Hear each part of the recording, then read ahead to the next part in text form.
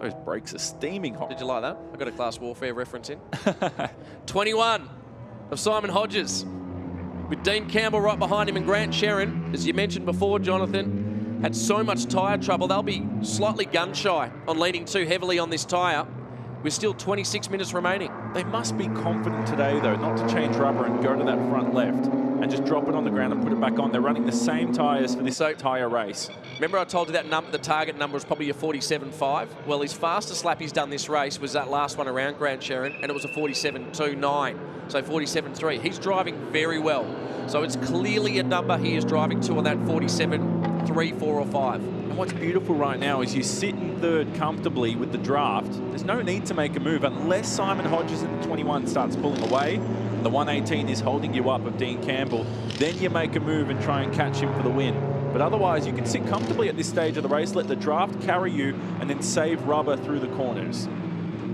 So they continue on as our A1 class cars all make their way back out on track. Pacini's out on track, Sutton's out on track, and Michael Osmond just joining the racetrack again. There's Lockie Hennick, who brought out that safety car.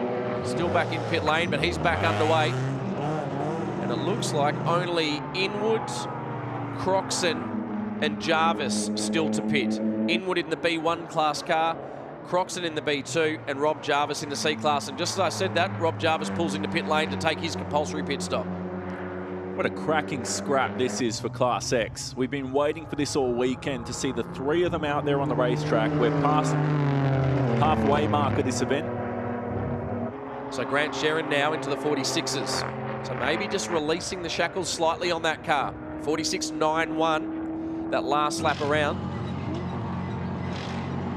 Quicker than the two ahead. As we watch a driver change here at the back, that is the 15 of Zaki Wazir jumping out. Tom Shaw will jump in. This will comply with their one and only compulsory pit stop required later today. So we're watching the battle for outright and X-Class honours on screen on left. We're watching Tom Shaw jump on board on the right of screen in the 15, the A1 class car that he shares with Zaki Wazir. Zaki helping him strap up, get ready to work here for a 20-minute stint to end this race. First year racing for Zaki Wazir. Has never jumped into car racing before. It's good to see he's working hard with Tom Shaw and Dad Rick Shaw and the entire team at Tom Shaw Racing as well in that VSP BMW 1M. And he's certainly impressed. Finished P3 the last race weekend at Queensland Raceway. He's got a lot of potential to extract.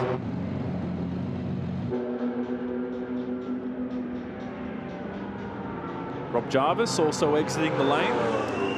Inwood now in as well.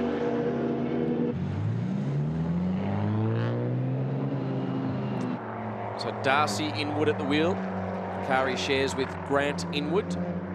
There's Subaru STI. That's the other car that will be good in the rain. Yeah. 4x4. The rain's coming at the moment though. That is, I always said that many forecasts. It looks like it's actually okay. Cloud cover quite high outside. And if there's no rain coming and you're sitting at home watching this, welcome to our coverage, but come down to Phillip Island. Free entry for spectators all weekend. We've got your Fanatec GT World Challenge Australia powered by AWS later on, but before that, your Monochrome GT4 Australia series as well. It's been a thrilling SRO Australian GT Festival here at Phillip Island this weekend. Thoroughly enjoyed it. And after that as well, we'll have race 4 of your Meguiar's Australian production cars too. We're not going anywhere, are we? No.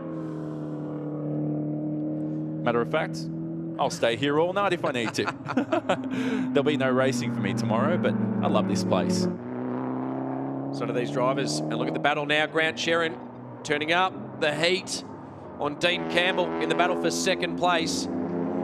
Doesn't want to let Simon Hodges get too far in front. 22 minutes remaining in this one as Darcy Inwood stays in pit lane to finish his stop. Heading back out now is Darcy Inwood. And that leaves only Damien Croxon. Sorry.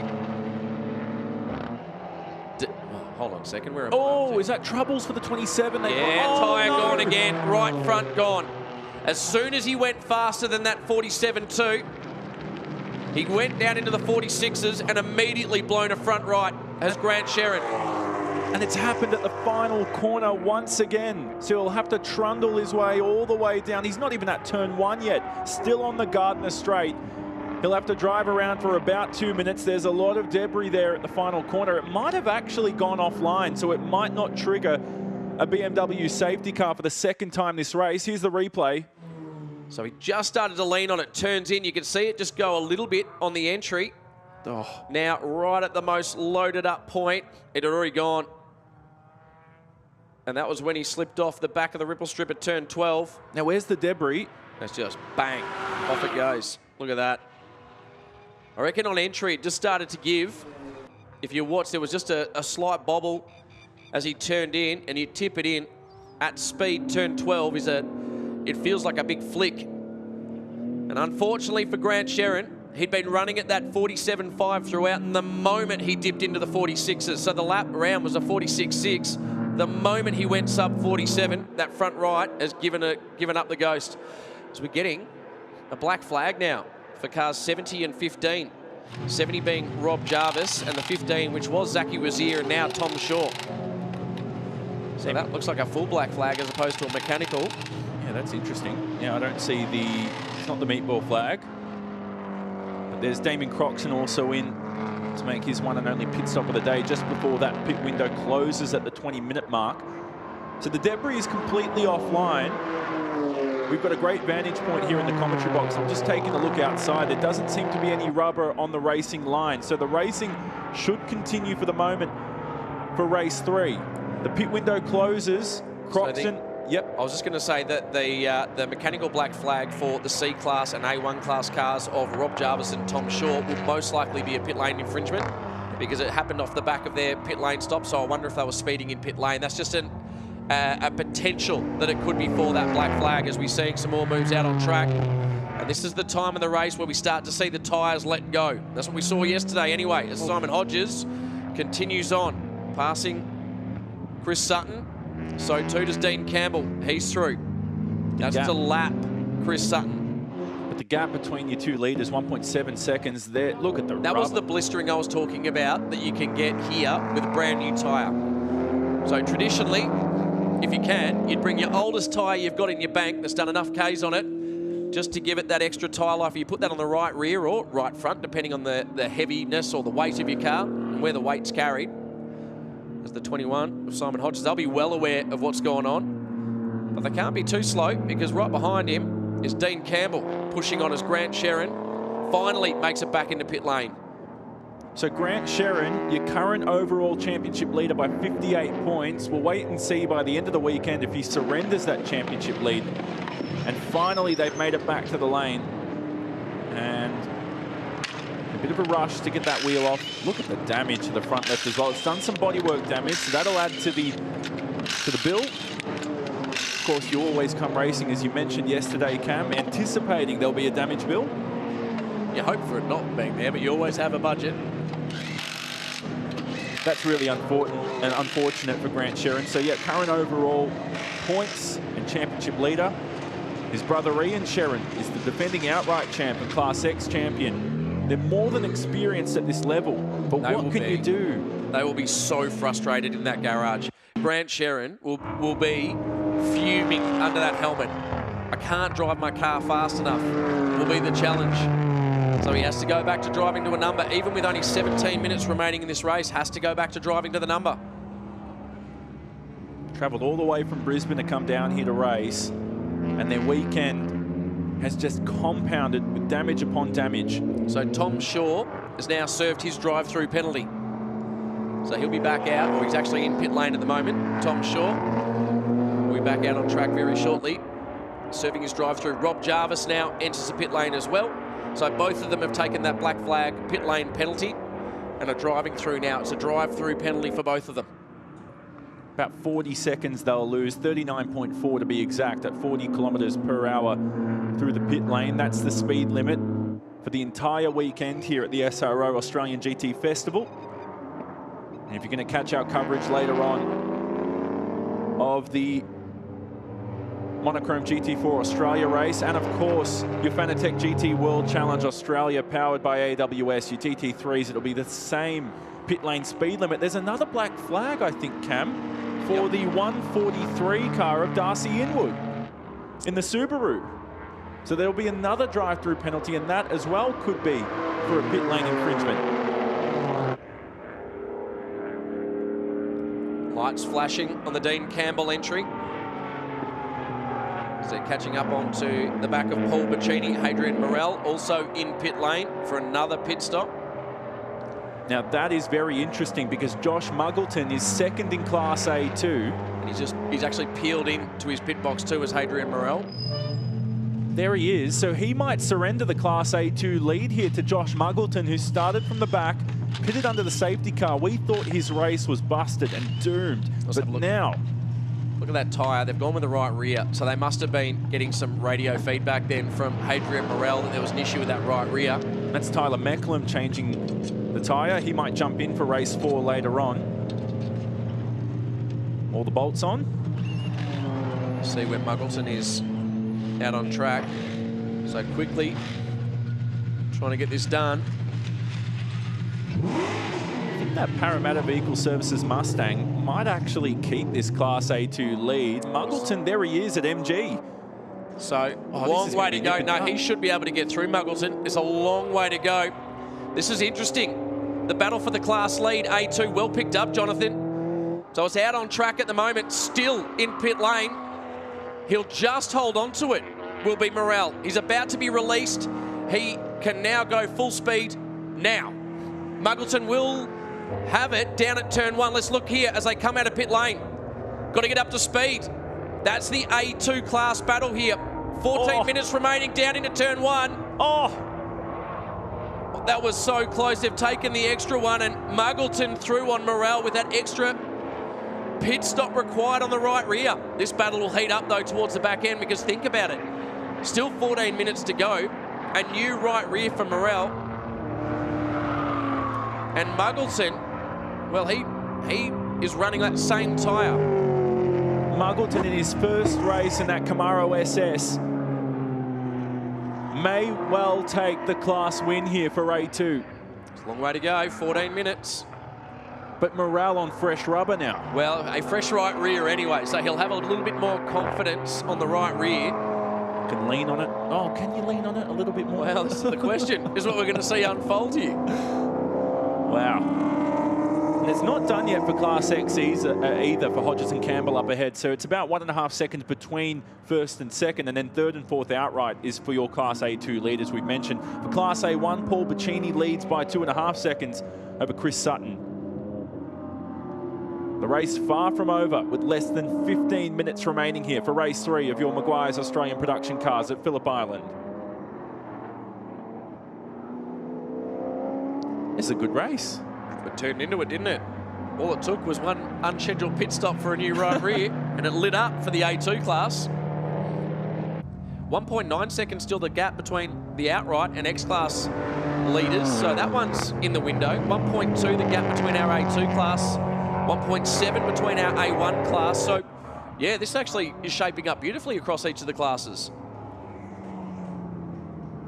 Damien Croxon, who had a miserable Saturday, doing a better job today on the Sunday, a bit more experience. Yeah, he's chasing down Darcy Inwood. They're both B-class cars, Inwood in a B1 and Croxon in a B2. It looks like an interesting little battle itself. I know they're both the only cars in their respective classes, but we'll keep an eye on that. Here we go. This is now Morel, much more confident on that right rear. And the 64 of Muggleton, he's just going to be managing it. So this is the battle for the win in Class A2. Do you dive bomb here? Do you? No, Muggleton's more than aware of that. Parks it middle line through the braking zone, but that's going to hamper his exit on towards, there's turn 5. It's not really a corner, but then on to turn 6, Siberia. There's that brilliant vantage point. Already got a few fans parked on the outside, ready to watch the action here and the battle for the win for Class A2 with over 10 minutes remaining. So we'll stay with this one. This is good. The gap still holding steady for the X-Class cars. Grant Sharon back in the pits again. Oh, third pit stop. Oh, was that a black flag? There's another black flag outside here from race control. Just trying to figure out who that's for. Doesn't seem... Grant Sherrin driving straight down. It'll be Grant Sherrin. He's not stopping. He's not stopped in the pit stop. Sorry, pit box. Yeah, he's gone driving straight all the way through. 32. So that would be for Damien Croxon. It's another one. Or if their pit lane speed limiters aren't working. Did somebody change? Did someone change the limit overnight that we don't know about? Is it down to 39.1? That'd be interesting. Here's the battle for the Class A2 lead, and Morale may reclaim third place outright in the Class A2 lead here with a move into Doohan corner at turn 1. Oh, side by side, separated by a matter of inches. They're side by side now into 2, contact down at turn 2. And it was a 64 of Muggleton into Morale. That'll be an interesting one to read. Did he give him enough room? That was shaping up right through turn number 1. In the battle for the A2 class, Muggleton and Morale into each other. So they were side by side through 1. Moves across. Oh, that'll be an interesting one for race control. Welcome to Meguiar's Australian Production Cars, Josh Muggleton.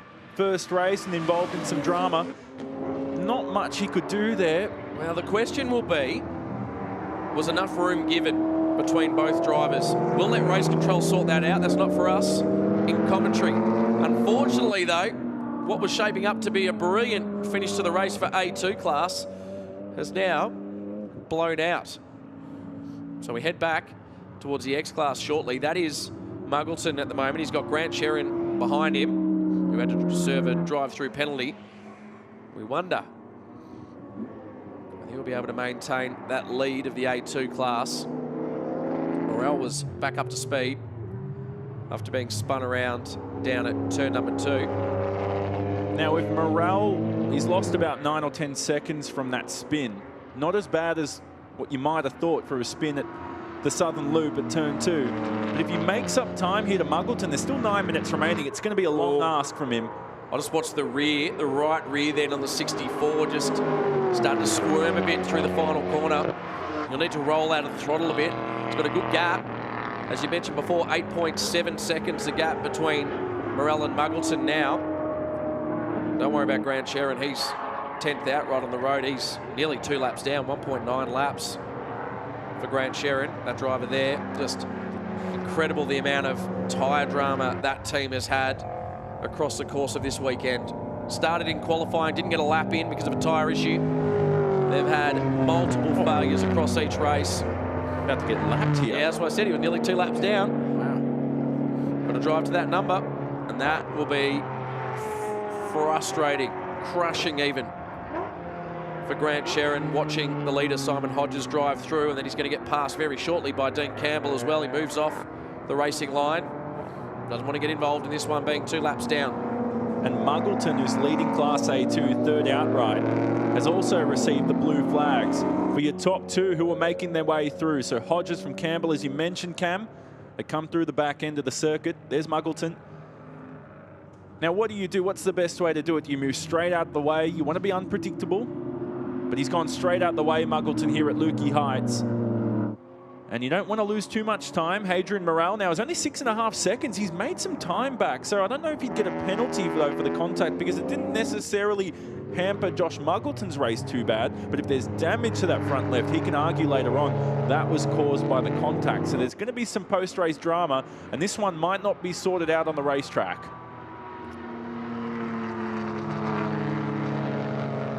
Josh Muggleton, who has an interesting history, originally a sim racer, raced some production cars, a regular of the New South Wales production car series. For anybody who's watched the Supercars E series, he was a regular of that, Josh Muggleton as well, and for one of the years drove the virtual safety car.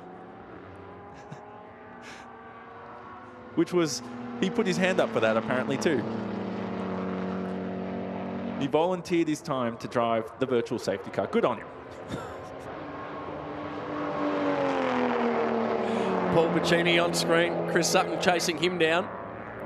That's for the lead of the A1 class.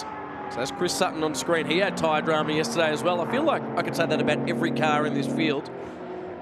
But that Chris Sutton battle that we watched yesterday with the Paul Bacchini car. Same car, 71-321. Dean Lilly was at the wheel of the 71 though yesterday. And they both put on a great show until they both went pop. Wonder if history will repeat today. 6.5 minutes remaining in race number 3 for the 2024 Meguiar's Australian Production Car Series. Round 4 of their series, a 6-round series. Sydney Motorsport Park next, and then of course Bathurst to wrap up the National Series, not the Championship. Why is that? What's the difference between the series and the championship? It gets awarded by Motorsport Australia. You get championship status and you get a trophy at the National Awards at the end of the year. Yep. And if you're not a championship, you don't get that. You're just a series. So it has to be classified as a championship by Motorsport Australia. Well, there you go. If I learn something new every day, I'm a happy man. Hodges still leads from Campbell. It's 0.7 the gap now between the two. 30-second time penalty added to Damien Croxton too. I wonder if that was for not observing the black flag. Probably didn't notice it yet.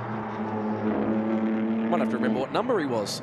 But that's interesting because it's a 39-second drive through pit lane. So he saved 9 seconds there, unless we're reading. All right, here we go. So Dean Campbell is coming after him. This is for the outright win and the X-Class. Simon Hodges holds on. He's got to look after those tyres. And with 5 minutes remaining, the teams have released the drivers. Hodges putting the pressure on now. Or feeling the pressure, I should say, from Campbell. Campbell's round to the outside of turn 4. Heading up towards Siberia. It'll be the run all the way up to Lukey Heights. So a skinnier line run by Hodges through Siberia. Dean Campbell running a much wider, more sweeping line through Siberia. Now through the Hayshed. Hold it flat through here. Try and open up Lukey Heights. You can see it squirm a bit for Hodges. Dean Campbell will be seeing the same thing. His entry looks much more planted up over the top. Defensive line run by Hodges down into turn 10. Breathing. Campbell a bit heavy on the accelerator, just exiting 10. Car was unsettled. Might have lost a bit of his run through turn 11. So Hodges has enough of a gap at the moment with 4 minutes remaining. I wonder if this is enough of a gap here for the draft to carry you along the Gardner Straight for another trip. 4 minutes remaining. Once we hit 0 minutes, it'll be +1 lap. So there'll be plenty of racing action here for the Class X lead. Campbell to the inside of turn 1. He's going for it. The Class X lead. The two separated side by side here for the outright lead as well. There's contact. Rubbin's racing, guys. We love it. But I think Campbell has finally secured first position this race, and that will be heartbreaking. The sight for Simon Hodges to see that BMW up ahead of him. I just feel like that right rear's gone away from him. Here's another battle, though. This is the A1 class. So Sutton turning up the heat on Paul Bacchini. Don't say it's done, though, for Hodges. I feel like that right rear started to go away, but Campbell, how much pressure has he applied to his tyres to get there? So now we look at the A1 class battle. 5th outright on track. But remember, this is a class-based racing format. So this is their own battle for the top step on the podium. Paul Bacchini in the 71. Chris Sutton in the 321.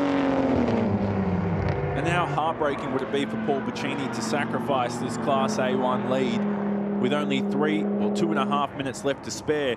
Same for Simon Hodges. They both led their classes for the entirety of the event, effectively after the pit stop phase and before the pit stop phase.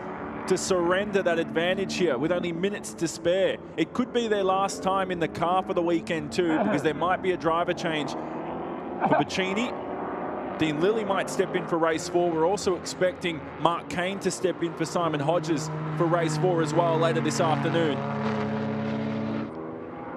So A1 for effort, A1 for their class. Paul Bacchini, Chris Sutton, Michael Osmond a long way back. In fact, he's close to getting lapped by these two drivers. Oh, running long goes Chris Sutton.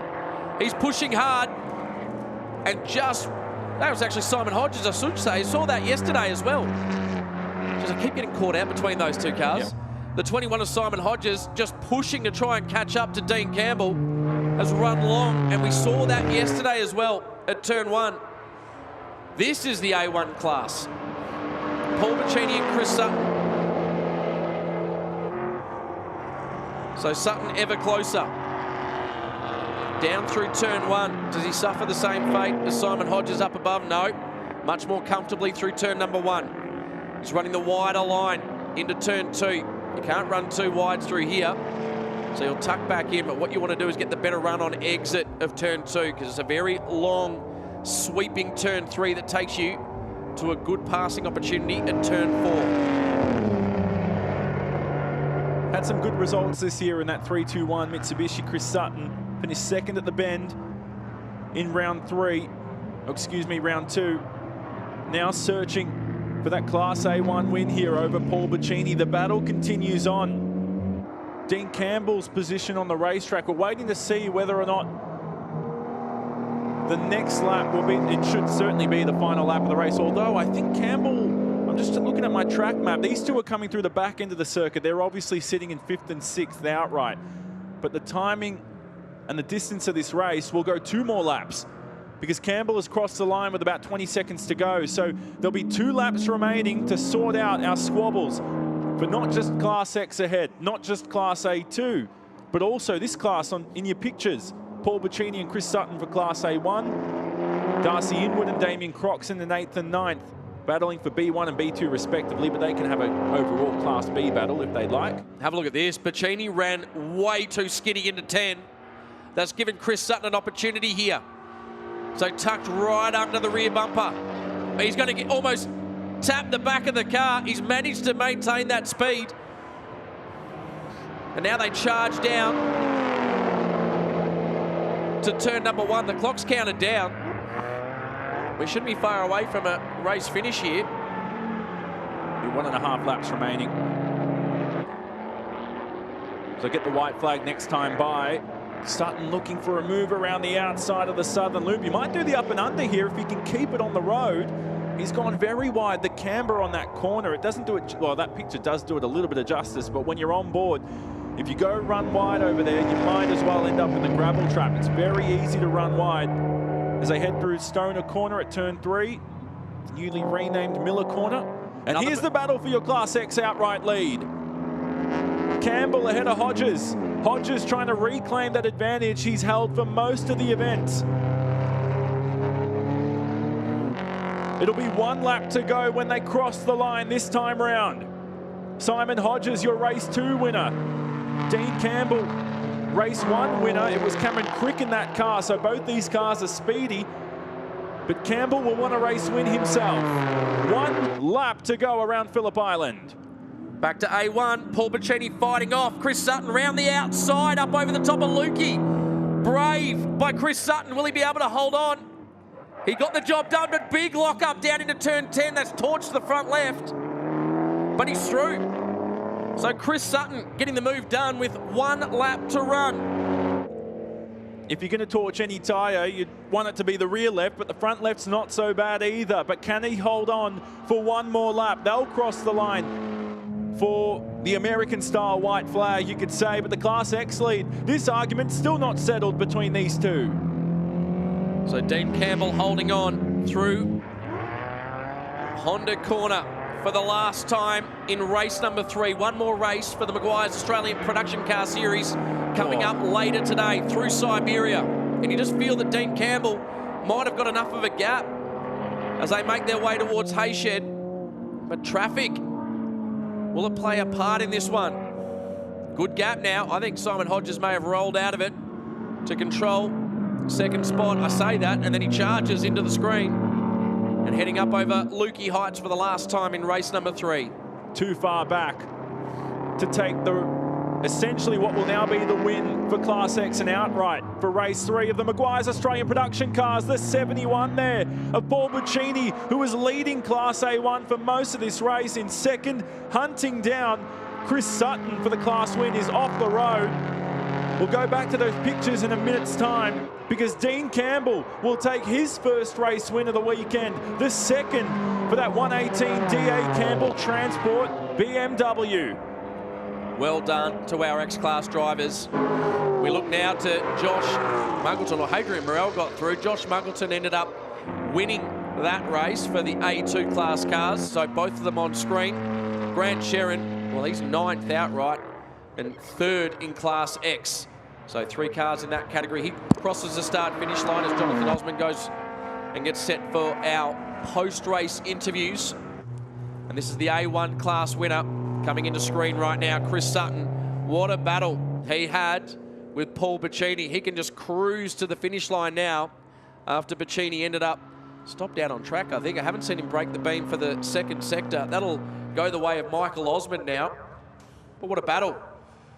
We saw Chris Sutton will be very happy with the A1 class win as he crosses the start-finish line now. And Michael Osmond has moved up into 2nd in class as a result of Bacchini stopping out at track in the 2nd sector. And we look further back, the 15 now of Tom Shaw. He shares with Zaki Wazir. He will probably finish now 3rd in Class A1 as a result of Bacchini being stuck out on track. Oh no, he was a couple of laps down, so he may not be able to get that one done at the checkered flag. So Michael Osmond now crosses the line, makes it official. Is 2nd in Class A1. And we watch Lockie Hennick, the one and only invitational class car behind this car of Tom Shaw in Class A1. Darcy Inwood also out on track, the one and only B1 class car. So that's Tom Shaw and Lockie Hennick. Let's have a look at the replay now in the background. Lost it through turn 3. The 71 there of Paul Bacchini. So I wonder if he's had a failure of one of his tyres there. To lose it at turn 3 is not normal in conditions like this. So I wonder if there's a bit of an issue with the car. Looks like the rear bodywork has broken away on that one. Tyres look okay, but unfortunate there. Let's look at the official results from race 3 of the Meguiar's Australian Production Car Series. One more race to go this weekend, round 4 of their series. Dean Campbell, he got the job done from Simon Hodges. Josh Muggleton won Class A2. There is a question mark though, as contact was made between Muggleton and Morel down at turn number 2. So race control will have their say at some stage. Chris Sutton was 5th outright, 1st in Class A1. Michael Osmond got through into 2nd in Class A1 as a result of Paul Bacchini spinning down at turn number 3. Darcy Inwood won B1. We looked back to Grant Sherrin, who again had another failure on the right front in Class X. He's 3rd in Class X and finished 9th outright. Damien Croxon with a 30-second time penalty applied to him. Well, he's the only car in Class B2, so he wins that class. Class C goes the way of Rob Jarvis, and Lockie Hennick finished last on track after a couple of stops. He brought out a safety car early on in that race as well. And there we see Dean Campbell getting out of the car, very happy with that result. He fought hard throughout, got the job done on Simon Hodges, and it was an outstanding drive from him. Let's look at the highlights of that race, and it was Hadrian Morel that got the jump on the start, but Simon Hodges then found the accelerator pedal on his 2nd and 3rd gears, but up the inside went Dean Campbell right off the start. And Grant Sherrin was also in the mix from the very first corner. Dean Campbell and Simon Hodges, though, was the battle throughout for both outright and X-Class. Simon Hodges getting the job done down at turn 1. Lockie Hennick stopped randomly at turn 11, got the car back up and running again. Safety car period was very short, and Paul Bacchini managed the restart beautifully, getting a good jump on the field. The X-Class cars worked their way back up into contention, and then our 2 A1 class cars peeled off into pit lane. That allowed our 3 X-Class leaders to run line astern until that moment when the front right blew out on Grant Sherrin again, which has been such a familiar sight this weekend and such a frustrating feeling, I'd imagine, for the Sherrin family. Changing over that front right, he was able to run and get some valuable points for the championship. This was a great moment in the race as our A1, A2 class cars came out close together. Muggleton was able to get through at that point, but he had older rubber on. The right rear had been put onto the Morel car. Then there was that contact down at turn 2. That was the end of that battle for A2, right towards the end of the race. We turned our attention to A1 at this point in time. Oh, sorry, I should say that's back to the X-Class cars as Dean Campbell forced his way through on Simon Hodges. A little bit of contact there, but it was all fair. And away he went for the race win was Dean Campbell. And in the meantime, let's go down to Jonathan Simon.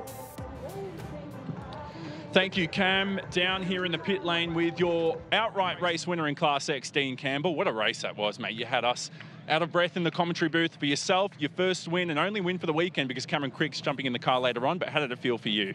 Oh, it was awesome. The boys have got the car so much better than what we started with on Friday. And to be honest, I sat there and waited. I knew the tyres was a problem. And as soon as they said go in that last 5 minutes, I just took the opportunity and made the most of it. Perfect, thank you, Dean. We'll head over to second place in Class X, and second place outright was Simon Hodges in the Secure Wealth Marcel BMW. Simon, for you, bad luck, mate, at the end, but you led most of the race, but what happened towards the end? Were you managing tyres? Was it pace? Was it just out of pace? Managing tyres. So basically, Dean was able to pick up the pace a bit before I was. He caught me a bit off guard, so he did a good job. And then at the end, we were pretty even pace, but it just wasn't quick enough to get back past him. Mark's jumping in the car for race 2? Yeah. Or for race 4, I should say. Race 4, yeah. All right, there you go. Well, we'll hopefully see you next round at round 5 at Sydney Motorsport Park. Well done today. So that was your 2 Class X leaders. We'll head over to the winner of your A class, and it was Josh Muggleton, his first step into this car this weekend at Phillip Island. Josh, well done. You just held off the number 9 Mustang there at the end. This has got to be a good feeling to win at Phillip Island. Oh, absolutely. I mean, this is something we've been working towards with this car for a long time now. So to get a good result is really good for the team after the 6 hour and everything that happened there. So look, really unfortunate what happened with Hato. Felt like I was all the way on the curb. I couldn't go anywhere. So we get on really well with those guys. So it's unfortunate to have that happen, but just managing tyres the whole way, mate, it was stressful. Yeah, I haven't had a chance to have a chat to him already. I know you just jumped out of the car. No, not yet. I will go and talk to him, and I'm sure we'll have a look at the vision. And, you know, we get on well, so hopefully there's no issue, but yeah. There you go, guys. Well, Josh Muggleton, who came home outright winner for his class as well. Your top 3 we just spoke to here at the Meguiar's Australian Production Cars Race 3 at Phillip Island. We've got the GTs coming up next, the Monochrome GT4 Australia Series later on in the afternoon as well. Your Fanatec GT World Challenge Australia powered by AWS. There'll be one more race for production cars. Don't miss it. For now, though, hope you enjoyed our coverage. Well, that's it for race 3 of the Meguiar's Australian Production Car Championship. If you are around the circuit at the moment as well, we welcome you down to the grid walk. So if you make your way down to the Phillip Island Cafe, just here at pit exit end, you are welcome to go on to the grid for the Monochrome GT4 Australia Series. That's it for us with the Australian production cars for now. Very shortly, though, we've got the Monochrome GT4 and then Fanatec GT World Challenge Australia powered by AWS. So stick around, so much more coming up on the other side of this.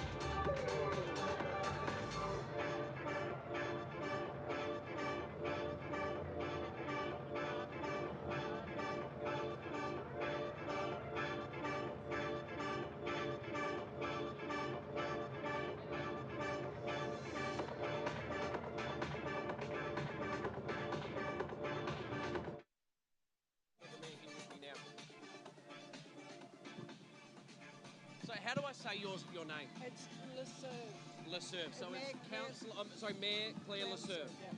Thank you. Yeah.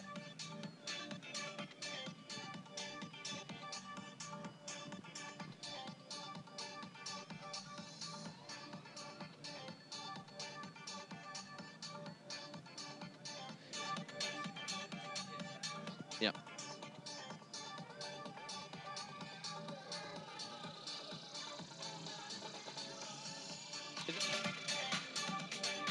Make sure he's a proper terminology.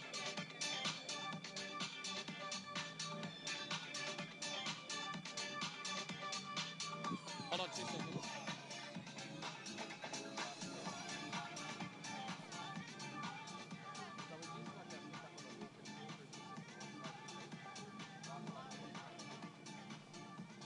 Thank you, mate.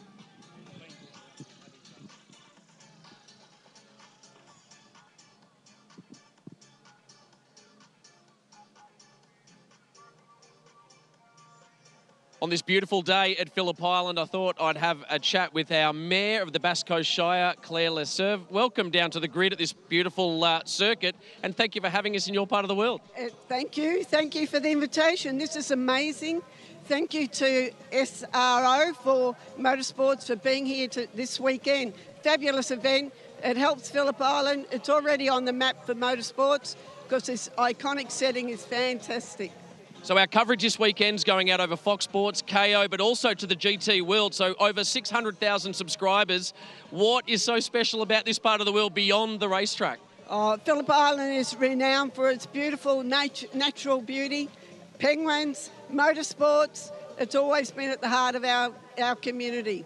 And very quickly, I believe you might be going for a lap of the circuit. Have you been around here before? No, I haven't, and I'm looking forward to it. I've got a whole lot of jealous people waiting to do that. All right, thank you very much, the Mayor of Basque Coast Shire. I'll let you enjoy the event. Okay, excellent. Thank you.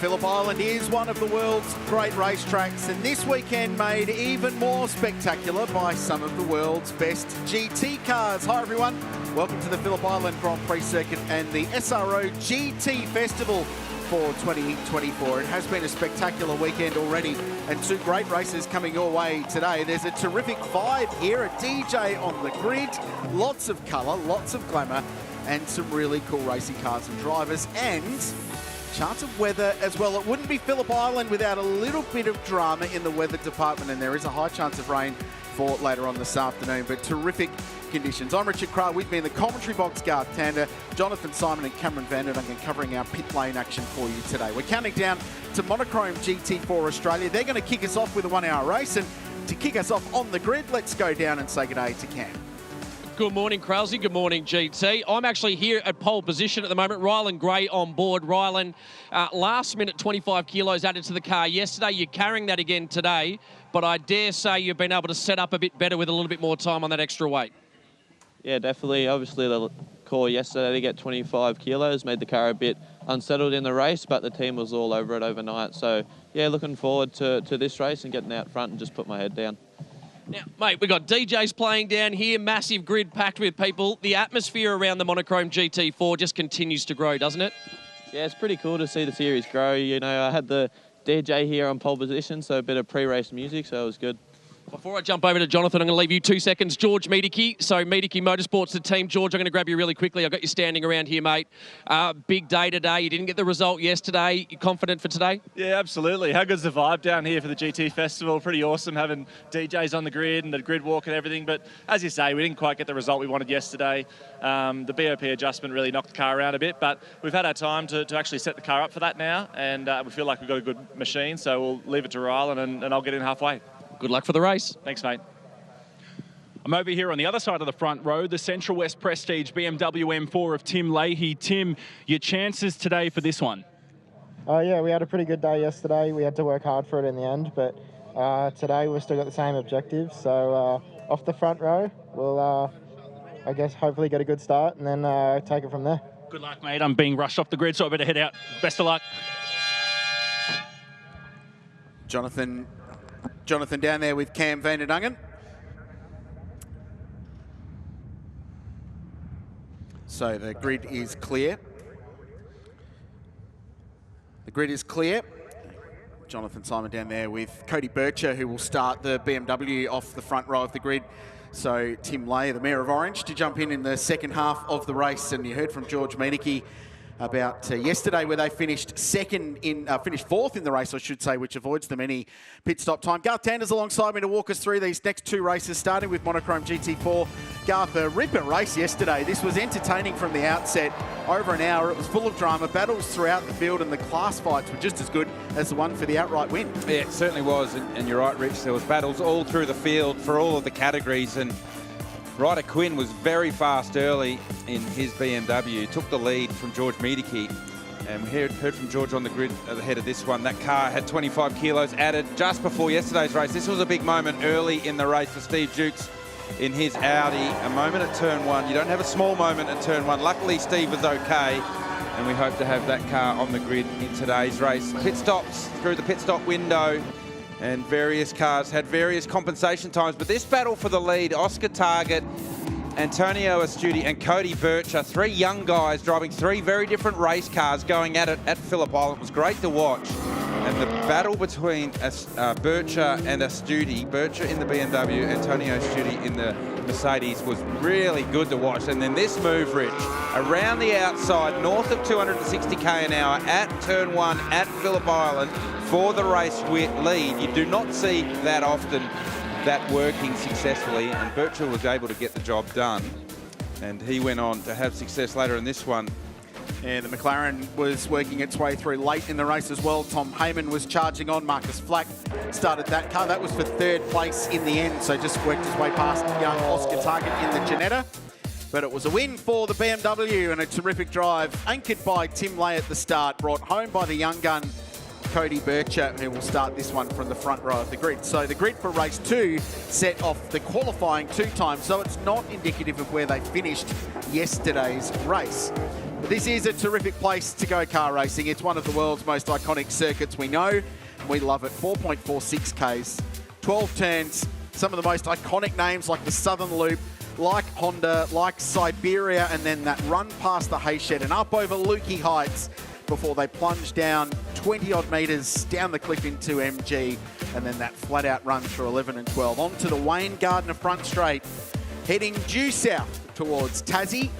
And that is the view over this incredible racetrack. Great crowd here this weekend as we confirm the grid for race 2 in Monochrome GT4 Australia. It's round 4 of the championship. Ford Mustang on pole, BMW M4 on the outside of the front row. And check the manufacturers. So McLaren in the mix. Mercedes AMG had their strongest weekend of the year yesterday, and Oscar Target's got the Ginetta flying. The Pro-Am class pole going the way of Shane Smolin and Lockie Manif in the Porsche. They won their class yesterday in a really entertaining battle towards the end of the Am class pole goes to Anthony Levitt in the second of the Method Motorsport McLarens. He won on debut his first start in GT4 competition yesterday and got the win. Some great names on the grid. John Bowe will share the Randall Racing BMW with Jacob Lawrence. Jacob will start that car out of 10th. Mark Griffith is next. The father and son combo, Nash and Paul Morris, had a really good run in Pro-Am yesterday and finished second. They go out of 12. Watch for Ryder Quinn and Steve Jakic. They start out of 14th. Steve will start that car. Ryder will bring it home at the end. So that BMW we expect to be very quick, and down to Jamie Augustine and Peter Lawrence, who had penalty city yesterday with a whole range of infringement, so they will go right off the back of the grid. And confirmation, Garth, that Audi unfortunately will not take the start in this race today after that incident at turn 1. It's a shame for Steve Jukes, but hopefully he can return for the next event. The thing that got my attention there, Rich, was 5 different manufacturers in the top 5, 6 manufacturers in the top 7. So incredibly close between the different car manufacturers, different styles of cars. You've got 2 GT cars effectively in the Grand Touring sense on the front row with the Mustang and the M4 BMW, but then the AMG Mercedes, the McLaren, so mid-engine, the Ginetta, which is a cottage industry car out of the UK that surprisingly has a Chev engine in the front of it, so, and then the traditional Porsche out of 7th of Shane Smolin. So lots of different manufacturers, lots of different styles of cars, but they all find themselves towards the front of the grid. Bright sunshine on the racetrack, but dark clouds all around, just on 17.5 degrees at the moment. So beautiful conditions for motor racing, but everyone will be looking skywards. Race 2, the clock will start when they get the green light. And 1 hour of racing in Monochrome GT4 Australia with BMW and Ford on the front row. And the Ford, with all that torque, launches away from pole position, and young Rylan Gray, who many people tout highly as the star of our racing future, will lead the field into turn 1. Birch has got Tom Heyman looking up the inside in the McLaren. So the BMW under pressure, but he'll slide into second place. Target getting ground early in the Ginetta. He's 4th. And Jake Camilleri's up a spot in that black Mercedes AMG. He's next. Slow start for Antonio Astudi. He's in that red Mercedes AMG. Already dropped several spots. Certainly has, but great start by Rylan Gray. Was able to get the launch and lead down into turn 1 comfortably. Bircher was having to defend around the outside of Heyman, who was trying to get up the inside at 1. Now as they all plunge down into turn 4, and there's actually one of the cars taking a long lap and looks like it might have an issue. Is that Astudi? So he's off in the runoff area down at turn 4. It looks like he's able to reset the car and get going again. So potentially a bit of a clue as to why Astudi was slow off the line, having a drama down at turn 4. Hopefully we can find out what that was, but no dramas for our leader, Rylan Gray. He has taken off.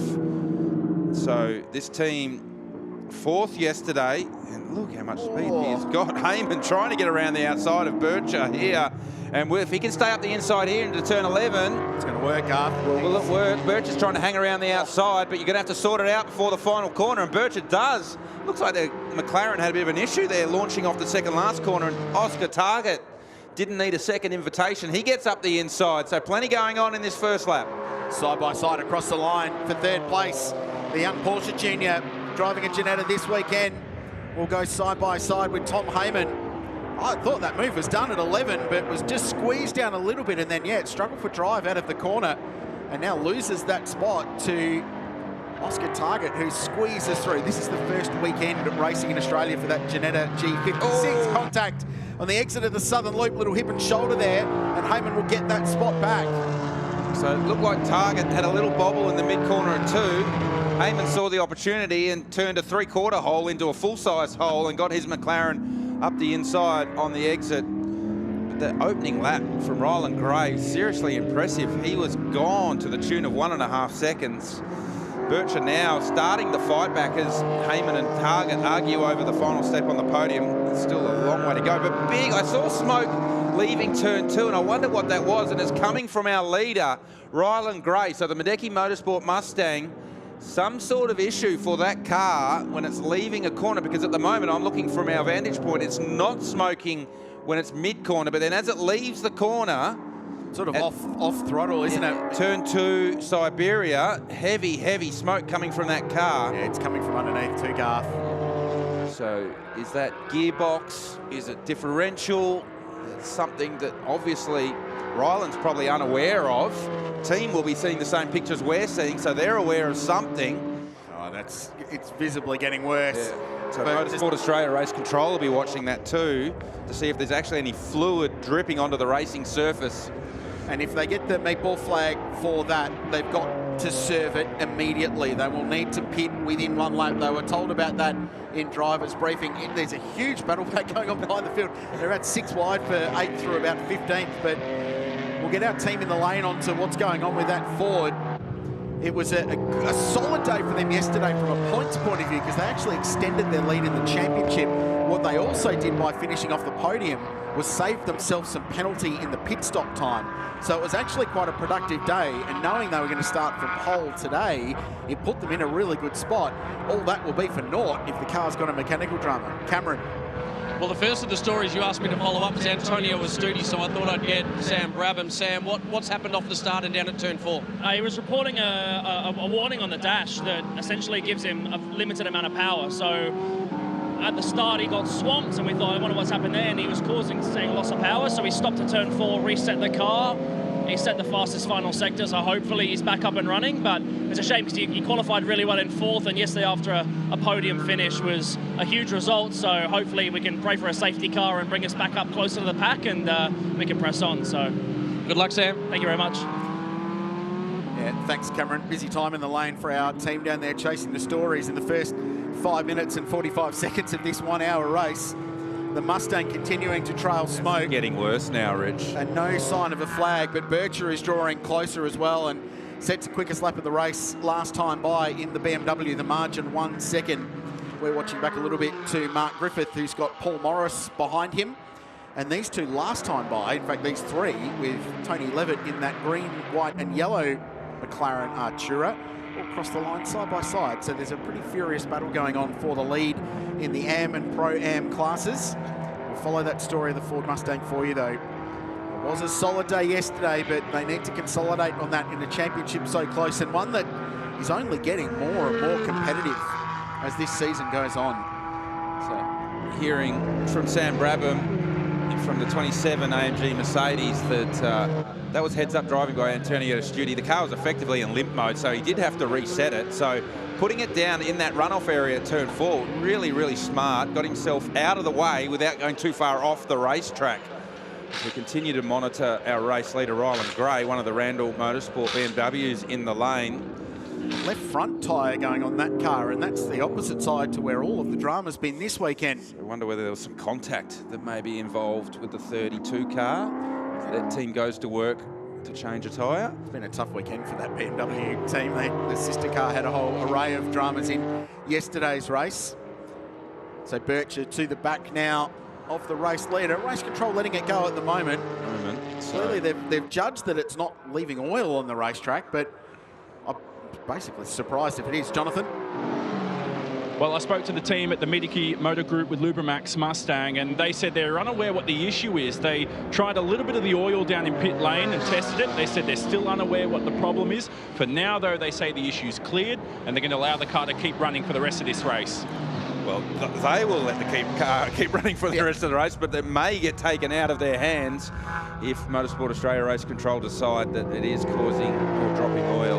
You often wonder, you know, overnight cars get serviced, they sometimes top up fluids, whether it be the gearbox, the diff or the engine, and sometimes if you overfill, it does go into a breather, and maybe that's potentially what's going on, because it seems quite random to happen so early in the race where we don't have any temperature. Maybe Cam has more. Yeah, guys, just down here with the John Lawrence and John Bow car. You can see me here shortly, just getting out of the car. It's being put away. What's happened? Yeah, just miscalculation into MG. Thought I'd have it, but I'm not sure. I'll have to look at the video, but perhaps I broke myself and collided with Zoe Woods, unfortunately. So not happy with myself, but I don't know. We'll see what's going on. And just quickly, sorry to grab the mic out of the way. We're about to get run over. JB, mate, a little bit different to Queensland Raceway, different end to the weekend. Yeah, it is, mate. We had a really good run yesterday, and Jacob drove great, you know. So, I mean, it's motor racing. Things happen. As soon as it's like Jaws, the movie, you know, as soon as you think it's safe to get back in the water, it's not. So, just one of those things. It's a great little team, and I'm having a ball, but this is disappointing. Thanks, JB. Thank you, mate. Time. Thanks to Cam van der Dungen for that, and confirmation from Motorsport Australia Race Control that mechanical black flag will be shown to car 35, Ryland Gray, the race leader. So they've clearly had enough now of the oil trailing from that car, so they will be in the lane very shortly to address that. Meanwhile, battle packs going on through the field. Recovery drive for Antonio Astudi will go down the inside of Anthony Levitt at turn 1. They're in different races, so smart driving from Levitt. Doesn't need to fight that in class racing. And Mark Griffith will be the next target in that very similar Mercedes AMG. So solid comeback so far. Astudi to drop right to the very back of the field. He's up to 10th with good pace, and looking forward to seeing what he and Sam Brabham can make of the second half of this race. It's been cool to have the Brabhams here, father and son racing. David will pop up at some point in this race and have a little chat as well, which will be cool. So Mark Griffith currently leading the AM class in his AMG GT4 Mercedes, and Antonio Astudi trying to get right around the outside. So Mark Griffith not quite being as accommodating as Tony Levitt was down the front straight to Astudi, but nice fight back so far for Astudi, getting himself to the tail of the top 10 as he continues this fight back. And here comes Ryland Gray to the lane in his number 35 Mustang. So mechanical black flag, you have to report to pit lane. The team will go to work, but I'm not too sure, Rich, what they can do in the short term to actually turn this issue around and get them back out and remain on the lead lap. Nice contact between the two Mercs on the outside of 11, and the over-under is going to work for Astudi here. He'll get that car up the inside of Mark Griffith and get that position away, but it's taken about 3Ks longer than perhaps he'd expected. That clears him now of Griffo, moves him to 8th position as the Mustang gets down to the Media Kit garage, and we can go to Jonathan. Yeah, heartbreak for these guys. I spoke to them again about what the issue is. They said that's what they're inspecting here on the right-hand side. They're trying to figure out whether it is oil leaking from the bottom. They're going to have a look, but this is incredibly heartbreaking for a car which had so much promise today. George Miedeke also watching on in the Miedeke Motor Group, the Lubrimax Mustang, and unfortunately this could be their weekend's chances done. Well, in a 1 hour race, unfortunately, you go down a lap, your day is pretty much over, but they'll need to get that car back out and try and salvage some championship points ideally. As we touched on earlier, it was a good points day for them yesterday, but they need to capitalise on that today going into the final couple of rounds of the championship. This battle pack on the left of screen continues on as well, with Zoe Woods having a really big crack at Anthony Levitt in the number 24 McLaren. Zoe had a brilliant drive yesterday, and there was some good banter between she and Paul Morris yesterday. So Paul is Zoe's driver coach at the Norwell Motorplex, and Paul was simultaneously proud that she made a big lunge down at the inside of the hairpin, angry at himself for leaving the door open, and surprised that it happened in the first place. So there were a lot of emotions going on down there, but they had a really good day. And the TechWorks Motorsport Porsche, they've got a new model Cayman 718 coming their way for the next round of the championship. So that'll be a little upgrade for Zoe and young Tom McLennan, who's sharing the driving duties this weekend. Yep, I really enjoyed that battle yesterday. I love the fact that Zoe Woods didn't care that it was her driver coach in front who's going to send it down the inside of turn 4. It was a great move, really, really strong move. So nice job there. There's the battle for the lead of the AM class between Griffith and Anthony Levitt, and then Zoe Woods, and one of the Love AMGs, not the one of Antonio and Studi. That's third place in the AM class. Rob Love on the wheel of that. So again, Zoe Woods finds herself in the middle of a battle that she's not actually really part of. It was the same yesterday when she was battling for amongst the AM class cars, or the Pro Am cars, and she's a silver class car. So still, regardless, passing move's a passing move, and here's one now. So Antonio Studi continuing his march forward, gets up the inside of Paul Morris, who's second of the Pro-Am contenders in this race. It's being led by Shane Smollen. You haven't missed anything, by the way. The Mustang's still sitting in the pit lane. Ryland Gray watching the laps tick by. Studi off the road, very wide on the exit of Siberia. Gee, you can see the right rear on that car is absolutely filthy as a result, but the pass completed, and this very good comeback drive continues. 24 seconds off the race lead, which will be frustrating, and because they were on the podium yesterday in the silver class, they'll get a little bit of extra compensation time in their mandatory pit stop, which will open at the 25-minute mark of the race. Levitt looks down the inside at Griffith at MG. And I don't think that Griffo is going to make this easy. Based on how hard he made it for Antonio Studi to get by, who was clearly a faster car and not in the same class, this is the battle for the AM class lead at the moment. So Griffo, who we affectionately call him, has been racing for a very long time in this category. Oh, that's a shame to see the Badecki Motorsport crew having to go into the garage, and made the point. I didn't see that there was a quick fix for that car, and they look for any obvious fixes, and doesn't look like there is one. So they'll have to dive deeper to understand what's going on with that Mustang.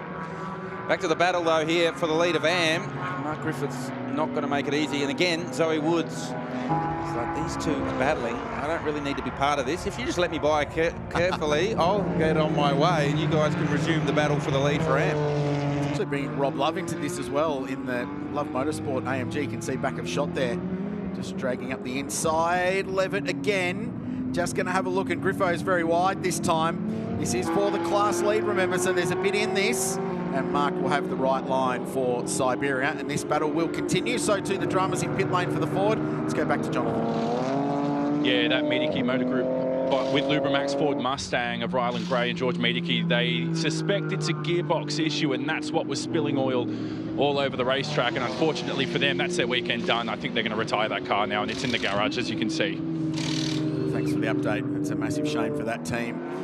Earlier in the year, as Levitt goes the big send around the outside at Lukey and then the inside at MG, and he's finally going to complete that pass. So gobbles up Mark Griffith, and Zoe Woods is now going to have a go at the number 19 Mercedes AMG. Love's in this mix. Steve Jackich is in the mix as well, behind it in that orange BMW in the Pro-Am class. That's Tom McLennan watching on, Zoe Woods co-driver. He's enjoying this little battle pack. Jump in that car in the second half of the race. That's the TechWorks car, third in shot now. The Merc got a very good run out the final corner. Griffo's going to look down the inside at turn one, but Levitt shuts the door and holds on to the AM class lead. Plenty of energy in this one. Levitt, great move down at MG to get the job done, and now as they make their way through turn two and Southern Loop, starting to extend the advantage for the lead of the AM class. Looks like there's a little bit of damage though to the rear bumper and rear diffuser on the McLaren of Levitt, so just kind of keep an eye on that one. Doesn't look like it's actually dragging or flapping away from the car, but you can certainly see it moving in the aero. Here's Woods now trying to get up the inside of Mark Griffith at turn four, not able to get it done this time. Well, Levitt's been wearing a Porsche for much of the race and attacking a Mercedes AMG, so finally gets some clear air as well. Works his way past. So this battle pack continues. Cody Bircher leads the race, 2.5 seconds the margin to Tom Heyman, with Oscar Target third. He's 9.8 off the race lead now, as we go back and pick up Shane Smollen in the central Porsche. He's leading the way in the Pro-Am class with Antonio Studi in next place. And then we go back to Paul Morris in 7th, Levitt 8th, Griffith 9th, Zoe Woods rounding out the top 10. The GT, we've been talking about some of the brands that we've had here, the names as well as sensational at the GT Festival, and we've been talking about Sam Brabham in this race. He'll jump into the 27 car in the second half after a slow start, but his dad's here this weekend as well, and he's joined us in the commentary box. David Brabham's with us. Hello, Brabs, welcome. Hey guys, how you doing? Really good. Great to see you here. Great to be back, yeah. Yeah, what's it been like coming back to race in Australia and here at Phillip Island? Oh, awesome. I love the circuit. It's a fantastic track for Australia. It really is. I mean, look at that scenery, the ocean. I mean, you can't get any better than that, can you really? Brabs, you've done a lap or two around here. You shouldn't be, you shouldn't be looking at the scenery. Turn one fast, mate. Oh, yeah, you're not wrong. I mean, in these things, it's pretty quick. Yeah, I think the last time I raced here was 2011 in the V8 Supercar Enduros. So it's nice to be back. Haven't driven the GT3 Mercedes before, so it's been a bit new. So new championship, new car, new team, lots of things to kind of absorb, to be fair, but absolutely loving it. How have you found being back in the Australian racing scene, the competitiveness of the Australian GT Championship? Yeah, it is very competitive, and I always knew it was when I came here. When it was only last week I got asked to come down, so it was a very late call by Chris Batsios, and great to be here with him, supporting his program. Yeah, I'm doing a bit of racing in the UK in GT Cup, and that's very much a lower level compared to here, very much like British GT. So super competitive, definitely. Cool to be on the same program with your boy as well. He's been doing a great job. Yeah, no, they did a great job yesterday, didn't they? Finishing second and leading as well, and great dicing. Two boys, they really, Antonio and Sam drove the wheels off it, they really did. Obviously not a great start for this one, starting like they did. They had a bit of a problem, which now obviously Antonio's on his way, and Sam will get back in the car soon. How do you go being a racing dad? Because we know David Brabham as David Brabham, the race car driver, but how do you go as Sam Brabham's dad at the racetrack? Sam Brabham's dad at the racetrack is a hell of a lot better than Sam Brabham's dad at a football pitch when he was a kid, believe me.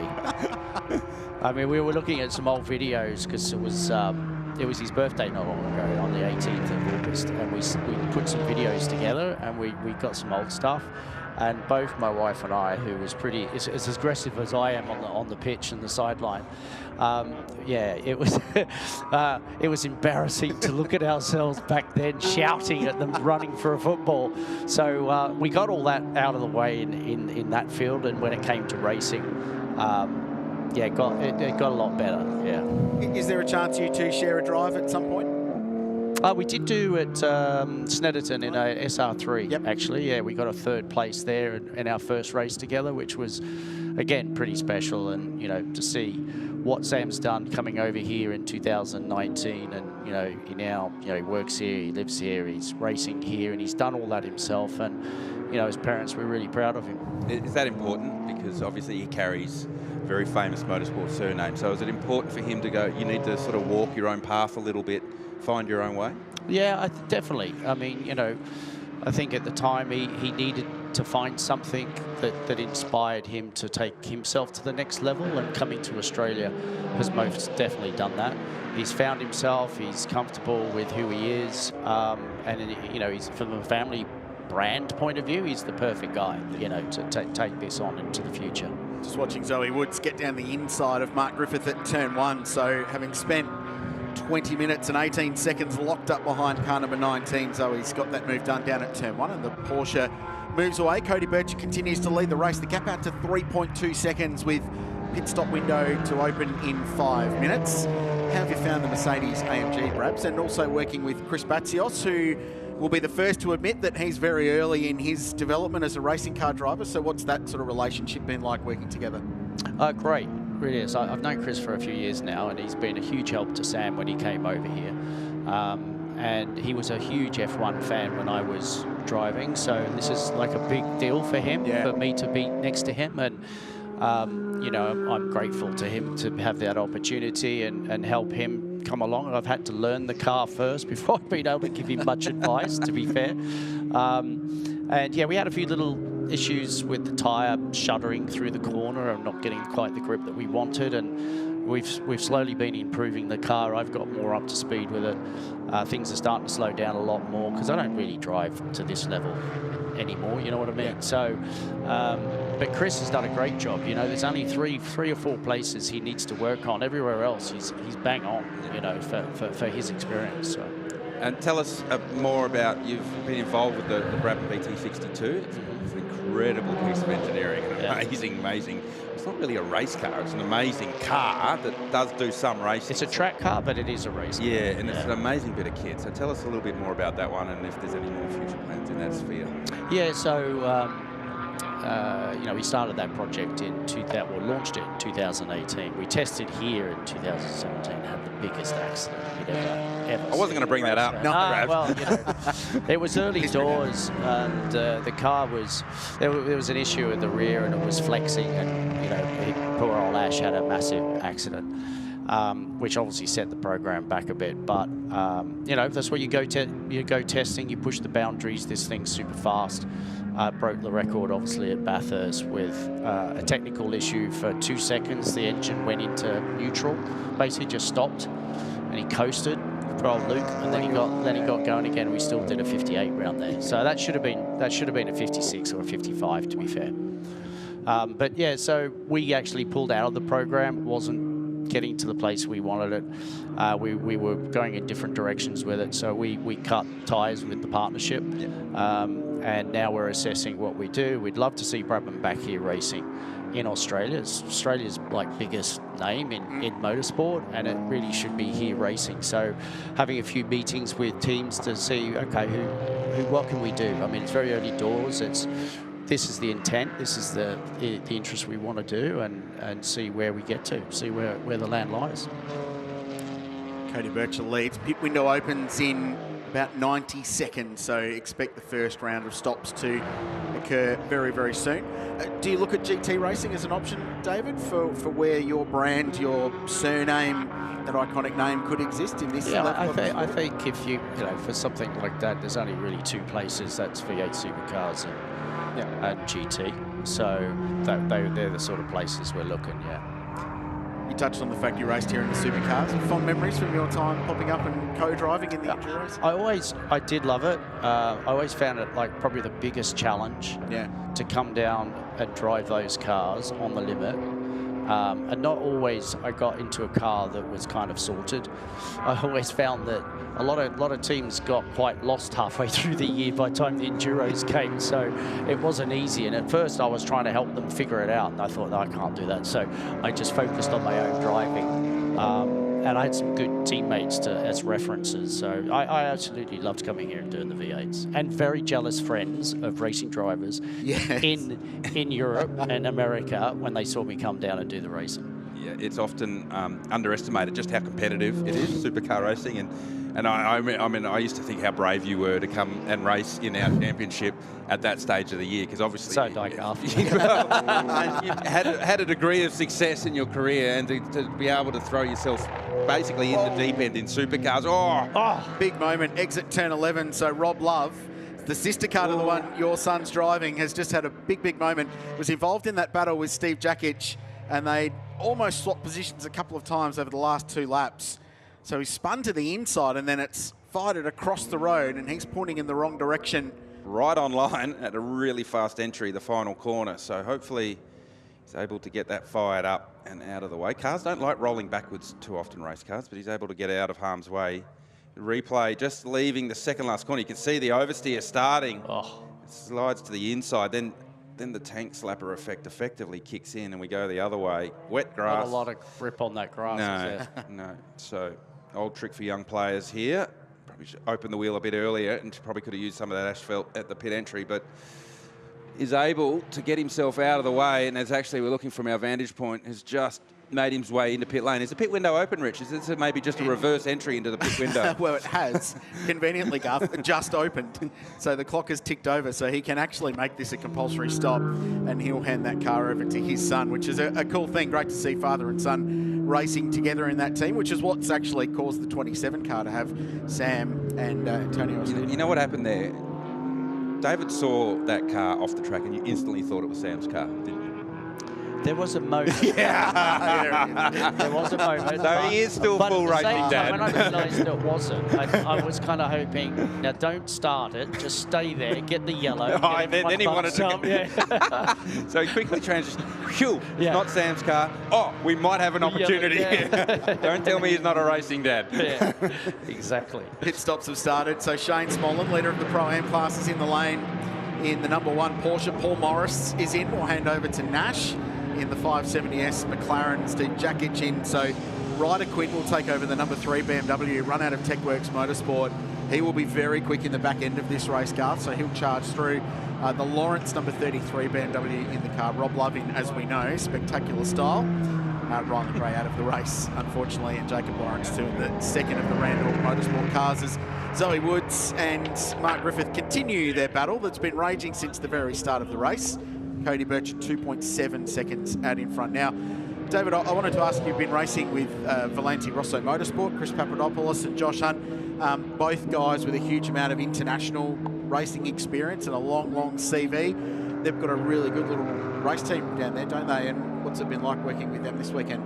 Yeah, no, it's been great. I mean, I obviously got a chance to get an idea of what they were like a little bit when Sam raced for them at Bathurst in the GT3 car with Ross.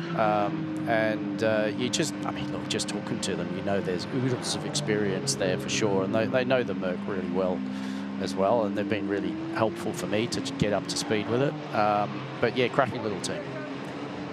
Little Aston Martin in the GT3 field as well as a pretty spectacular piece of machinery. I had a good poke around that last night with Josh, and that is an incredible racing car. The level of technology, I mean, it's a GTE car really, just slowed down for GT3. Phenomenal bit of kit.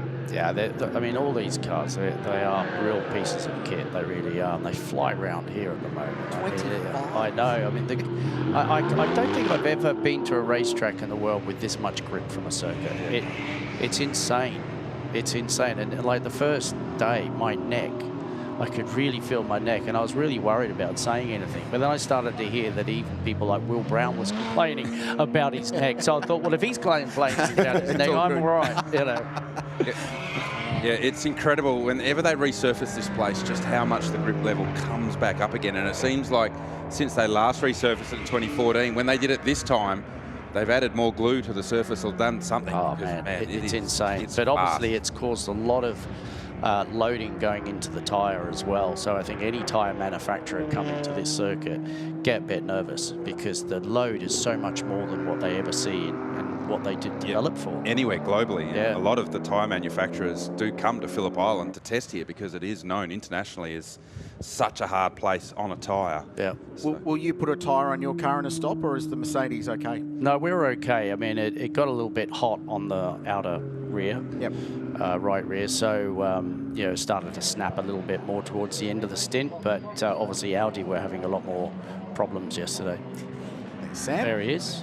And his car is in the lane, so we'll watch this pit stop through. So car 27 pits from 5th place. It's been a great comeback drive from Antonio Astudi, another not quite so well-known racing surname, but certainly in this part of the world, the Astudis have been around for a very long time. Wrong box. Round TechWorks and into the VR garage. So driver change underway, and Sam Brabham will jump in that car out of 5th place. So that's been a solid comeback. Bircher continues on. The pit window is 10 minutes.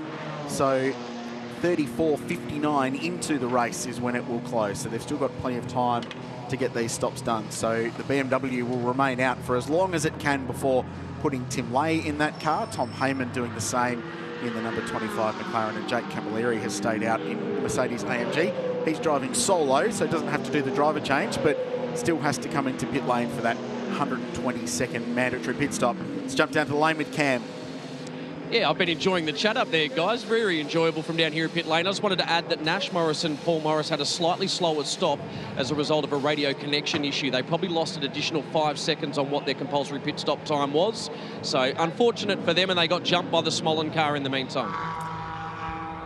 Thanks, Cam. Good update. Good to know. We'll keep you up to speed with where all those class battles play out when everyone has been through the lane. So how does this afternoon play out for your car, David? You start today?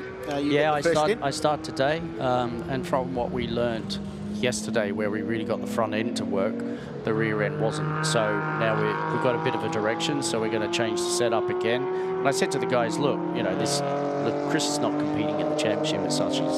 He's just doing these races. And I'm just throw stuff at it, and now I feel like I'm up to speed. I can sort of give them good feedback and give them direction for something a little bit further down the road. So yeah, so I'll just chuck it in and see what happens. Well, the encouraging thing is, conditions-wise, wind direction, wind speed is very, very similar to yesterday. So it's what you want when you're testing day on day, like you are. Made some serious changes to the car. Yeah. At least the conditions are the same, so you know what to expect. Grip level's going to be the same. I mean, you can even take some read from this GT4 race. Race pace in GT4 is very similar to what we saw yesterday as well. So it's all the stuff that race car drivers tend to look at. When you make changes to the car, you're always looking, make sure the conditions are the same so we don't have any influence from the racetrack. Make sure the grip's about the same. These cars, the category before, they're going about the same speed as they did yesterday. So when David Brabham gets in, people just expect there's going to be a lap record in the first stint, because he's tuned the front of the car up, he's made changes to the rear, he's told us he feels comfortable in the car. 25.5 is the time that was done yesterday. Maybe when I was 25, that would have been right, but now I'm 58. No, maybe not. But look, as long as I keep improving, I'll be happy. Yeah. Tom Heyman pits out of second place in the Method Motorsport. McLaren, bit of debris on the run down to turn 3 there, Garth, but McLaren in the lane, so young Marcus Flack will take over that car, and Jake Camilleri is in as well. Ryder Quinn making some moves, so that's for position, and it's for second place in Pro-Am as well. So the BMW marching forward, he's got past Paul Morris. Lockie Manif leads that class. That'll be a good battle, actually, between Lockie in the Porsche and Ryder Quinn in the BMW for the Pro-Am win. Let's jump down to the lane again. Here's Jonathan. I'm down at Love Racing by Volante Rosso Motorsport. First off, I'll chat to Rob Love. You just jumped out of the car. You felt the love over at the second to last corner. What happened over there? Love, I was just pushing a bit more. I just wanted to get a bit closer to Griffo to give Bailey the biggest chance to try to get up to second. And most probably just pushed a bit too hard. So I'm not happy about it, but hopefully Bailey can do it for us now. Yeah, perfect. Thanks for your time, Rob. Good luck to Bailey, of course, who's in the car. And Antonio Estudi, you've just jumped out. You're still sweating. Was it a tough ride out there for the first stint? Yeah, it was tough. You know, off the start there, the car went into a bit of a limp mode. So I had to stop at turn 4, do a reset and crack on. It was tricky, you know. We've been trying to get the most out of the car this weekend. We've been right there, so you're trying really hard. It was tricky, like coming through the AMs. You know, Rob was right amongst it, which is awesome. These are some pretty serious AMs. You almost wouldn't call most of them AMs. So got through them, did my best.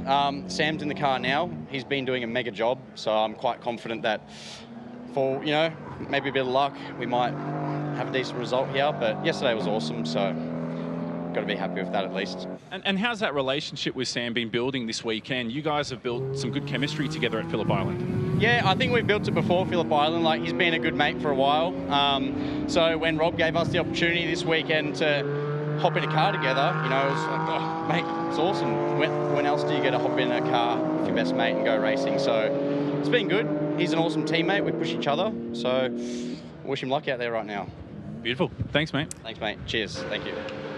Jonathan Simon with Antonio Estudi. His brother will be in the GT3 race a little bit later on. So the leader's in the lane. Cody Bircher will hand over to Tim Lay from the lead of the race. So they've got some extra pit stop time to serve as well from their strong result yesterday, Garth. Now there is some oil smoke coming out the back of the TechWorks Porsche, having just been handed over to Tom McLennan. That car's been trailing smoke for the last lap and a half. And I saw it actually when it was leaving pit lane. It looked to be trailing some oil, so very similar to what we saw from the Meguiar Motorsport Mustang early in the race, coming from a very similar part of the car. The difference is, Rich, that the engine's in the opposite end of this car, so it's clearly an issue with this car, so they'll be keeping an eye on that in pit lane and in Motorsport Australia race control. We'll wait to get the rejoin for you. We've been very fortunate to have David Brabham up with us, Le Mans winner, legend of the sport. Brabs, thanks for coming up. Appreciate it. It's been great to have you here this weekend, and really looking forward to seeing what the return of the Brabham name brings us in Aussie motorsport. Looking forward to seeing that. Yeah, no, great. Thank you, guys. Really appreciate it. Cheers, mate. You better go and give it a car race. You better go and get a lap record to prepare for. Exactly. Pressure's on now. Pressure's on. That's David Brabham. Awesome to have him up here. Really cool. Le Mans winner. and one of the great names in our sport, and he will jump into a Mercedes AMG in an hour's time for an hour's Fanatec GT World Challenge Australia race. It's pretty hard not to race fan when that happens, GT. Very, very cool. And that smoke from the TechWorks Porsche getting worse. So if consistency is a thing, and it has been in race control this weekend, you'd expect a mechanical black flag for that car to go into pit lane, because that's very similar to what we saw from the Ford Mustang in the early stages of this race. It certainly is. It looks to be more localised in that rear corner, the right rear corner of the 718 Cayman.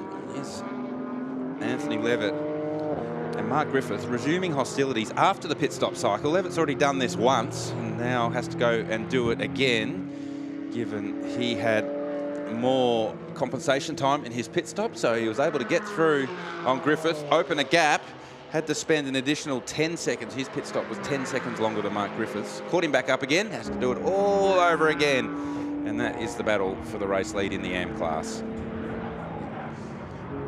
Paul Morris, Pro-Am, chasing down Tom McClellan. We saw these two cars battling yesterday. It was Zoe Woods aboard the Porsche yesterday. She was able to get past Paul Morris at one stage. This is the battle again, continues between Griffith and Levitt. Gee, that smoke is becoming a Batmobile-style smoke screen, isn't it? On the run down towards turn 3, Cam. Yeah, I thought I'd grab Zoe Woods down here. We've just been talking about your car out on track. You've done so well this weekend, but it looks like you and that McLaren of the Morrises, the cars are never separated. Yeah, definitely not. It's been a great weekend so far, and also having Tom McLennan on board with me, but also racing against Paul Morris, who is my coach out at Norwell Motorplex. So it's been great having some fun out there with my coach and giving each other a hard time. Well, you've been coming along in leaps and bounds with your driving. The confidence you must be getting out of this weekend to attack Paul Morris was fantastic for all of us, but your own confidence, I'm assuming, has done a world of good? Yeah, definitely. It's definitely boosted my confidence over this weekend. I'm someone who lacks a little bit of confidence, so to have Paul around me and have the support of TechWorks Motorsport and Tom McLennan, it's been great. All right, Zoe, good luck. Thank you.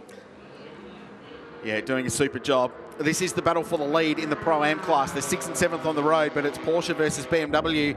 So the big German brands battling it out at the pointy end of Pro-Am. So Lockie Manif has got Ryder Quinn locked behind him, and Ryder has hauled up to the back of that Porsche 718 Cayman. And we expected this to happen. Ryder led outright the early stages of yesterday's race, and he's driven this thing hard since taking over at the halfway point. 21 minutes to go. But this is for the Pro-Am lead. 3 classes in Monochrome GT4. They each get their spot on the podium at the end of the race. It's not so much about the outright result, it's about the class win. So this is for the victory and for championship points as well. So the Smolin Manif Porsche had a win yesterday, therefore they had the full 15 seconds added to their pit stop time as compensation. Number 3 BMW of Ryder Quinn and Steve Jackick only had 5 seconds added. So Quinn was able to close in 10 seconds over the pit stop window, but looks to me like he's got more pace as well. And to your point, Rich, he was very, very fast early in yesterday's race when Ryder Quinn started aboard the number 3 car, led outright and pulled away from the field. So this will be a fascinating battle to see whether Manif is able to hold off Ryder for nearly 20 minutes left to go in this one. So a big battle ahead for the lead in Pro-Am. Looking for a second Pro-Am win of the season, car number 3. The appropriately named Thunder Buddies Racing. I'm not joking. Are they Thunder Buddies for life? That is on the entry list. You have to be, sure. Well, that's the rule. Yeah. And a good run out of turn 12 gets into the toe. The Porsche doesn't punch a massive hole in the air. The BMW does. And not able to work past at turn 1 yet. Lockie Manif, a switched on fast race car driver, battle hardened after a couple of years in TCR racing. So he's sharp, he's switched on. He'll be up to this. Ryder Quinn races very regularly. Porsche Carrera Cup Australia racer. Good drive out of the Southern Loop. So this is for the lead in the Pro-Am class. Down towards turn 3. Manif's going to be on the right side of the road for braking at turn 4. Quinn squeezes him out wide. The Porsche light, nimble and agile is going to be up the inside. Can Quinn hold on? Yes, he can. And finally, 3 corners later, gets the pass done and slides through to the lead in the Pro-Am class. BMW in front. Yeah, nice exchange between those two. Gave each other just the exact amount of room that they needed to get the job done. Quinn really squeezed Manif down to the inside in the braking zone at turn 4, but was able to get around the outside, give him the inside for Siberia, and ultimately got the job done. Here's this battle for the AM class, Griffith versus Levitt. Levitt's got around Griffo finally. Feels like he's seen this video before. Had to get the job done twice. Here we go, Griffith a little bit wide at the exit of turn 1. Oh, and contact. Oh. Significant contact between the two of them. So there's an example of not quite enough racing room between two competitors. And Griffo was actually able to get back up the inside. So Levitt's had to pass him 3 times now for the race lead. Here's feisty indeed is Tom McClellan in the 218 Porsche Cayman. Still smoke trailing from the back of this car. So it's not got worse, Rich, but it doesn't seem like it's getting a whole lot better either. There's a pit lane penalty coming the way of car 17, which is that red Mercedes AMG for a pit stop time infringement. So there's a mandatory pit stop time in the race, which is for GT4 cars 120 seconds. If you go beneath that, you will get penalised, and the penalty is a drive-through, which is 40 seconds. So Camilleri going past, that's not for position. Car 17 is going to have to serve a drive-through penalty. Race control have been, there's been a, you get 3 laps to serve it, but this weekend in the driver's briefing, they were like, no, if you get a flag, you will serve it on the next lap. So the moment you see that flag, you need to go into pit lane. No leniency on that. Now, just to set the scene at the pointy end of the field, this is young gun Marcus Flack, who is now leading the race outright and leading the silver class. So through that pit stop sequence, this car has been able to elevate itself to the front. The blue BMW in behind is Tim Lay. The margin is 3 seconds. We'll give you a lap time check when they come past the line next time by. Oscar Target is 3rd. Jake Camilleri 4th, and Sam Brabham running along in 5th place, 39 seconds away from the outright race lead, and indeed the silver class lead. But that's still been a solid comeback. What they need is the safety car now, that Merc team, to get themselves back in. But this has been a good run for Flack. Nice racy stint early for Tommy Heyman, who anchored it well. And this team looking to grab a 2nd silver class win for the season. They were winners at the Bend Motorsport Park in the 3rd race of the championship. But Garth, they've been incredibly consistent because they went 2nd, 2nd, 1st, 2nd, 2nd, 2nd, 2nd, and now they lead. It's not a bad run, is it, Rich? When you consider your worst week result for the year is 2nd and your best is 1st. It's pretty good average, pretty good strike rate, but this lead is hovering around the 3-second mark. Rich said that we'll give you a lap time check. Marcus Flack a 37.0, Tim Lay a 36.4. Interesting. So Lay fighting back.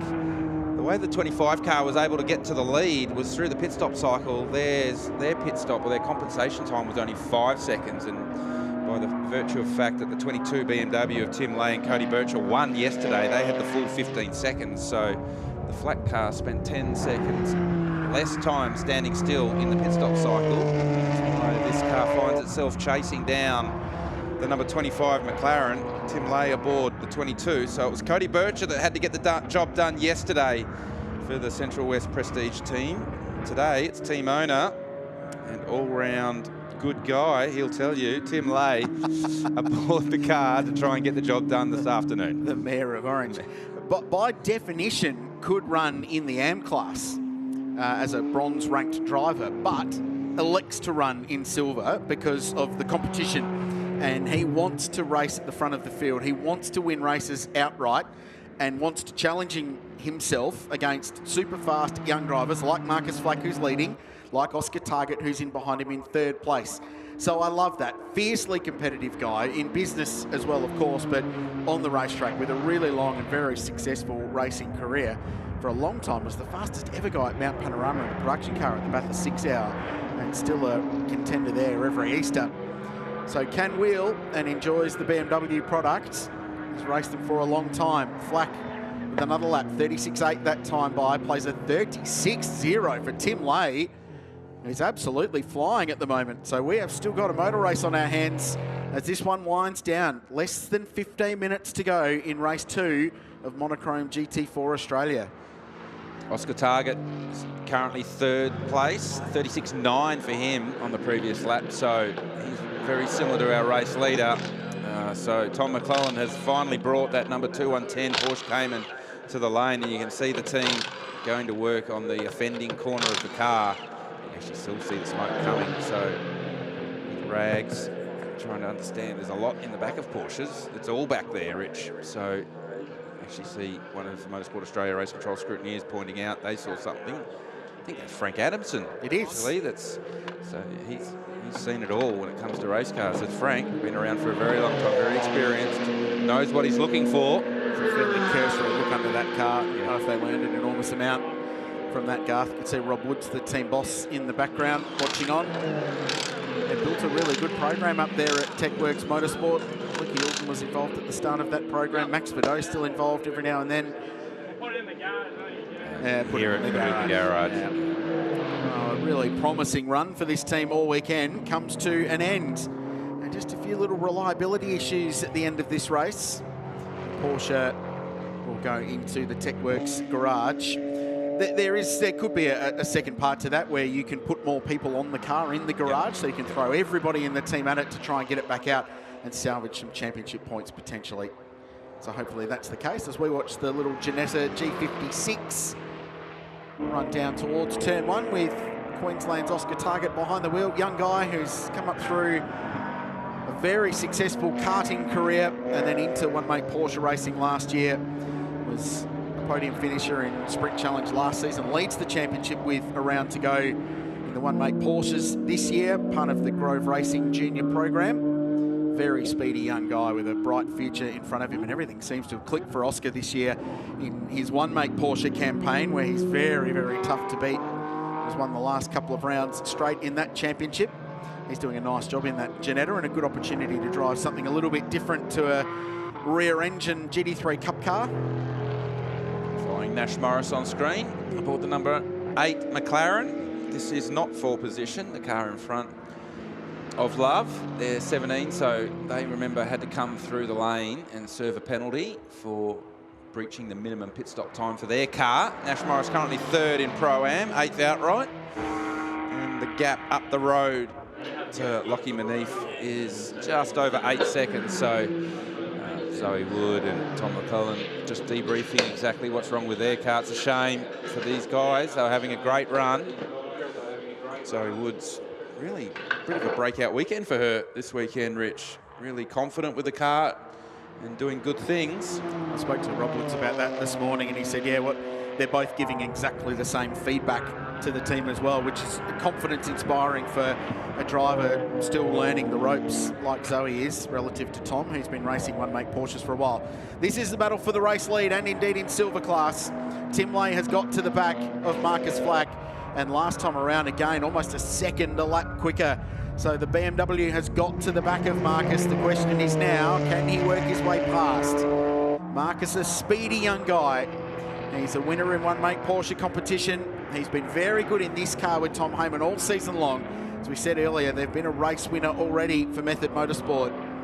So McLaren versus BMW at the front of the field. 10.5 minutes to go. So given that last lap there was almost a second differential in lap time between these two, Lay really just needs to bide his time for a bit and find out exactly where the strengths and weaknesses are between these two cars, and then obviously exploit any strength that the BMW might have over the McLaren. So getting to the rear bumper is one thing.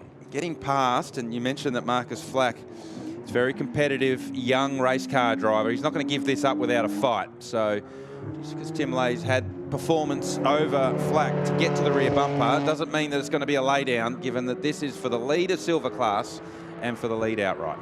Mark is still a teenager, believe it or not, and this line gets used, but he's absolutely old enough to be Tim Lay's son. But they battle onwards, and the BMW with a very, very good run out of the final corner. And the drag race is on, down towards turn 1, looks left, looks right, no room this time by. Flack putting the car right in the middle of the road and covering off that race lead. So we spoke about the fact yesterday that aero wash is quite a big thing in GT3 racing. GT4 cars don't have the same level of downforce. They don't rely on aerodynamics to make their lap time as much as a GT3 car. So you could see there straight away in the mid-corner at turn 2, Tim Lay was able to follow much more closely to the rear of the McLaren than, say, the GT3 cars were able to do that yesterday. So the battle through the lap will be much closer for the majority of the lap. You won't have to sort of set up for a big run. You can follow more closely and put more pressure on the car in front. And in this case, Lay putting more pressure on Flack, trying to force a mistake from Flack, or able to get up the inside. Because if you can follow closely through here at the hay shed over Lukey Heights, it then exposes the MG braking zone as an opportunity as they plunge down the hill. Because you can follow closely right here. But Flack's going to keep the door closed. You see straight away, straight to the middle of part of the racetrack. Doesn't give Lay enough room to get up the inside under the brakes. The Method Motorsport team are watching on. It's always interesting to watch a weekend where there's GT3 and GT4 because Chaz Mostert very quickly goes from team manager role with a headset on, working with his drivers, to race car driver in the Arise Racing Ferrari. Great drive at the final corner. The BMW's got plenty of grunt and plenty of torque, so it fires out of the corners really well, but Flack just squeezes him across. They'll still rattle side by side down towards turn 1 for the race lead. For the second time in 2 races, the pass for the lead's done on the outside of turn 1 in Monochrome GT4. But Tim Lay slides past and car 22 goes to the silver class lead with less than 8 minutes remaining in race 2. Nicely done. Flack raced him hard, but the rate at which that BMW was closing on the McLaren, it did feel somewhat inevitable that he would find his way past eventually, and he did so. So nice pass, and Marcus Flack will slip back to second place. Tim Lay and Cody Bircher will move to the race lead. We're watching Lachlan Manif in the #1 Porsche Cayman 718. He's second in the Pro-Am class, with a bit of a margin back to Nash Morris in third. Ryder Quinn has just crossed the line and continues to lead that class. Ryder actually going quicker that time by than anybody in the top 5, so he's got great pace. Here's Mark Griffith. These two again. And it's hard to tell whether it's a replay with these two because they've been stuck together the entire race. It is for the lead in the AM class. As we've touched on all weekend, this is meaningful. Top step of the podium stuff. And Griffo, a wily character in these cars. Probably the most experienced GT4 driver in Australia. He was a very early adopter to these cars. As Levitt has a look down the inside at turn 1. This is Levitt's first weekend in GT4. He normally races a car in the Australian Production Car Series, a big Mercedes AMG C-Class, big V8 in the front. So this is a completely different driving style. I spoke to Tony last night. He said he's got so much out of this weekend. Normally runs his own race team. He's team manager, he's caterer, he's engineer, he's driver. This weekend, he said, I can just rock up. I can just be the race car driver. The moment we get out of the car, there's some young professional coming up to talk to me about what I'm doing differently or how I could go faster. He gets Chaz in his ear every now and then as well. So he's got a huge amount out of this experience. He's driving well, but Griffo is making this hard for him. Mark Griffith, a little moment down in the mid-corner at turn 4 at Honda, just over-braked potentially, and a little inside front lock ran the car wide. You could see he had a lot of steering lock on, but was able to get around turn 4.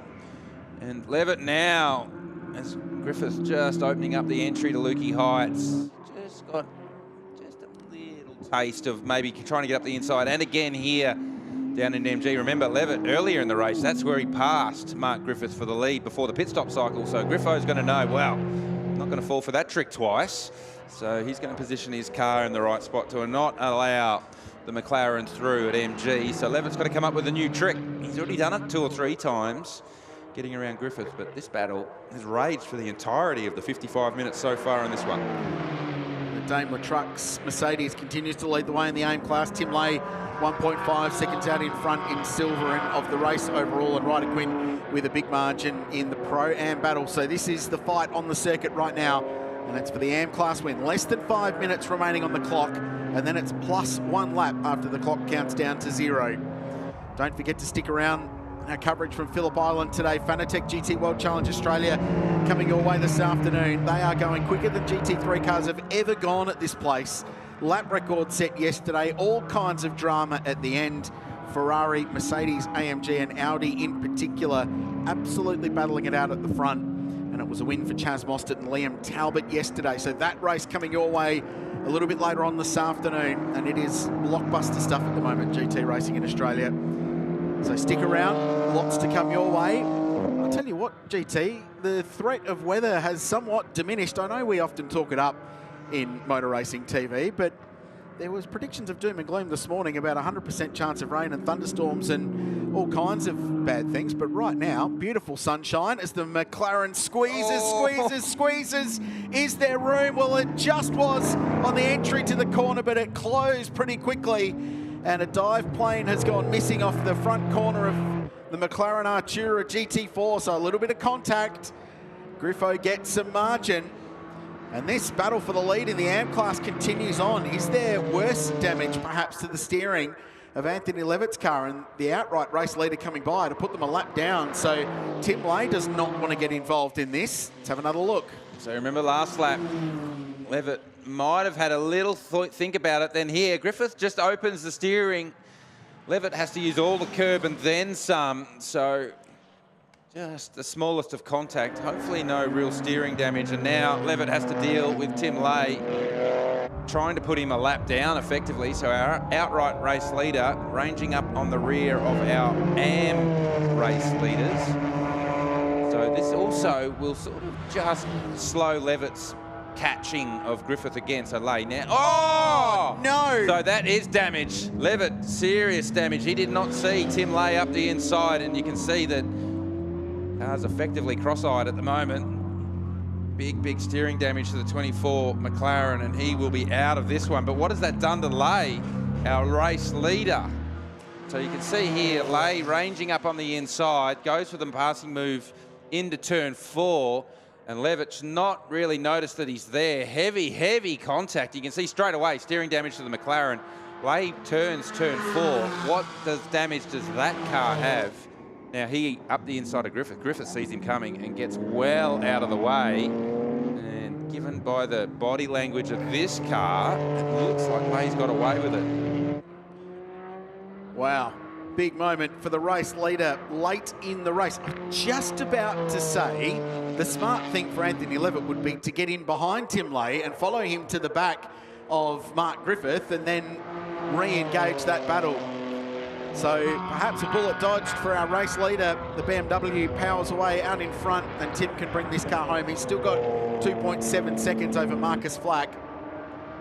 Oscar Target's pulled a little bit of time actually out of the McLaren the last couple of laps. It was 0.8 of a second last time round, but there's 6.5 between them for second and third, so not much of a battle going on. Jake Camilleri still 4th, Sam Brabham still 5th, and actually pushing on in the Love Motorsport number 27 car, about to set his fastest lap of the race, which was a trend we saw yesterday as well, with cars going very quick at the end. And there is the McLaren, the pursuer. Much easier task for him to work his way past the lap cars. Certainly is. As you're the cars that are 2nd, 3rd and 4th in the race, they've effectively already, the leader has already alerted that they're starting to go laps down, so they become more aware of the surroundings. The leader effectively opens up the lapped cars, and those following can get through it a lot more easily, but certainly heart in the mouth moment there for Tim Lay down at turn 4 the previous lap. Has to slow the car down though, like straight away first sector on this next lap, very competitive, so Lay's not too concerned about it. It's Marcus Flack 2nd at the moment, 3 seconds behind Lay in the lead, but some 6.5 seconds up the road from Oscar Target, so very safe in 2nd, so not much more to be done for Marcus Flack other than to bring the number 25 McLaren home for another 2nd, Rich, so yes. Equals their worst result of the year. Well, the big story for them, Garth, is the fact that the Mustangs out of the race, and they were 2nd in the championship coming into the weekend. This will be a massive points haul for them, given it will be a 0 score for Ryland Gray and George Medicki. So that's a very big swing from a championship point of view going into the business end of the season. So only a couple of rounds to go. Sydney Motorsport Park, the next stop for Fanatec GT World Challenge Australia and Monochrome GT4, and then the finale at Mount Panorama in November. Hell of a place to decide a championship. And who knows which of the cars will be good on the mountain. The mountain traditionally in this style of racing has been a racetrack that gives something for everybody. Some cars better across the top, some cars better up the hill. That's going to be fascinating. But this car has been the one to beat this weekend. Cody Bircher has been a really, really good addition to this team alongside Tim Lay. Said if I was going to bring another driver in, it needed to be from my part of the world. So he tapped young Cody on the shoulder. He's a young driver looking to grow and evolve his career. Very good in the sim racing world, very good behind the wheel of a BMW, as it turns out. And Tim Lay, who's been doing this for a long time and consistently at an extremely high level, continues to punch on. And he hauled down the McLaren. He passed the McLaren, and now he's going to get the checkered flag, this time by. And it will be a very, very big win for the genuine BMW parts, BMW M4. And race 2 of Monochrome GT4 Australia goes the way of Tim Lay and Cody Bircher. Well done, great drive. Marcus Flack and Tom Heyman second for Method Motorsport in the McLaren. And once again, 3 different brands in the top 3, with Oscar Target capping off a really solid weekend in the Ginetta on its Australian debut in position number 3. And here's Jake Camilleri, who'll be 4th outright. So Mercedes AMG, the strong weekend. I reckon best weekend for the Mercs in GT4 this season overall, from a competition point of view. And then we'll wait for the Pro-Am winner to come to the line. Ryder Quinn just coming onto the straight now in the big BMW. So it's going to be a double win for BMW today, Garth. That's a huge performance. Here is Ryder. This has been a great drive this afternoon. Certainly has. Nice fight back. Get themselves on the top step of the Pro-Am class. So Ryder Quinn, very fast as well. So showed that yesterday. Nice fight back. Brings it home 6 outright. First in class in Pro-Am. Lockie Manif did not have the speed in that final stint of Ryder Quinn, but still, as far as championship points go, it's a nice haul for he and Shane Smollen in Pro-Am to come home second in that class and bag a whole heap of points. 7th podium finish from 8 races in the Pro-Am class for the number 1 Porsche. And well done to Mark Griffith, who spent the entire race involved in a battle with somebody and ultimately comes out on top in the AM class. Nice result. So AMG GT Mercedes GT4 of Griffo comes home 9th outright. First in AM, Jamie Augustine for Randall Racing in that BMW. So to your point, Rich, a very good day for BMW products throughout the 3 classes. Confirmation of race results. Race 2 Monochrome GT4. So BMW, McLaren and Ginetta, the top 3 in the silver class. And there are your class winners on the right of screen as well. So well done to Ryder Quinn and Steve Jakic. They get the win in their category in Pro-Am, and the Am class, after a huge fight, went the way of Griffo doing great things in the Mercedes AMG, and of course Tim Lay and Cody Bircher on top. The big stories from that one, DNFs for Tom McLennan and Zoe Woods. They've got a new Porsche coming for a later round this year, so that's good news for them at least. But the big story, a DNF for Rylan Gray and George Medicki in the Lubramax Mustang. A 0 score, and from a championship point of view, provisionally at least, that's going to see a change at the top of the standings, with Marcus Flack and Tom Heyman now leading the way in the standings. And in a championship this tight, you cannot afford a DNF. Yeah, it makes it very, very tough. So 12-point lead to Flack and Heyman over George Medicki and Rylan Gray. Highlights from this one, though, there was plenty going on early. And Rylan Gray in the Medicki Motorsport Mustang, he launched and took off.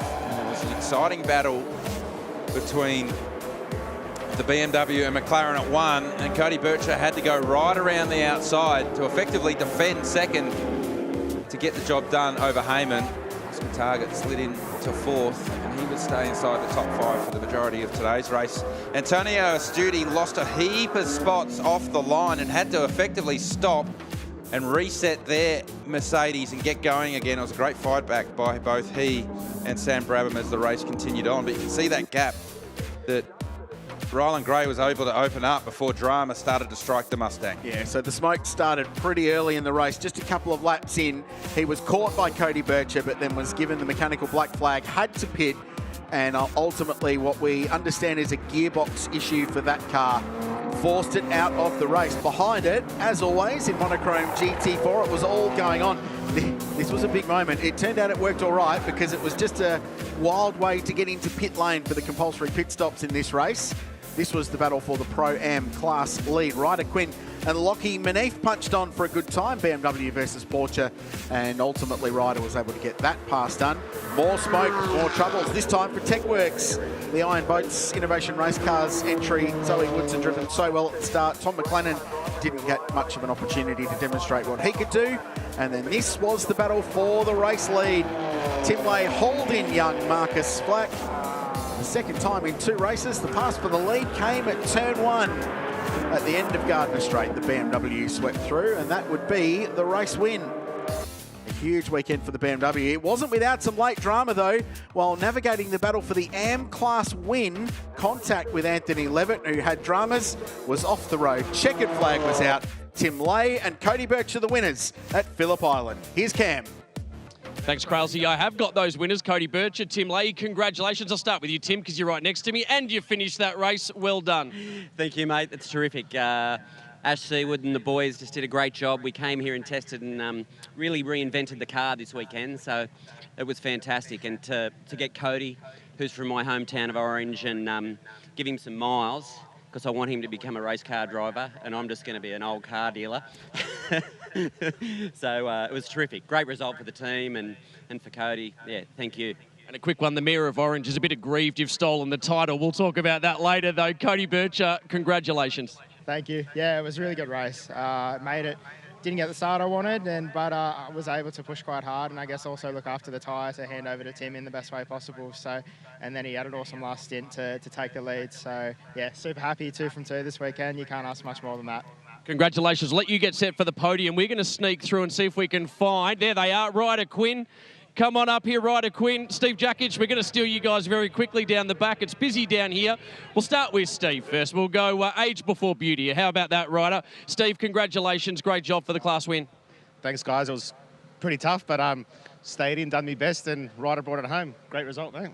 Ryder, the speed you showed towards the end, mate, congratulations. Your garage has had a camera in it all weekend. That's always a great sign. Yeah, look, I mean, it's a team game, right? So team at TechWorks and Steve, co-driver, did an amazing job.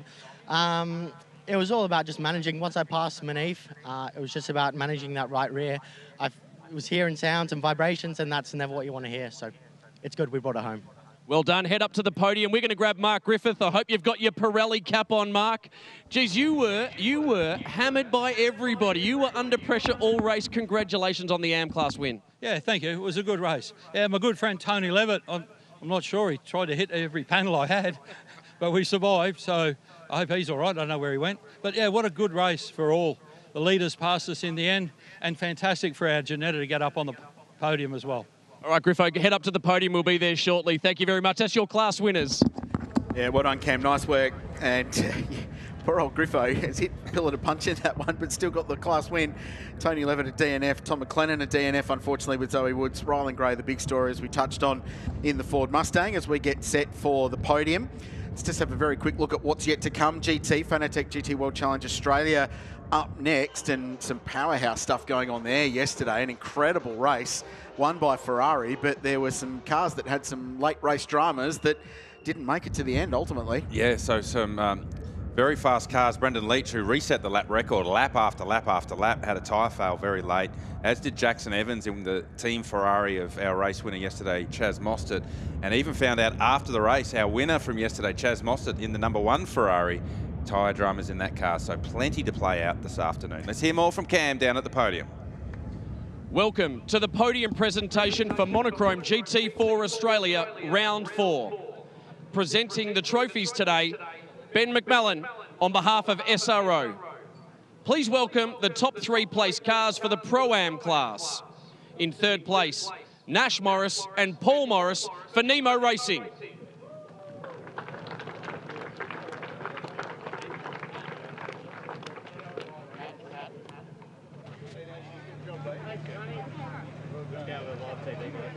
In 2nd place, Lachlan Manif and Shane Smollen for Method Motorsport.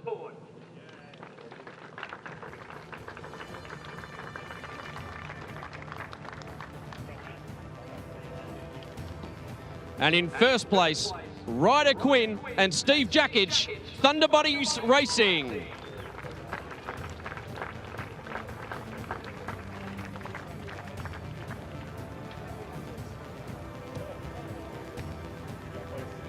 Ladies and gentlemen, your Monochrome GT4 Australia Pro-Am winners. And now, for the celebrations. Great scenes. It means a lot to these guys. And how about the combination? Ryder Quinn loves the champagne spray. Steve Jackich getting in and among it as well. And a great result too for TechWorks Motorsport, who just took over the running of that BMW this weekend. They get themselves a win in the Pro-Am class. Still got Am and Silver class podiums to come your way as we continue to build towards Fanatec GT World Challenge Australia on a stunning day here at Phillip Island. Beautiful conditions, a great crowd on hand as well to watch the racing. We're about set for the next stage of our podium. Cameron? And now, please welcome the top 3 place cars for the Am Cup. In third place, Bailey Love and Rob Love. Love Racing by Volante Rosso Motorsport.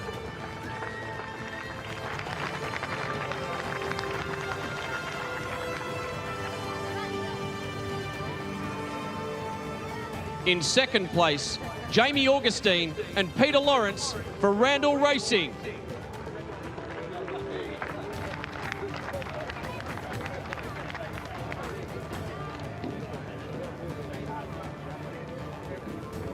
And in first place, Mark Griffith, Team 19.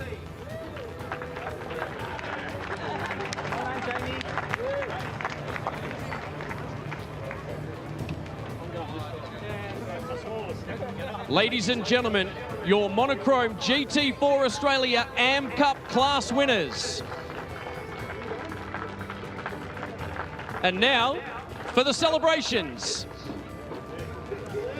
Worth noting the performance there by Randall Racing to get second there. Great drive from Jamie Augustine at the end of that race to bring that car home in second position after some early dramas in that race. It's been a tough weekend for the BMW team, but they've bounced back well. Cool to see John Bow there, honorary podium recipient, I think, watching on. Unfortunately, Jacob Lawrence out of the race, just 2 laps in the sister number 32 car, but cool to see the BMW there with a great result, and the father and son Bailey and Rob Love team third place in the Am class, which has been hugely competitive this weekend. Very entertaining racing, and at one point there was a freight train of 5 or 6 cars all locked together. That's the scene down in Victory Lane, and it's time for the Silver class podium now.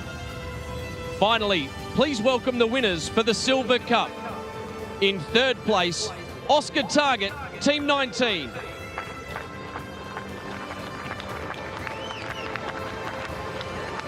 In second place, Marcus Flack and Tom Heyman, Method Motorsport.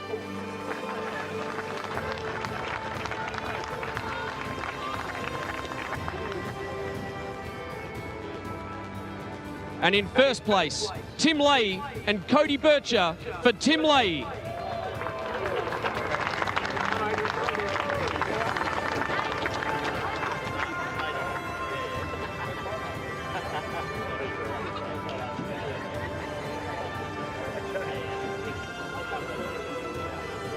Ladies and gentlemen, your Monochrome GT4 Australia Silver Cup winners.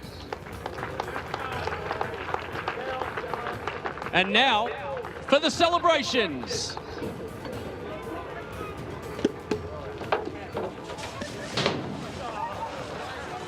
Great celebrations on the podium, and well done to Tim Leahy for a great win with Cody Bircher for BMW in what is a massive weekend for Monochrome GT4 Australia. A couple of rounds to go in their championship. Looking forward to that. But very shortly, Fanatec GT World Challenge Australia is coming your way.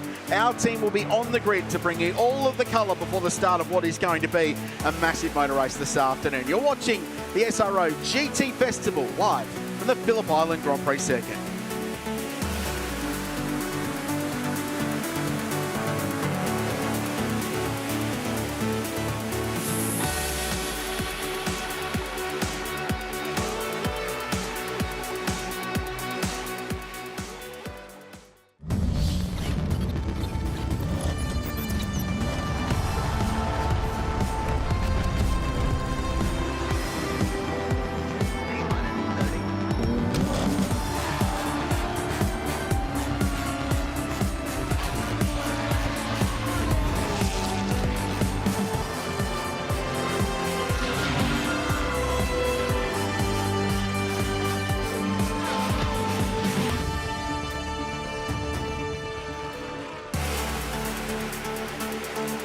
Stunning scenes at Phillip Island, and earlier in the week on the lead up to the GT Festival, a field of GT3 and GT4 cars took a little road trip from the San Remo campus of Bass Coast College, not too far away from here, over the iconic Phillip Island Bridge and the narrows that lead you over to this iconic part of the world, and then drove all the way into this majestic Phillip Island Grand Prix circuit. It was a great way to kick off what's been a tremendous weekend. There's been a great crowd here all 3 days of this event, soaking in some sunshine and some terrific GT racing. And that is the scene looking down over the pit complex here at Phillip Island as we get ready for Fanatec GT World Challenge Australia, powered by AWS. It's round 4 of the championship. Race 2 about to start. There will be 1 hour of racing. It will be fast. Yesterday, Brendan Leach set and then reset a new GT lap record at Phillip Island at 1 minute 25.59, which is an average speed of 187 kilometres an hour. This is the fastest racetrack in the Southern Hemisphere. It's one of the great places to go car racing, and GT3 cars at full flight here are a sight to behold. So too the weather today. Remarkably, there were predictions of doom coming into today. We had a fantastic day yesterday. It was almost 19 degrees at one point and bright sunshine with a light breeze. Well, the breeze is still here, but there were big forecasts of thunderstorms this afternoon. They have yet to eventuate, and it looks clear for at least the window for this race to roll out. So many talking points in GT racing this year. It has been a phenomenal battle, and this is what happened yesterday. It was a phenomenal battle for an hour. The Ferrari with Chaz Mostert behind the wheel led the way into turn 1. Liam Talbot did a great job in this race. There was a little hip and shoulder early for the Audi R8 with Paul Stokel and Rene Gracie a little bit wide, and then Stokel got into Peter Hackett in the 888 Race Engineering Mercedes AMG. That would deliver them a 15-second penalty they served at their pit stop, and it would be a big comeback drive from them. The Realtor number 66 car had contact Paul Lucchetti down there. Then this was a huge moment. Brad Schumacher diving down the inside was second for about 10 metres, and then looped the Shaw and Partners Audi. Will Brown had a big comeback drive at the end of it and would ultimately finish in 5th place. This was the fight for second though. Paul Stokel boxing on. Alex Peroni was in the mix in this with Mark Rosser driving brilliantly early on. And then Brendan Leach pushing on in the Dale ITM Audi in a fight here with the number 8 car of Jackson Evans and Elliot Shute. And it was Jackson who started that car. So this was Elliot who started that car, I should say. This was the moment. Miles getting into pit lane, got to 40 k's an hour, was whacked by the number 8 Ferrari, which went into anti-stall and then hesitated a little bit. So that cost them some time. The OnlyFans Audi had to serve an extra 15 seconds, and then these two resumed their battle after the pit stops with Brendan Leach behind the wheel of car number 7 and going very quickly indeed. The Merc down the inside, the Black Wolf Motorsport AMG down the inside of Ash Samadi, and then a right rear tyre issue for the number 8 Arise Racing Ferrari with Jackson Evans behind the wheel, and then this huge catch from Brendan Leach at turn 3. The right rear gone on the Audi. This gripped up racetrack going quicker than it's ever been before, causing massive dramas. And after coasting home the last 2 laps, Chaz Mostert and Liam Talbot got the race win. Their second of the season for Arise Racing in the Ferrari 296 GT3. Great drive. Podium completed by Alex Peroni and Mark Rosser for Audi, and Team BRM, the ACM Finance car, did a super job.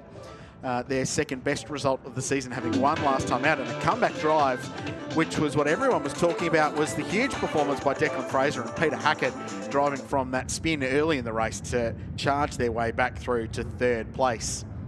So that's the scene. DJ on the grid, lots of colour and excitement. A great crowd watching on, and the cars taking position as they get set for another hour of racing. Just 2 rounds to go after this one in Fanatec GT World Challenge. We're off to Sydney Motorsport Park for the next round in October, and then off to the mountain in November for what will be a grand finale of a championship that could go either way. And it was so close. Just 3 points covering the top 3 drivers yesterday, but the championship leaders had a key win, coupled with 5th place for Will Brown and Brad Schumacher. So the Arise Racing Ferrari team just extending their margin out.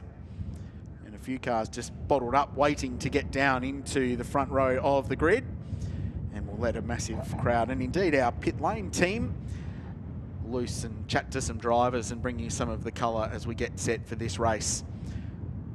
So Chaz Mostert will start. The pro drivers will start this race and then hand over to their teammates at the mandatory pit stop window. So Mostert and Jaden Ojeda, who did a super job in qualifying in the real to number 66 Mercedes AMG, will start on the front row of this. Jackson Evans is out of third, so he'll follow his Ferrari teammate down to turn 1. Will Brown will start the 87 Shaw & Partners Audi out of 4th place. Brendan Leach, the Dale ITM Audi from 5th, and then Declan Fraser, the 888 car, who will hand over to Peter Hackett, former Australian GT champion, out of 6th position. Brenton Grove has been very strong for Grove Racing in the Mercedes AMG. And then Alex Peroni out of 8th position. We were lucky enough to hear from David Brabham during Monochrome GT4 race a little bit early on today, and Brabs will start the Harold's Racing number 34 car from Valenti Rosso Motorsport out of 10th position, alongside his teammate in the Aston Martin Vantage GT3, young gun Alex Gardner, the reigning Radical Cup champion here in Australia. Super fast young guy, and he will be driving that very nice brand new Aston Martin, at least to this part of the world, off the 5th row of the grid. Bright sunshine, great conditions, and a breeze still running down the pit straight, just keeping everyone in the mood. Let's go down to the grid. Here's Cameron. Thanks, Crailsey. Beautiful conditions down here. Not what we expected when we saw the forecast yesterday. Jaden Ojeda, front row of the grid. Big fight ahead today. Yeah. When we looked at the forecast, it didn't look so like it was going to be such a nice day, but it's sunny. It's hopefully we have a good start here in the 66 Rialto Mercedes and can hold Chaz off into turn 1. It's a replica of the grid that we had here for the first round, so hopefully I can do the same and lead into turn 2 and hold on for the rest of the stint. Mate, how's the vibe of this festival, this grid? We've got DJs playing, we've got a packed grid of people. It's just got so much atmosphere here. Yeah, it's been awesome. Such a cool event. And SRO have done an awesome job. Obviously the first GT festival of its kind here in Australia, and they've done a really good job. Now, last one, Jaden, what's it going to take to get over the top of the Ferraris today, and what about tyre management? I think the Merc might be okay on its tyres. We didn't see any Mercedes tyres let go yesterday, so it's a bit of a lazy car, but it sort of looks after its tyres. So fingers crossed that characteristics helps us today. I think the Ferraris will be very quick, so it'll be a challenge, but all for it. Good luck for the race. Thank you. Chaz Mostert starting from pole position in this one. Great day yesterday, Chaz. Started from pole. Your teammate Liam Talbot led the race, gave it to you in the lead, and you brought it home. Starting from pole again today. It's all up to you this morning. Yeah, it is, GT. First of all, how good's this vibe? Obviously, beautiful weather down here at Phillip Island. DJ's going off. He's the people out to come see the GT cars. It's pretty special. But yeah, yesterday we got the biscuits. Today we've got a bit of a harder job with a 15-second penalty, but that's what makes this GT racing good. You know, it really shares it around a bit, but then it makes you really have to strive for it. So we've got a quick car. You know what Liam can do behind the wheel. He'll carry me home in this one. So hopefully I get a good start and we'll get into the race, see what we can do. I want to talk to you about that 15-second. It's not a penalty, it's compensation time, because you did such a good job yesterday, Chaz, that we've got to bring you back to the pack. That happens every weekend in GT racing. But yesterday we saw a few dramas with tyres, and Ferraris weren't immune from that. We saw your teammate Jackson Evans have a tyre failure during the race, and I did hear that maybe the tyre on your car only just made it home. So how do you weigh up trying to extend that 15-second penalty that you'll have to take at the pit stop by going hard early, but also managing the tyre? Yeah, it's going to be a tricky day. Obviously, a lot of tyre damage up and down the field yesterday. So the track is really, really fast. I put it down to probably the top sealant just coming off this track, and the grips levels come up from the start of the year. So who knows? We'll just have to battle on. Us drivers will blame the engineers, and the engineers will blame the drivers. So it's pretty simple at the end of the day. Good luck today, Chaz. Thank you. Hi, Ree, Everly, and the doggies, and Sandy at home. So we go a couple of rows back now to Peter Hackett and Declan Fraser. Yesterday, Peter Hackett started the race. You and Paul Stokel had a little moment, hoping for a cleaner start today. Yeah, Paul and I were teammates a long time ago, and I know there was no malice in it. I know he didn't mean it. We spoke to it after the race. He had a brake issue. It's a turn 2 thing, but, you know, realistically, it was a fantastic comeback. Our car's been super fast all weekend. The 888 team's been extraordinary, and we really haven't put on paper what we're capable of doing, and the race yesterday kind of hinted at what we can do, and I think at the end of the race yesterday Declan was second fastest on track, so yeah, hopefully he gets a clean start. I'm sure he will, and keep us up front. And on that, Declan, there's some Ferraris, some Audis, another Mercedes a bit further up. What's the strength of this car for you in this race? Yeah, I think we've seen it yesterday. The car just gets faster and faster. So for us, it's about getting into a good position for the pit stops. We've got a 5-second penalty for the success from yesterday in third. So I'll just manage the race, make sure we can get into a clean spot, be within or hopefully in front of everyone, but be within where we need to be for the pit stops and then hand over to Pete and bring it home. Very quickly, Peter, we also saw a couple of other little things creep in. I think the pedal box was moving around on you. No more issues on that front? No. Gabby here, she fixed that for us yesterday. We just had a cable fray a little bit. It's just an anomaly that happened out of case in qualifying. So no, that's all fixed and we're good to go. Thanks, guys. Over to Garth.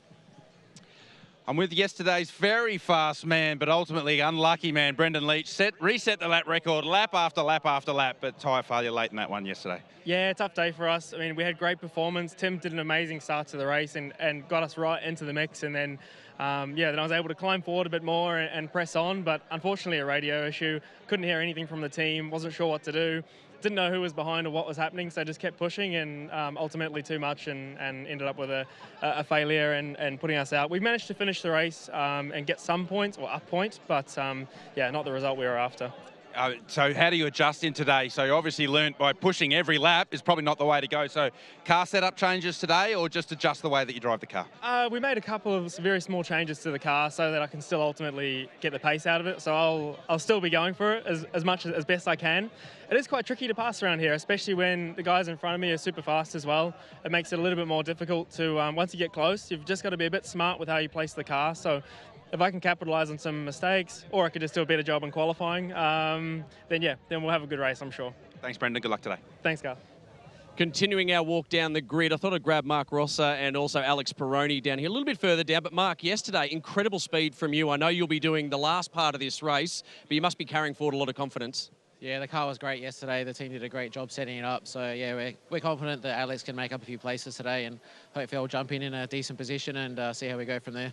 Well, Alex, race winner, both of you, out at Queensland Raceway on the Saturday. The highlights package is fantastic, and I'm sure you guys have watched that over multiple times.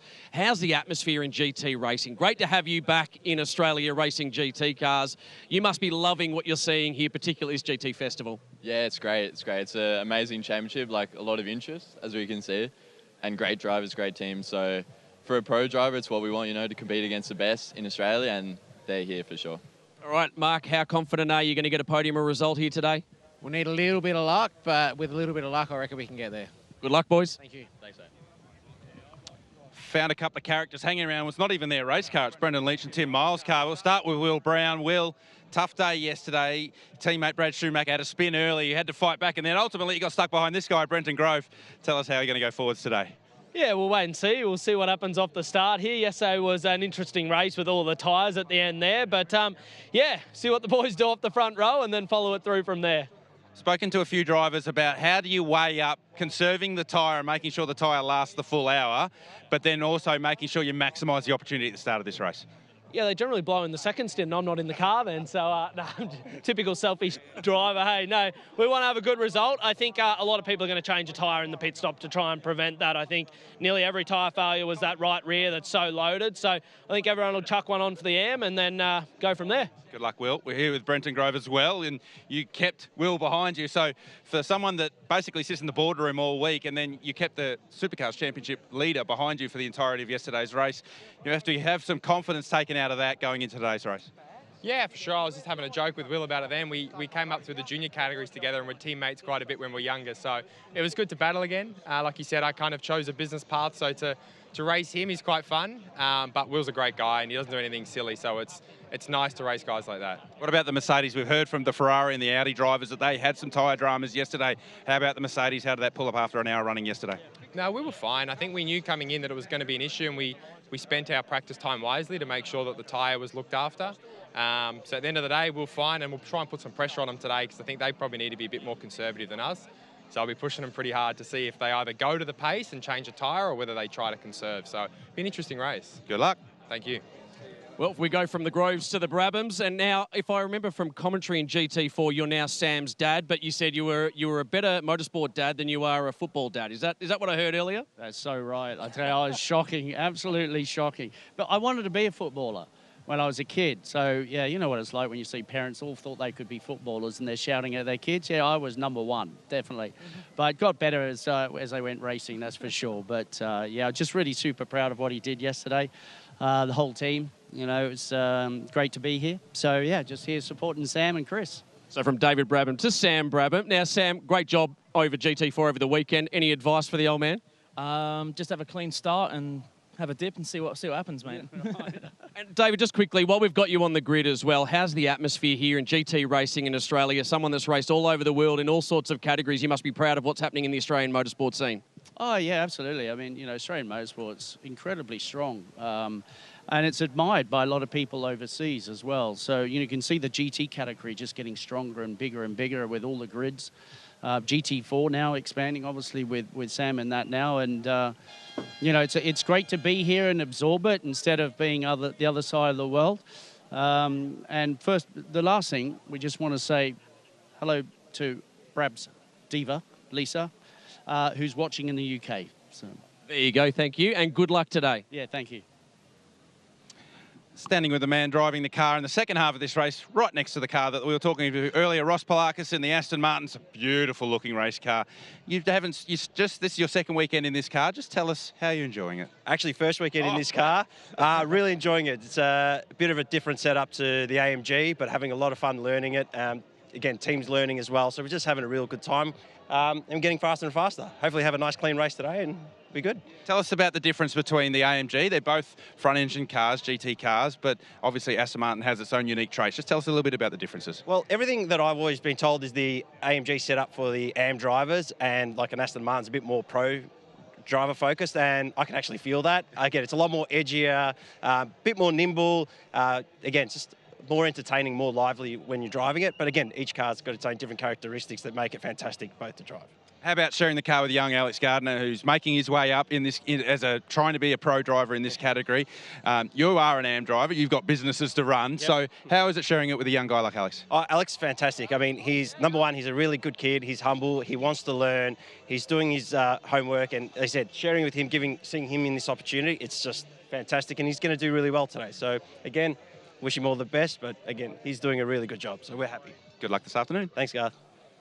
Starting to clear the grid of all the fans, so it was a great opportunity to talk to CEO of SRO Australia, Ben McMullen. Now, Ben, this SRO Australia GT Festival has just got an incredible atmosphere. You must be incredibly proud of your team that have put this together. Yeah, very proud of the team. I think so far it's been a fantastic event, really good turnout of fans, had some awesome activations, supercar park on display there, victory lane, grid walks for all the fans. I think DJ on the grid, something a bit different, so far so good. Just heard from David Brabham how strong GT racing is getting in Australia. Again, this momentum, it'll be carrying into 2025. Yeah, definitely. A lot of good things on the go, a lot of positivity coming out of this year, pushing into next year. So really looking forward to it. I'll let you go and soak up the atmosphere, enjoy it. We put the weather on for you here at Phillip Island too. I know, it's been fantastic. It's always a bit of a risk in August, but it's been amazing. So can't ask for much more. Thanks, Ben. Thank you. Great work from Cameron van der Dungen and Garth Tander down there on a packed grid that was pumping with atmosphere. DJ at the front and some very, very cool names and some very cool racing cars set to battle for an hours of racing. We're less than 10 minutes away from the start of this pretty key race from a championship point of view. There's only one more round to go in the Sprint Cup side of things. After this, there's an Enduro in Sydney first, and then the championship to be decided at Mount Panorama in November. So this turns out to be a pretty critical race, and all of the firepower is centred at the front of the field in this one. All the big names are in it. Jackson Evans there behind the wheel of car number 8. The Arise Racing Ferrari that had a pretty tough day yesterday with a tyre going right at the end and some other little hiccups earlier on.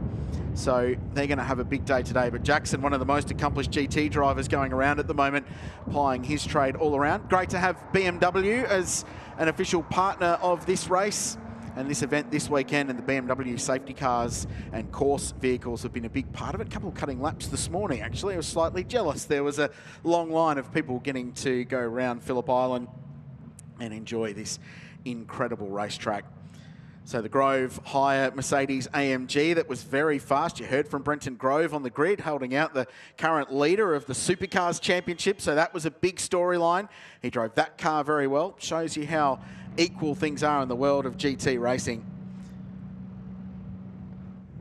So fired up the engines and we'll get ready for a start in this one. Rolling start, 60 minutes will be on the clock. The clock starts when the cars get to the control line. Garth Tander's making his way back up from a packed grid. Great vibe. GT, fantastic atmosphere down there. What are the weather conditions like, though? Because the breeze is still up, but bright and sunny at the moment at the island. Well, actually a lot warmer than you think, Rich. So track temperature will be much higher. A lot of direct sunlight on the racetrack right now. And I had the jacket on, Rich, and I'm regretting that decision. It was quite warm down there. So, yeah, that'll be something they'll need to take into consideration when they manage the tyre over the course of the first half of this one. That's the scene, and this is the location, the Phillip Island Grand Prix circuit. We're about 2 hours to the southeast of the centre of Melbourne and Tullamarine Airport, so it's an easy drive down here, and it gets really scenic for the last part of it as well. Great place to visit and stay, and lots of holiday homes down in this part of the world, and you really can understand why. This being one of the central attractions, the home of the Australian Motorcycle Grand Prix, the Australian Round of the World Superbike Championship, supercars endurance races, and all sorts of stuff over the journey. They've been racing on Phillip Island for 90 years. This is the racetrack, Garth.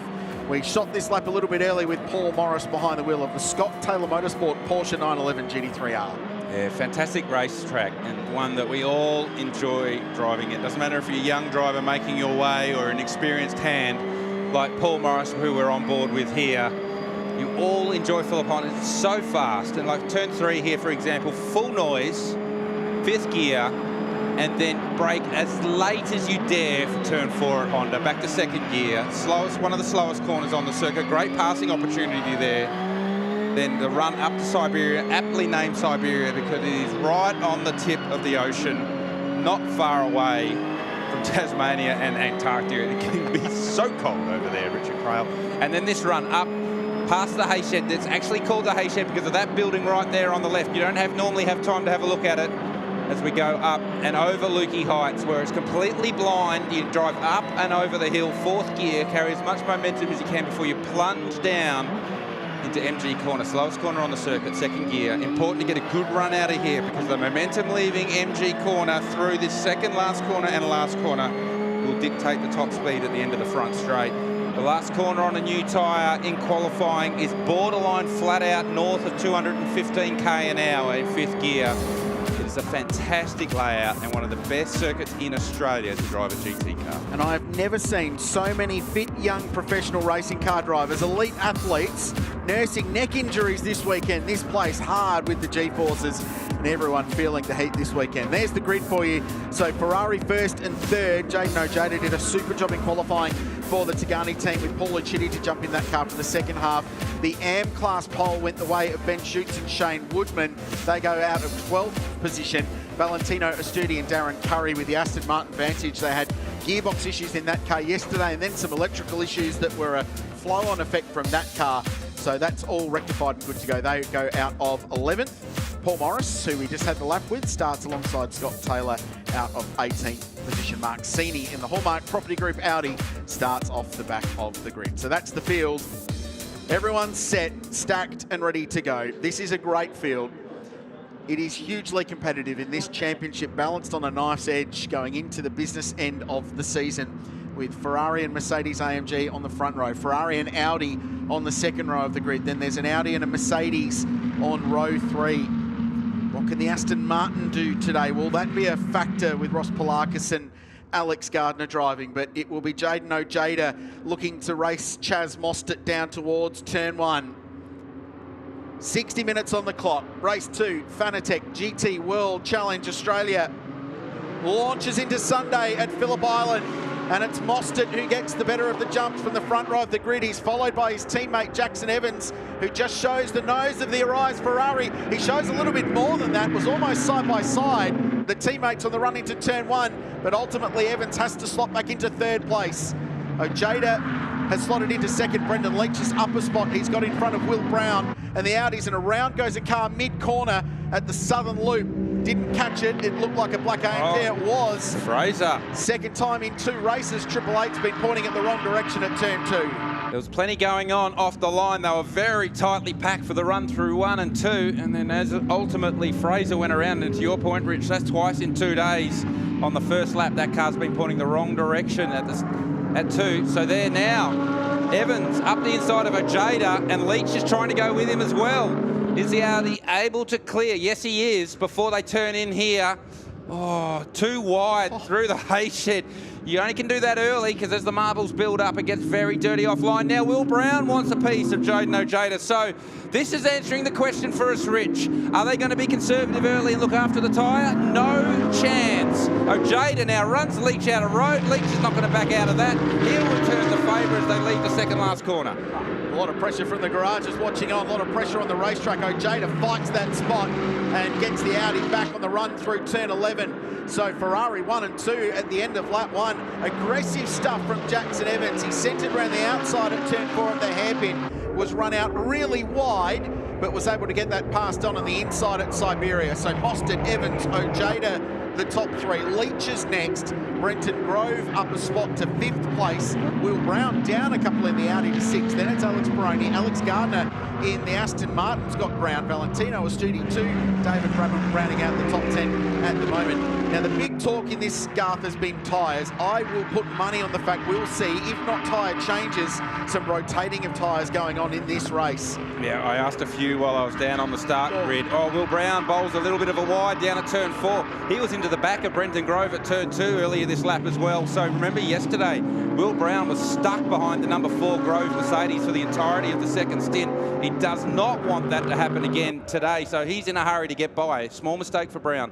But yeah, that was very cagey. All the team engineers and team managers were very cagey with me. They weren't telling me exactly what they were going to do, but I would expect particularly the mid and rear engine cars will, Leach, a massive moment over Lukey Heights, just gathers it up for MG. But I would expect that quite a few of these mid-engine cars, the Audis and Ferraris, will be changing tyres or moving them on the car, to your point, moving the outside tyre to the inside. Brown, a massive moment as well. The Audis are set up very nervous at the moment. Yeah, a couple of teams saying they've got a set of rears ready to go, so they'll put 2 rear tyres on. And part of the theory behind that is when your AM driver gets in the car, you want the fronts up to temperature so the thing will turn in. The rears will come up quicker anyway because they're abused so much here. Speaking of abuse, out wide, sliding is Jaden Ojeda in the battle for 3rd and 4th. And does that open the door for the ITM Audi to get through? It's a big wobble on the exit of the corner there for the Juice. The 2 Ferraris driving away. Now, pit stop times. 90-second mandatory pit stop window for the pro cars. It opens at the halfway point as Ojeda defends on the run down. Brendan Leach will commit around the outside. There's almost no doubt about that. He has been the human highlights reel this season, and he gets the pass done. Good job. You can get that done if you break deep enough around the Leach. Look at these cars moving around now. Ojeda, the contact. So a little bit of carbon fibre comes off the front of the Mercedes. Now they'll go side by side again through the hay shed. Oh, now there's actually significant damage to the rear of Leach's car, so that's going to lose some downforce, but more importantly, is it going to rub on the tyre? You can see the smoke coming from the rear of the number 7 Audi. There's plenty of energy in the start of this one, Richard Crail. Just checking the regs, it is an hour race, not 10 minutes. They didn't want to get a 0 somewhere. Wow, hey, GT3 sprint racing. This is what happens when you put all the pros in the field on fresh tyres and ready to go. Take a breath, because I feel like we need to. Evans, fastest lap of the race, still only at 27.1. So they are, although there's plenty of battling going on between cars, they are not lighting up the timing screen yet, bringing the tyre in more gently, and that's the way to do it. But the cars are now, Peroni massively wide into the gravel. Alex Gardner ranging up on the rear of him, but the amount of cars that we're seeing running wide at 1 before 2, I'm just checking the wind, it's the same direction as yesterday, same speed, so it's not like they're going faster down into turn 1, and that's catching them out. But we've seen Audis have moments down there, we've seen Mercedes have moments down there.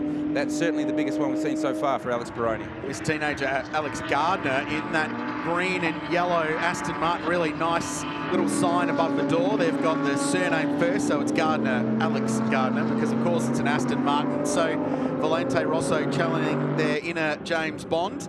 He's the reigning Radical champion in Australia, super fast young guy. I spoke to Josh Hunt, the team boss, last night, and he said, you know, ordinarily you'd be scared about handing over your brand new Aston Martin GT3 car to a teenager, but we just have no stress with him in the car. He's so sharp and very fast and very controlled. So this is another little moment coming on to Gardner Straight. Oh, some bodywork. So Brendan Leach shedding bodywork after that contact with Jaden Ojeda. One of the rear turn-up flaps that sit behind the rear wheel, right next to the rear diffuser. And there's Peroni, seriously wide.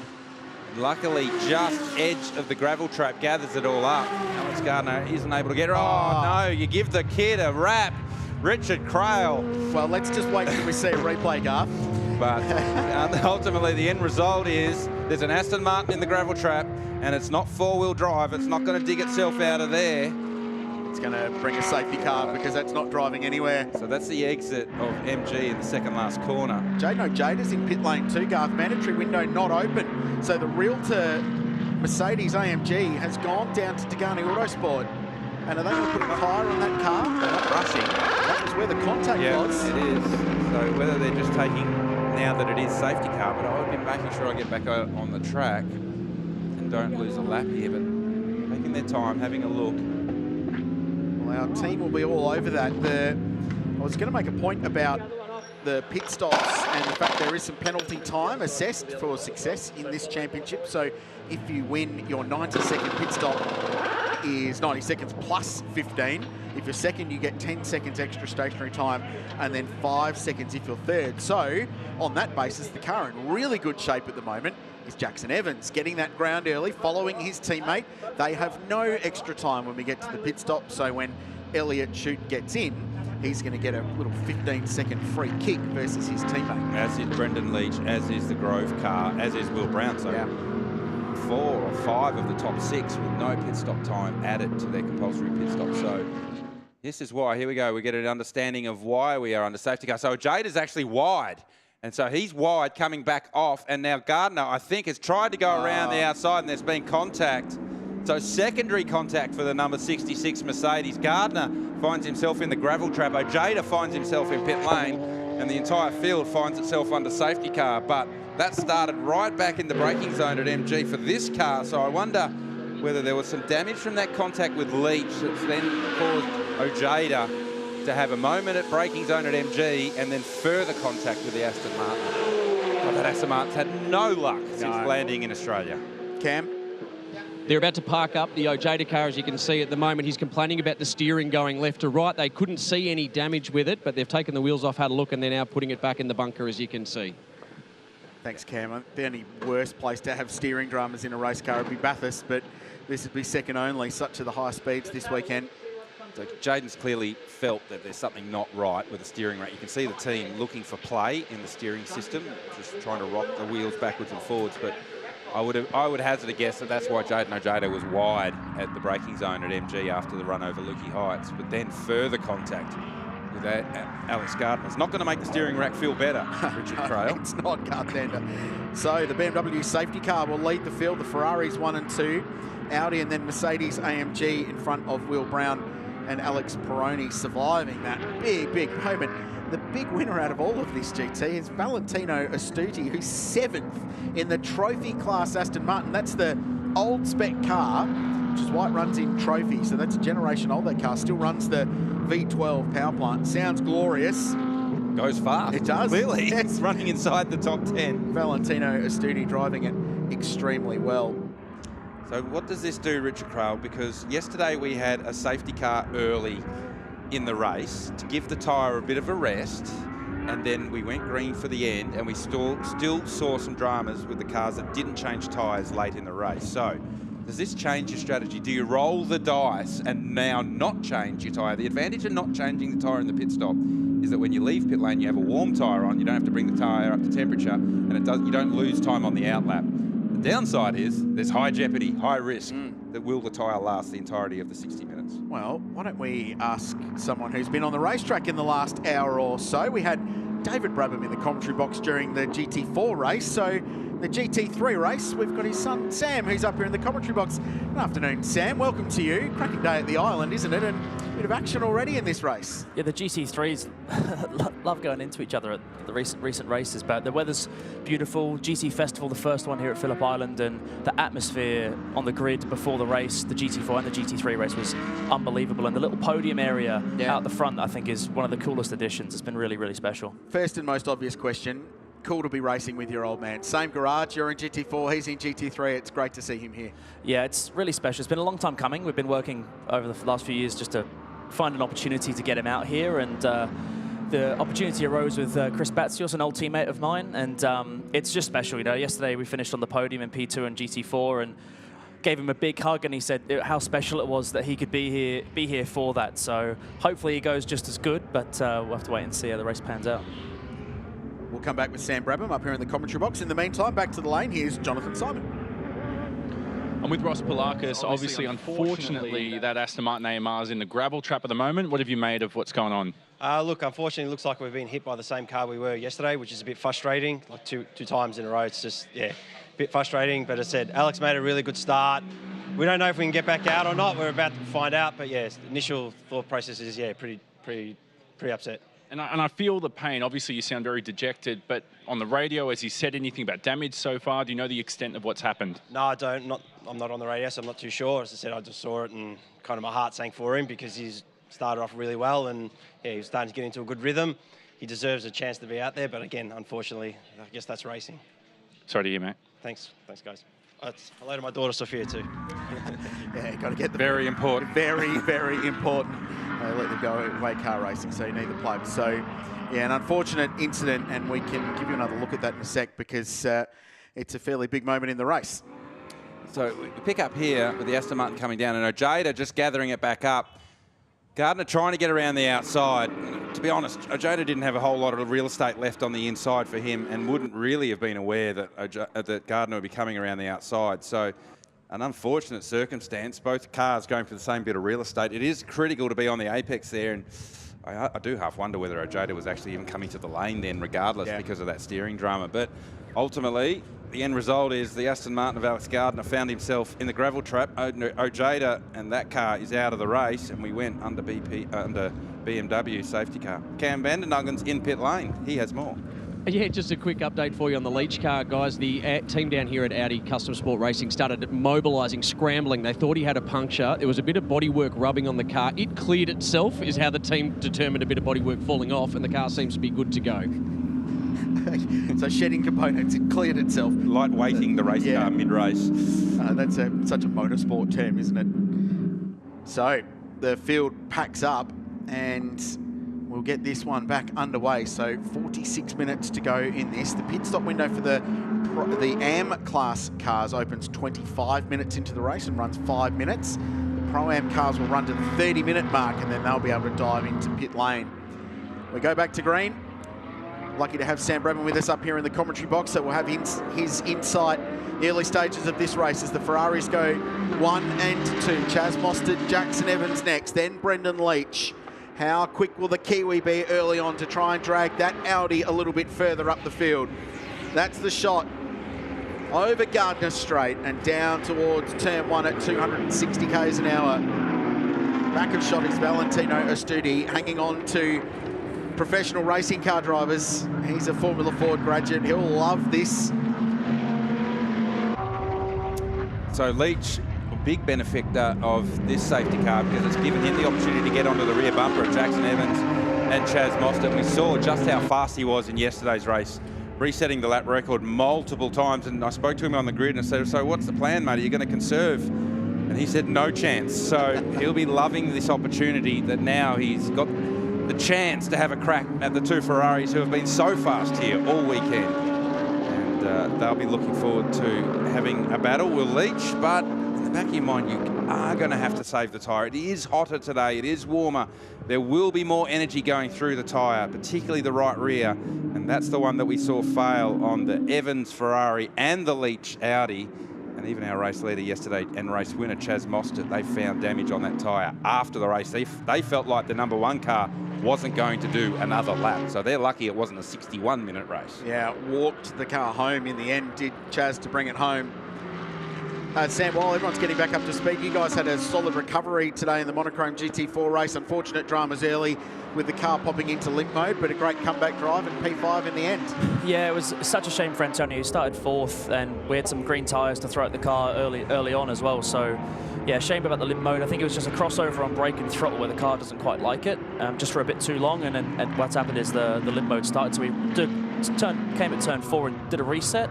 Car was fine afterwards, and we were just so hustled up. Towards the end, the tyre was starting to give up a little bit too much, but I loved every second of it. It's one of those, you've got nothing to lose, so you've got to give it everything and have a crack. Yeah, I noticed you actually set the fastest lap of your car on the last lap, so clearly the car was very, very strong. You felt comfortable. Yeah, I think at the time we were lapping faster than the leaders, and yesterday with the P2 we felt like we could really go and compete today, even with the 10-second pit stop penalty that we had from the success penalty. So it was one of those tricky ones. Towards the end, the front tyre particularly was struggling a lot. I was having to have a big lift into the last corner to try and get the thing to turn, but it's been awesome fun. And for Bailey and Rob, father and son, it's their first weekend racing together in the same car, and they managed to get a podium, which is really, really special for them. Yeah, you touched on that when we caught up earlier in the weekend, that it was a cool opportunity for them, but also for you and Antonio to drive together as well, which really made that car an outright contender. So is that something you're going to look at building on for the rest of the year? I think that's up to the boss, Rob, to be honest with you. I mean, like, we're really grateful that Rob's given us both the opportunity to race this year, because without him, we wouldn't be doing it. So we try to give everything we can to the boys and coach them to the level that we feel they can get to. But the chance to, Antonio's a really good mate of mine, and he's a really fast driver and someone that I thought, really deserved an opportunity at this level. And he, in recent races, he's really shown that. And yesterday he drove outstandingly to keep that BMW behind him for so long. Yeah, it was a mega race yesterday, that one between Bircher and Antonio. Now, we had your old man up here in the box during your race, and I asked him, how does David Brabham, the race car driver, go as being Sam Brabham's dad when you're racing? And he said, no, I'm really, really calm, and it's really, really enjoyable. It's really, really seemed like low heart rate. I would just like to get the alternative view on that, whether that's actually true. That is true, to be fair. I think when I first started, in karting, probably worse, because I was trying to figure myself out. And once I got into race cars, we had a couple of blow-ups, as you do with your dad every now and again. 1 minute he's telling you to clean your room, and then the next minute he's telling you how to drive faster through a corner. So sometimes that balance is a little bit tricky, but he's actually, I'm so lucky to have someone like him with his experience and his knowledge. And I feel that even with my coaching with other drivers like Bailey and Rob, how I can impart a lot of those principles and those things onto other people. And having him here this weekend's been pretty special. And before every time I get in the car, he just says, have fun, give it your best, and that's all. You're both in Mercedes AMGs, one GT3, one GT4, about 10 seconds a lap difference between them. But have you been able to compare notes about track conditions, about tyre life and things like that? A little bit.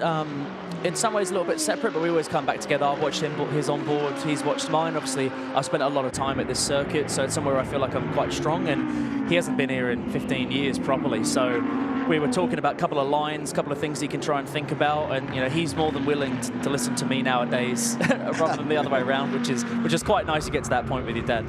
It's funny, he was saying, there's been a lot of chat this weekend about the grip level here at Phillip Island, how high it is. He was saying with all his experience, he's never driven on a track that has the grip like this anywhere in the world. So we're very fortunate to have this racetrack here in Australia and to enjoy it. But we often celebrate the GT3 cars about how exciting they are to drive as well. But it really looked like the GT4 cars. You could really get into it and hustle them, and they were moving around nicely, and they look like a fun car to drive. They're really fun, and I think the lack of downforce that the majority of them have actually helps, because you have to really wrestle the car and fight with it to get the speed out of the car. And with the surface change, our cars probably were doing a low 1 minute 38, and now we're in the 34s. We're 4 seconds a lap quicker just from a surface change, where corners that you thought maybe it's not flat, maybe it is, now just easy flat, you don't even think about it. So, and we're so lucky. I mean, this place is really special. The views, the way the circuit is, and just as well as everyone Garth, it's a special place to come racing and come and watch. Will Brown living the same story that he lived yesterday, which was being stuck behind a Mercedes AMG with a big Grove sticker on the rear bar, because he is harassing the back of Brenton Grove but unable to find his way past yet. They're fighting over 4th and 5th position. Alex Peroni tacked onto the back of them in the Team BRM entry. They've just gapped Valentino Astudi in that trophy class Aston, who's got David Brabham behind him. But this is the closest battle on the racetrack at the moment, 4th and 5th place. Mostert still leads, less than a second over Jackson Evans, his teammate from Arise Racing, and then Brendan Leach in 3rd. It's just dropped off the back slightly of those two Ferraris, but there's not a huge amount in it. And remember, they've got a little bit of a pit stop advantage coming their way when we get to the mandatory pit stops later on. On that, Sam, how do you factor that into the race? When you go into a race like you did today, where you had a 10-second extra mandatory pit stop time, how do you sit down when you're planning out your race and go, okay, How do we mitigate that? How do we work around it? How do we try and minimise that extra time you need to spend in the lane? It's a really tricky one because at the same time, at the start of the race, you want to try and make up as much time as possible and try and gap potentially those cars that are going to be behind you or the cars ahead of you that are going to have a little bit less time in a pit stop. But that also takes tyre life away. It can also, especially with the GT3s this weekend, potentially cause issues later in the race. So it's a real balancing act. And I think once that second driver hops in the car, that's when the game changes, where you know where you sit towards the end of the race and you can go, right, we know where our gap is.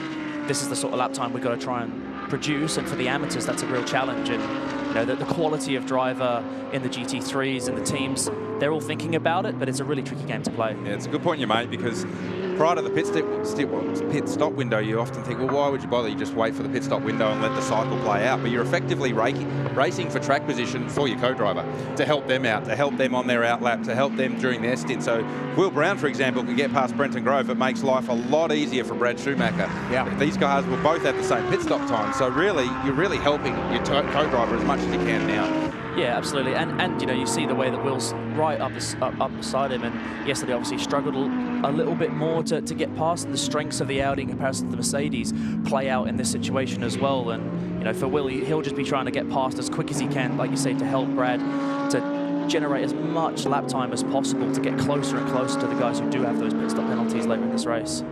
The results don't show on paper what Brad Schumacher went through here at the start of the season, because he and Tim Miles had a remarkable race for a very, very long time, and then he ultimately dropped back to third position at the end of that race that Miles and Brendan Leach had a win here. It was race 2 of the championship, but it was awesome stuff. So Brad is as feisty and competitive as anybody. The unofficial mayor of Bathurst was out last night at dinner with the unofficial mayor of Orange as well, as he just sticks the nose up the inside. So I don't know who's running the Central West of New South Wales at the moment. Exactly, who's running the Central West? Both the mayors are here racing race cars around Phillip Island. But just had a little look there, Garth, didn't he, at turn 11? Yeah, so what Will's trying to do there is he's trying to keep the front of the car in clear air. So by Brenda Grove being out nice and wide and swinging for a late apex, Will's taking the opportunity to get as much air on that front splitter in the front of the car as he can, because that will generate downforce, front downforce for Will Brown to enable him to be closer to the car on exit. Ultimately, you do find in the middle of the corner, you will follow the car directly and you lose a bit of front, but the more front turning you can do early in the corner, that's why Will Brown is always looking to the inside. It's not for a pass, it's just trying to get more downforce in the front of the car. And we do talk about Brenton being the part-time racing car driver now, but it's worth keeping in mind that he and Will Brown raced each other in open wheelies in Australian Formula 4, and then were basically on a similar sort of pathway up through the junior category ranks. Brenton went into Porsche Sprint Challenge and then into Super 2, and then elected to follow the business pathway. So he's an accomplished racing car driver and doing a great job, as you touched on earlier, Garth, leading the current leader of the Supercars Championship. So this is a good tick in the box for Brenton. Yeah, it was great to have a chat with them both on the grid prior to the race, because they were literally joking about it. So I was, hey, you two don't leave, I want to talk about this on TV. And they were great to spend some time with us. But yeah, to your point, I mean, they both were on the same career trajectory. And Will Brown has gone on with the racing car driver thing to lead the Supercars Championship. So there was a fair bit of pride at stake between the two of them, because, you know, you often look, when you're a race car driver, you look across at someone like Brenton who's gone into the business world and has been very, very successful at it, and you go, oh, maybe I should have done that. And Brenton's looking at Will Brown going, oh, maybe I should have stayed and been a race car driver. Ultimately, they find themselves on the racetrack together and they're not going to let each other pass. It's as simple as that. Will had an unfortunate start to his weekend where he was driving to the airport in Brisbane and realised he booked a flight to Melbourne Avalon instead of Melbourne Tullamarine. So he should probably stick to flying his own plane to the races, I think, young William. Or get someone else to book his travel. Yeah, or that's probably the safe thing, get someone else to book your travel. But surely when you're leading the Supercars Championship, you can afford to get someone to manage your travel for you.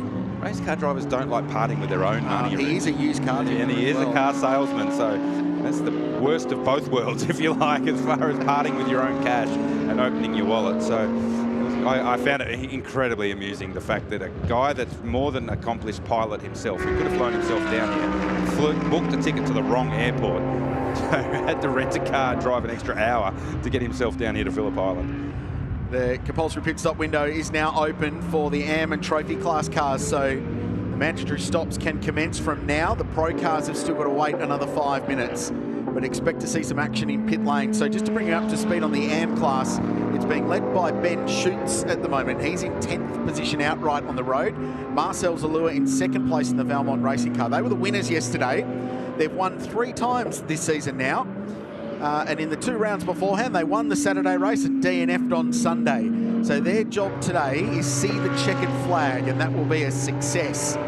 And 3rd in class is Ash Samadi. 4th, Mike Sheargold with Garth Walden. They're the championship leaders in the AM class. I spoke to Marcel as he literally walked off the podium after yesterday's race win. I said, oh, good job, well done.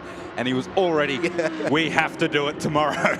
So no time to celebrate Saturday's race win. It was all about making sure they have some form of result today. So great to see even in the AM class just how competitive it is and just how much it means.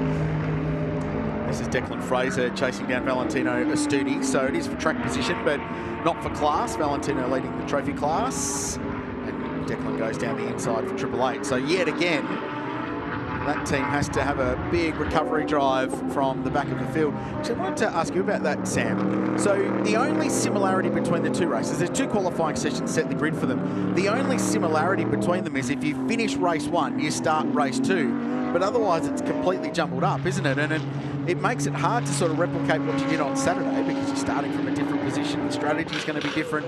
Makes it hard to sort of plan ahead. Yeah, absolutely. I think the consistency you get in a sort of a single driver race in comparison to the 2 driver where the qualifyings are different, the race times are different from the pit stop windows, and obviously where you finish, you're going to end up getting success penalties as well. It really jumbles it up, and particularly with the guys in the AM class, they've got to choose maybe their better driver for the second race that we're in now. But then to try and that second driver, as you can see some pit stops happening now on the Honduras car, just to try and then build that second driver into the race and manage those gaps is really important. You spoke earlier, Sam, you're not really sure what happens even for the next round, whether you get another crack with young Astudi in the GT4 cast, but ultimately, where would you like to get to? You've done some GT3 stuff, you've done some GT4 stuff. Where does Sam Brabham want to be racing more often? To be honest with you, I'm sort of at the point in my career where for the first time, I'm not having to find money to go racing, and if I can continue to do that and stay in this sport for the long term. But for me personally, it's also about building the blocks for the Brabham family and the Brabham name as well here in Australia. So I really want to try and make the most of that opportunity we have from a business perspective, a little bit more so than just being a racing driver, because I think it's important, particularly with, like I said, the opportunity over here with the name. What it means is there's a high ceiling, I think, for what we can do. I want to open it up that a little bit more, because people might think, well, you got the surname Brabham, your grandfather was a world champion, your father David's a highly successful sports car driver. Surely it's easy for you. I mean, you just walk in a door and someone gives you a whole bag of money and you go racing, but it's certainly not the case. No, I wish that'd be nice. I mean, sometimes I speak about this a lot with lots of different people, and for me personally, I moved from the UK to Australia because I wasn't doing any racing,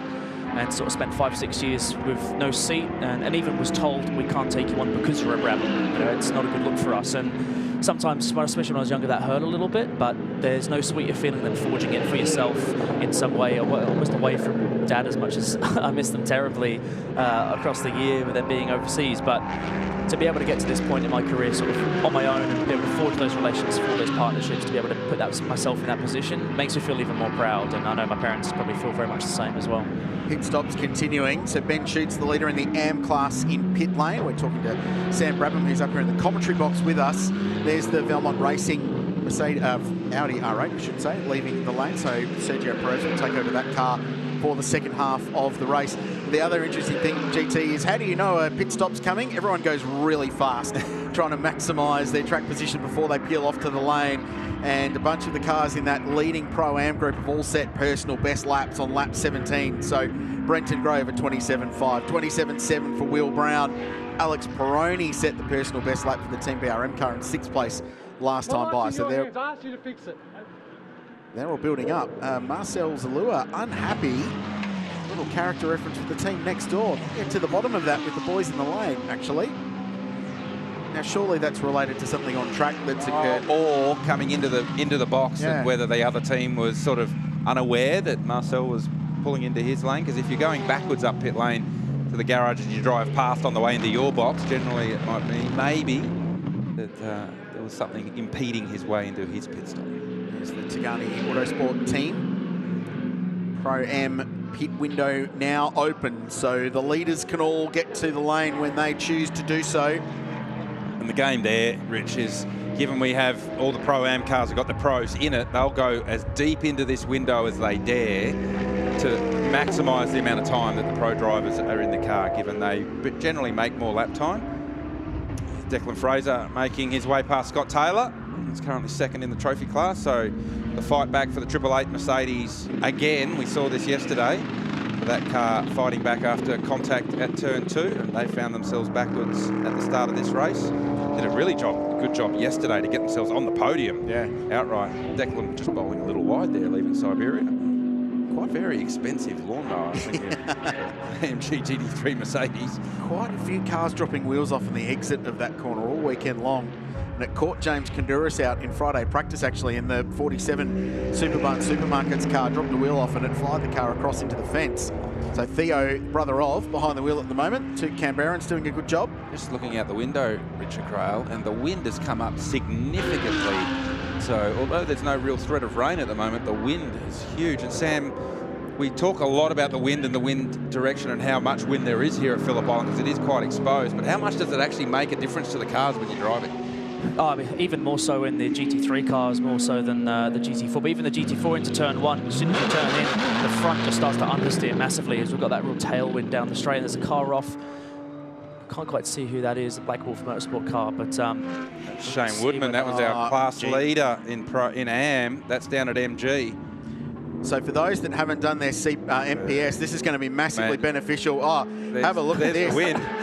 So that's the wind. Our officials at the end of Don't worry about understeer at turn 1, Sam Brabham. They've lost all the grid sheets. Someone needs a clipboard for those. That might be a little bit safer. You're going to get a bit of reflex under your front tyre. So what's happening now, given that the window is open for all the Pro-Am cars, is they're trying to get back to pit lane before any potential safety car might come out. Well, at Queensland, too late. At Queensland Raceway, they did stop under yellow, so they let it play out because the sequence was already underway. So there's really no way you can play that out without letting them in. But I would bet you every single car will be in the lane right now. I can see that. I can see it. They're all peeling off. So Mostert is in.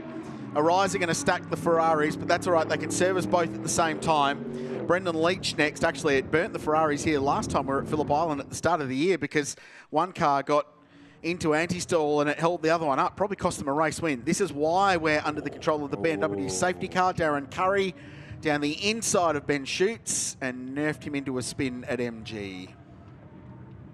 Side will be the argument that each party will have. Is it side or rear? So I would imagine that the 16 crew will say, no, you got me in the rear. And the 38 crew, or Darren Curry at the wheel, will say, no, I was up the inside. And that is the eternal argument over incidents like that. And thankfully, we have Motorsport Australia Race Control and Craig Baird to deal with that stuff. And Richard Crail and Garth Tander don't have to. I was going to say, you have become such a diplomat. Oh, you learn early in your television career that you don't apportion blame. You let someone else do that.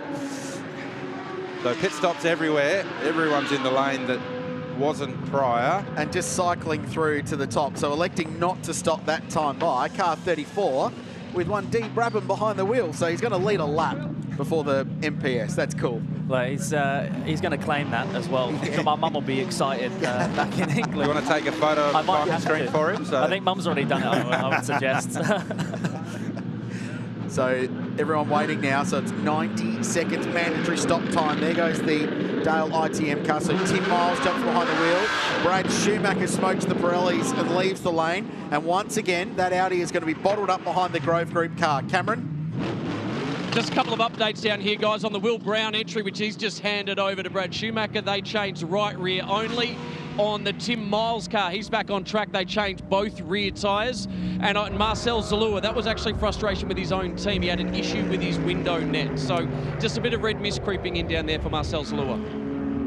Yeah, and it's actually cost them a little bit of track position, Cam, as well. Thank you. So a longer stop for the 44 car. They spent 2 minutes in pit lane. They lost 25 seconds relative to their nearest rivals. And this safety car has been very good for them. Well, is that the Sunday curse hitting the 44 again? Thankfully, they've got a bit of time to catch back up.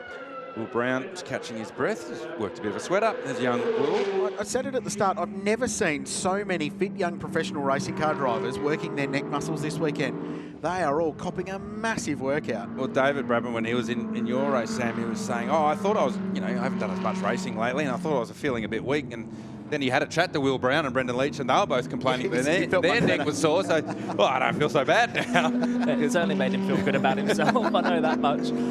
But it is such high load, and it's the run onto the front straight where you come out of MG around the second last corner onto the front straight. I remember when I was racing the Audi here, you'd often just rest your head against the seat and not take any load out of your neck. So it works so hard, your body, around Phillip Island. Let's hear more from Cam in pit lane. Well, I actually thought I'd grab two of those young drivers you were talking about. Garth Tander saying just how physical this track is with the grip at the moment. It's a bit of hard work out there, Will Brown. Yeah, it's really fast out there through turn one. You really feel it. Your neck goes against the side of the seat. But no, it was great to be out there. It was pretty loose then, though, that's for sure. Did I see a right rear change, only the one tyre? Yeah, I could hear it again like yesterday when I slowed down. Just something sounded funny in the right rear, so we thought we'd change a tyre, which we planned to do anyway. All right, and I got Brenton Leach as well, mate. We've got a bit worried there. Looked like you might come in. Did you think you have a puncture early on in that one due to contact? Yeah, it was a bit of a shame. Jade and I had a nice battle there, and I'm not sure what happened to him in the end there. Maybe something from it, but yeah, everything seemed okay in the end. But after that, I was just being super cautious and completely staying off the curbs and just staying with the front guys. And I wanted to give Tim the best opportunity possible so he can absolutely, go for it now, and let's see where we end up. And to Garth's point just a minute ago, neck got a fair workout, I'd imagine? Yeah, it did. I need a day in a Formula 3 car, I think, to get this thing back up to scratch around here. Yeah. All right, mate, good luck. Thank you. Yeah, thanks, Cam. Brendan rushes off to Tullamarine tonight and jumps on a plane to Austria because he's got a 2-day Lambo Super Trofeo test coming up this week. So the life of a professional international GT superstar. But he's done what he needed to do. He's put that car second. So on the corrected order, Lego Man's here. The corrected order, it will be Elliott Shute leading the race in the number 8 Arise Racing Ferrari. Tim Miles second, Stephen Grove third, Brad Schumacher fourth. And that extra 15 seconds has dropped Liam Talbot, the race leader. Chaz Mostert led early, back to 5th place. Jonathan.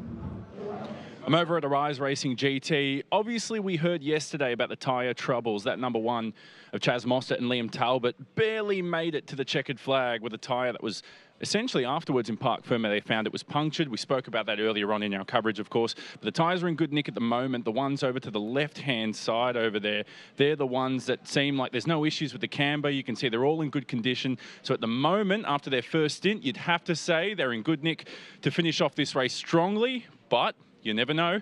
Maybe with the overnight adjustments, they're probably in better nick compared to yesterday.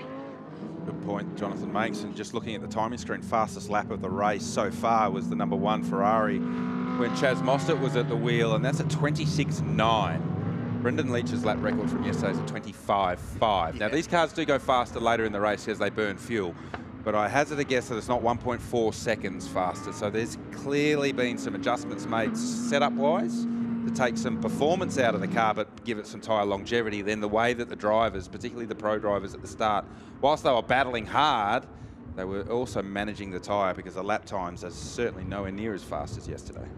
So the BMW safety car, the actual race leader will be Elliott Shute, but just the way the stops have occurred with the safety car timing, they haven't actually picked up the leader. So they've picked up Paul Stokel in the OnlyFans number 181 car, who's very, very fast. So they'll get a wave by on that, get those cars around, and then pick up car number 8. The young West Aussie, Elliott Shute, who's another to come out of Radical Cup competition from the West. Actually won a driver search program that Arise Racing ran a couple of years ago and popped onto the scene and has been very quick in the Radicals ever since, very competitive, and shifted into the GT program this year alongside Jackson Evans. And then Tim Miles is going to be second and Stephen Grove third. So a heap of experience at the pointy end of this field. Brad Schumacher and Liam Talbot, a champion in the category among them. And this will be a proper sprint race to the end. And this has been quite a lengthy recovery because they've had to put the Black Wolf Mercedes AMG on the truck. So for whatever reason, they haven't been able to flat toe that car back to the lane. So all this is doing is just setting up even more intensity at the end of the race with now less than 20 minutes to go. It will be the case, and to your point, Rich, once they've cleared the number 16 Black Wolf AMG Mercedes from MG corner and get that out of the way. They'll likely wave these first 4 or 5 cars through and pick up Elliott Shute as the race leader prior to the restart, so that we have a nice clean restart with the leaders at the front of the field, so they're able to battle it out. So the 3 cars at the front, or the 4 cars at the front, are the 4 cars that did not have any additional compensation time after yesterday's race. The 1 car of Talbot and Mostert, currently 5th, so from the lead back to 5th with that additional 15 seconds. Rosser and Peroni, they were 2nd. They find themselves yesterday, they find themselves down in 6th. And Peter Hackett and Declan Fraser, who are continuing to fight back, they actually find themselves 7th, 3rd of the cars that had the compensation time from yesterday's race. So just a little bit of housekeeping. Car number 8 is yet to win this season, so their best result was 2nd in the opening race of the year. It was a 1-2 for the Arise Racing team. They've had a couple of podiums since then, but their last 3 races, 4th, 6th and 9th. So they've been looking for a result, and they're one of the few in the top half a dozen in the championship yet to win a race this year. We've had, this is the 8th race in the championship. We've had 6 different race winners this season. It's been pretty remarkable. So we're getting closer to a restart now. Through all the pit stop stuff, Ash Samadhi has worked his way to the front in the AM class. So Ash is a race winner this year back at Phillip Island, so it was race 2 of the championship. So he's now been waved by as well. But he's going to have Theo Konduras locked up behind him in the Superbarn car yet to win in the AM class this season. They're both going to have to deal with Garth Walden though, who is one of the quickest AM drivers in the country and is back in 3rd place in car 45, and that is the 3rd car in that queue. Yeah, I feel like there's a bit of that'll take place. One in the AM class, to your point, Rich, with Garth Walden trying to make his way back to the front and get past Konduras and Samadhi. But then also you have Brad Schumacher, Liam Talbot and Mark Rosser, and they were the 3 fastest of the AM combinations in the Pro-Am class at the start of yesterday's race. So they'll be looking forward to going forwards once we go green again. Still 17.5 minutes left in this one, and I can see from our vantage point that the number 16 Black Wolf Motorsport car has been collected and is headed back to pit lane, so shame for that team. They were actually leading AM class prior to the pit stop window and outside of the pit stop window. So shame for that team to not go on, and they're actually getting taken off the track now. So hopefully we're not far away from going green. Sam, how do you get yourself in a headspace for a race restart like this when there's going to be 15 minutes on the clock and a fair amount to play out in a short space of time? It's a tricky one. You've got to just focus up, make sure the tyre temp, brake temp's up as high as you can get it before those safety car lights go out. And there's actually a fair bit of distance from Hayshed pretty much all the way to the main straight, and it will depend on how that leader decides when to go as well, because yesterday we had a safety car in our race when I was in the car, and the leader went pretty much at the control line. And I was kind of thinking to myself, I really need to get more temp in the tyres, but it kind of changes the profile of how you can attack the corner, but you just got to try and hustle up. And particularly for someone like Talbot in 5th, when Schumacher probably feel like they might be quicker than some of the cars ahead of them, they're going to be just eyes forwards and trying to hustle up as much as they can to get past those cars and gain those positions. Just had something pop up on our timing screen, Garth. Car 4, which is the Grove car, has had a warning for pit entry line speed. It's rare you get a warning and not get a penalty. It's very, very rare that you get warned. It's not like you're coming in again, so it's not like you have to be extra careful next time. Being benevolent downstairs. I have not seen that one popped up before. So car 4 is Brenton and Stephen Grove in their Grove Racing AMG Mercedes, currently 3rd. So they're on alert for next time that car comes to pit lane, which, all going well, will be the end of the race.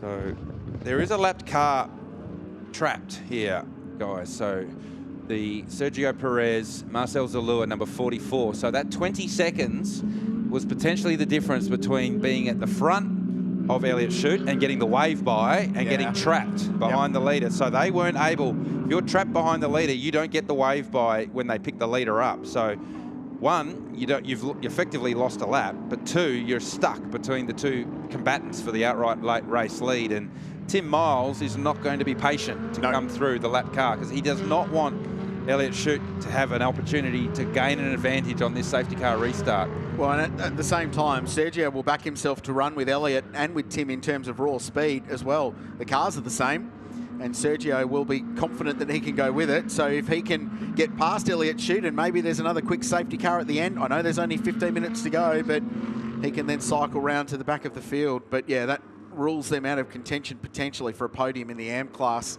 barring any dramas for the other competitors. So the light's still on the safety car. Should be one more lap. The Mercedes has been recovered from MG corner, and we'll get this one back underway. And this, every lap behind the safety car is one less lap that Elliott Shute has to deal with an angry field trying to work their way through for a race win, and confirmation that the safety car will come in this lap. You don't be all glass half empty, Richard Craill. No, I'm a glass half full kind of guy. It's less opportunity for Elliott Shute to extend the lead. So you've got to think more glass half full, Richard Craill. And that certainly, as race car drivers, you'll always back yourself in to be able to do that. I've seen enough of Elliott's racing to know he's capable. One Mate Radical Racing is very competitive. He's done a good job. In fact, last year went wheel to wheel with Alex Gardner, who won the championship. And Alex has been pretty talented in that Aston Martin this weekend. All right, call it. Who's your money on? Come on. Based on what we saw at the start of this race when the pros were in the car and they all went crazy and ran into each other, there's no chance, with the intensity level being even higher now and different drivers being in the car after an extended safety car period of time, that I think that it's going to stay like this. There is going to be something is going to go down in the 13.5 minutes that we have left in race 2 today. Good non-answer. Thank you, Sam. I probably agree, to be fair. I think it's He's so picking up this commentary last yeah, quickly. First time. Let me know how I'm going. I'd say the same. I think Schumacher and Talbot are going to be big to watch here. They're two guys that are super, super fast amateurs, almost at the level of quite a lot of pros. So how they manage to get through a track that's not necessarily the best for overtaking in a lot of areas, but the likes of Turn 4 and MG will be the real big areas to watch for, particularly at the restart. If they can get a good run on the cars ahead of them, then it's going to be pretty dicey, as we see the Batsios Harold's car we've handed over from Dad. Hopefully he can get a good run and keep improving on what he's been doing as well. Yeah, 8th position at the moment. Solid run from that team, and actually staying out did get them a little bit of track position. So the way the safety car fell for them, they stayed out that one lap, led a lap, and that has got them a little bit of gain through that whole process. So Chris Batsios will be up against Paul Stokel for position. So triple Australian Drivers Champion right behind him, but that'll be a great challenge for Chris. There is the Harold's car just coming past with the Audi just behind. So the scene is set, and we joked at the start that it felt like a sprint race. Well, it is now, because there's 12 minutes to go, and the BMW safety car will go to pit lane, and young Elliott Shute from West Australia, who, having taken over from Jackson Evans, finds himself leading in front of a very, very competitive field. That's the shot and the view from the Audi Custom Sport Racing, Lee Stimation Engineering, the cars down there. Elliott goes early. That answers the first part of the question. The exit of the final corner, we're back to racing at the island with 11 minutes and 40 seconds on the clock. Shute, Miles immediately attacks and gets down the inside of the car that's out of position, Sergio Perez for Valmont Racing. So Miles needs to get after Elliott Shute and battle for the win. Stephen Grove is third in the Grove Hire car. Then back to Brad Schumacher. Mark Sini in the Hallmark car is out of position. He's an AM class car, he's 15th on the road and needs to be cleared by these guys. This is for position. Liam Talbot on Brad Schumacher, 1 and 2 in the championship. That is crucial from a points point of view. Remember, we're playing the long game here from a title point of view as well.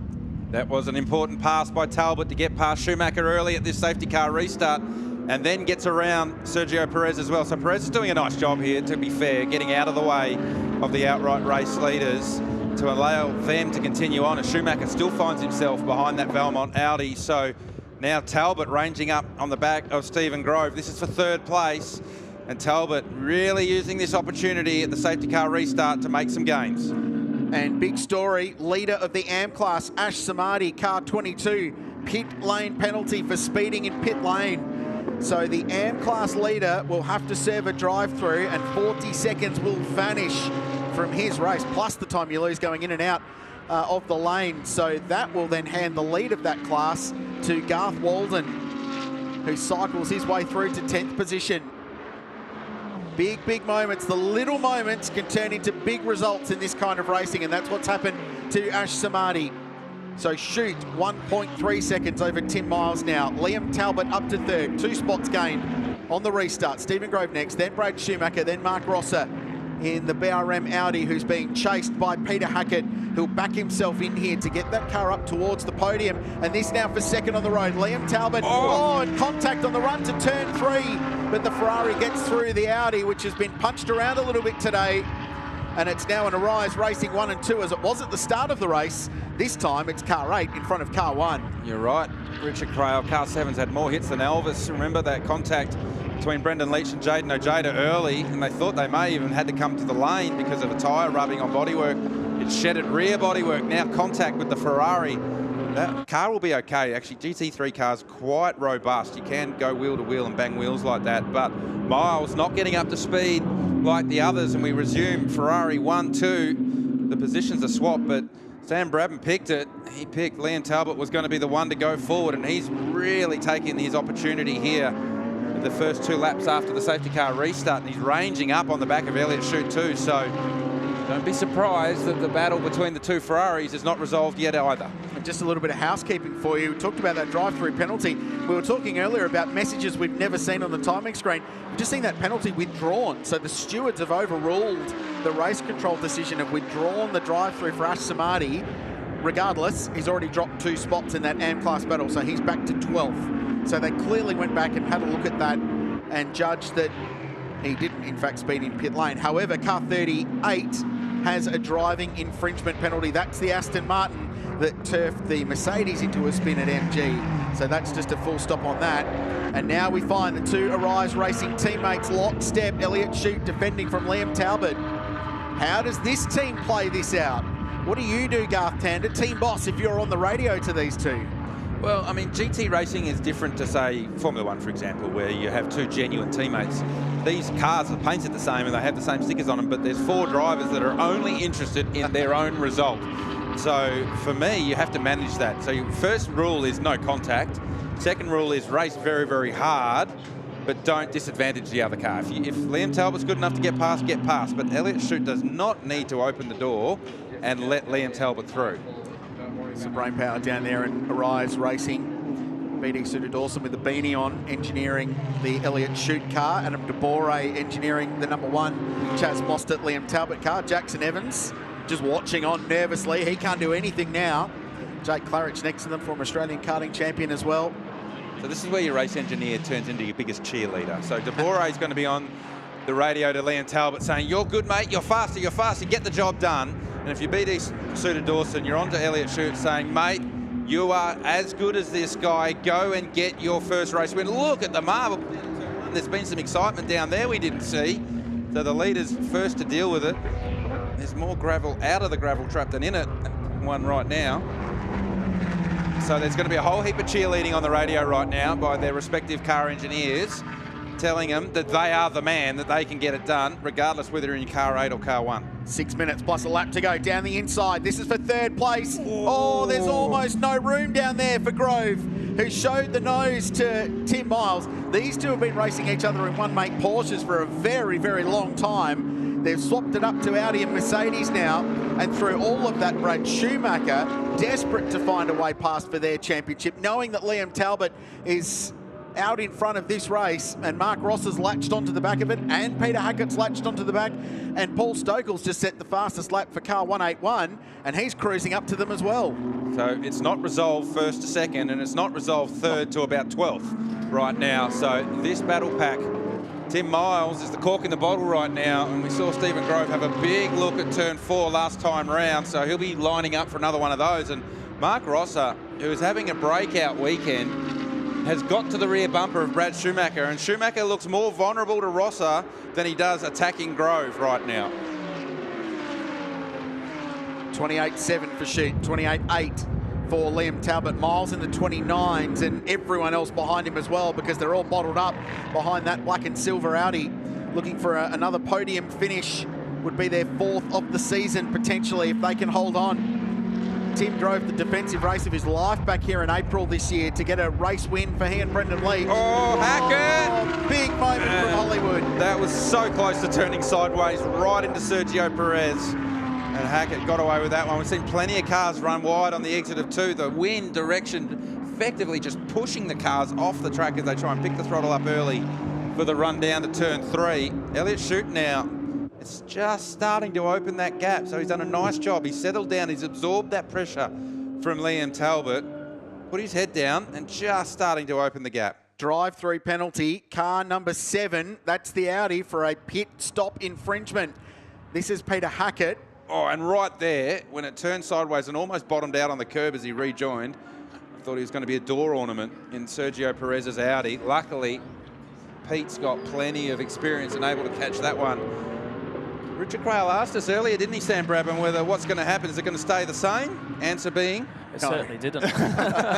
It certainly didn't. I mean, the drive-through for Miles, potentially, we're not sure what that's for at the moment, but could shift this battle between Grove and Schumacher, particularly that last podium spot as well. And it's interesting to see where Talbot's he's probably just assessing at the moment. 4 minutes left. He hasn't got a huge amount of time to finish this race and get ahead for the lead. So Schute's going to have to really push hard to try and keep Liam behind him, and you can see him starting to close up a little bit through a couple of those sectors, but they're doing very similar lap times that last lap, almost identical. And just an update from race control, the penalty for car 7, the engine on and the wheels were spinning while the car was stopped in the lane. So up in the jacks. Did a tyre change on that car, so that's added another degree of difficulty to the pit stop that doesn't often happen in GT racing. So as a result of car 7 changing tyres and maybe the clutch not engaging properly, that's got an automatic clutch in the Audi effectively. So whether there's some wear in the clutch and that was turning, but it's caught car 7 out, they will have to serve a drive-through penalty. The iron hand of justice busy at the moment because car 44's just got a pit lane speed penalty. So that's the Sergio Perez Audi. So their Sunday curse continues. Have a look at this. Miles is going to get to pit lane soon. Everyone bottled up behind it. Paul Stokel's been the one to watch in all of this because the OnlyFans Audi has been blazing a path through and he's got himself up to 7th place. Oh, so Miles didn't come this lap. So Stephen Grove, the call would have gone to Stephen Grove. You don't need to pass that car. They have a penalty. But he probably wants to pass that car just so he can get on with it. Yeah. So he can get away from this pack behind. So have a look at this. So Stokel with a great run. Ross is in there as well. The Audi R8 Cup. And around the outside, Mark Rosser. Big commitment to do that. Look, they're 2 by 2 down there at turn 2. Everyone caught up behind the Aston, which has just come out of the lane. Brad Schumacher all the way down the outside, but too wide. It's so dirty offline. He's just going to hang on to it, though. Ross is buying into this. Stokel's actually lost a spot through all of that. They're still boxing on. Grove's still trying to attack the Miles car. The Aston now getting out of the way down at the hairpin. Ross is struggling to hang on to his thing. It was dancing around under brakes. Darren Curry. Oh, a big moment again, the Merc. This has been a tough race for Peter Hackett. Dan Curry is just like, what is this lot on? Just let me get out of pit lane and get on with my race, thank you. But ultimately gets through Hackett again. Man, that Triple Eight car's had some excitement in both races over the course of this weekend. So, up over Lukey Heights again. You can see they've been defending every lap over here. So Miles defends, Grove defends, Rosser half defends. Stokel's going to try and go all the way around the outside. Now this lap, does Tim Miles come to pit lane? Rosser now looking racy. Schumacher was going to have a look up the inside. Now Miles has come to the lane again. Remember yesterday, this car had radio issues. Brendan Leach didn't get told to manage the tyre. They had a tyre failure. Have they got radio issues again in the 7? Because that, from my count, has been 3 laps. So that car has gone past pit entry. Yeah, and sure as anything, Tim Miles is not looking at the flag stand at the start-finish straight because his rear-view mirror is filled with an angry... Schumacher's gone! Wow, turn 1. Stokel off the road. Hackett avoids it. Everyone takes evasive action. Garth Walden squeezes through. That is a massive moment from a championship point of view and a race point of view as well.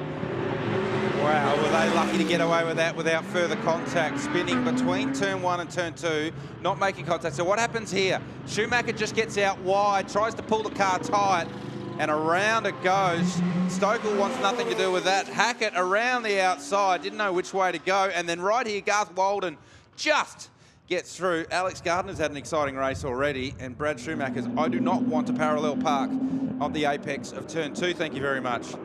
Take a breath. We're going again. Lukey Heights. Tim Miles leads Stephen Grove. Mark Rosser. And then a big gap now with Schumacher out of this pack. Back to Paul Stokel. Defend. Attack for Rosser. they're a real shot at a podium here, the ACMF car.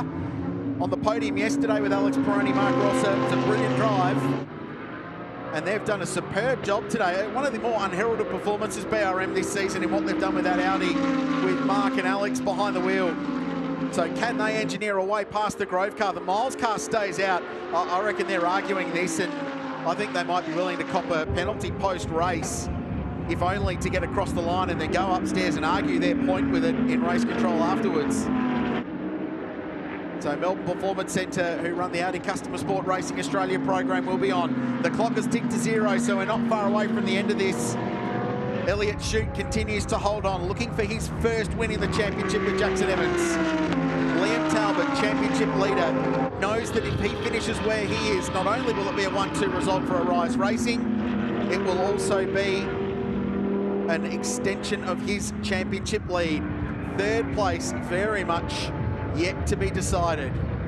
So there's a notice board amongst all the race control and the teams and SRO, and it's lit up by all the teams saying, well, isn't car 7 meant to serve a drive-through penalty? Melbourne Performance Centre have asked, we have requested clarification. Now the Aston Martin again finds itself in the gravel, this time on the exit of Siberia. It won't matter because the checkered flag will fly. And what a performance for Arise Racing. They've come back to Phillip Island. It's a 1-2 result and a first win for Elliott Shute and Jackson Evans.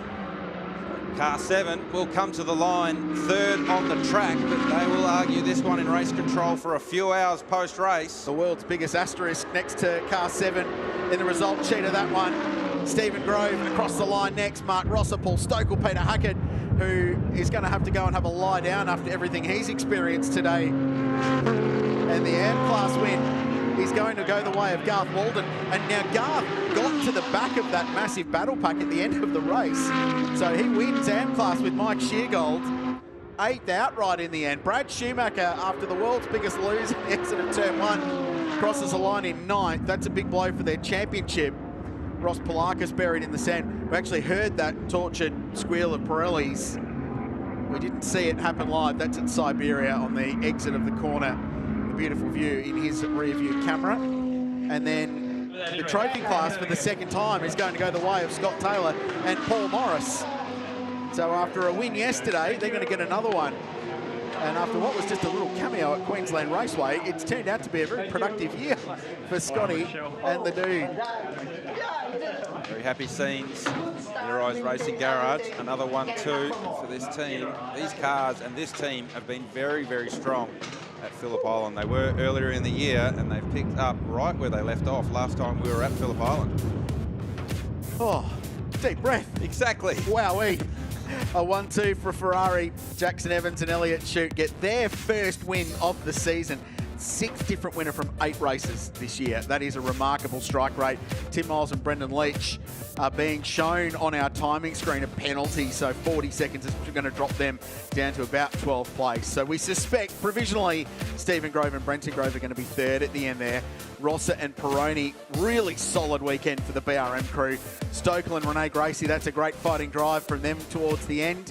AM class victory goes the way of Garth Walden and Mike Sheargold. Well done to them. Brad Schumacher will be ruining that big, big moment. And second in AM will be Theo and James Kandura. So consistent run from the Canberrans. Ash Samadi slipped to 3rd at the end there, but another podium for him. And then Scott Taylor and Paul Morris round out the winners in the trophy class.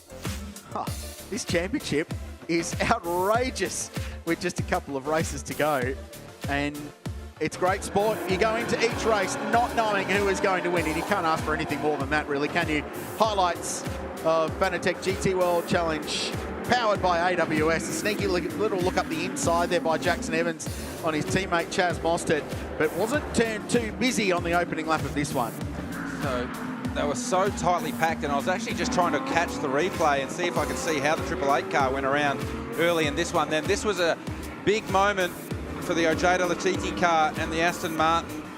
They went around. Ojeda already had steering drama with contact with the back of Brendan Leach. And then unfortunately, the Aston Martin got caught and went around. That brought out the safety car, bunched the field up, and they went to war again at the front of the field. Pro drivers still aboard the cars at this stage. Unfortunately, contact between the Aston Martin of Darren Curry and Shane Woodman, which was leading the Pro-Am class at that stage, or the Am class at that stage, brought out the safety car again. Leaders pitted and took their compulsory pit stops. Race control let them achieve that under this safety car. That bunched the field right up, and then it got real exciting for the run home. The Am drivers left to do the job with what turned out to be a 14-minute sprint race. And you could say it delivered, I think. They worked their way past the Valmont racing car pretty quickly. Tim Miles was running second there. Gobbled up by Liam Talbot, championship leader in car number 1, to set up that 1-2 for Arise Racing.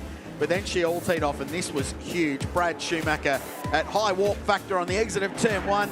Paul Stoker was off in the gravel trap as well. Peter Hackett, for about the 15th time today, taking evasive action from someone else's drama.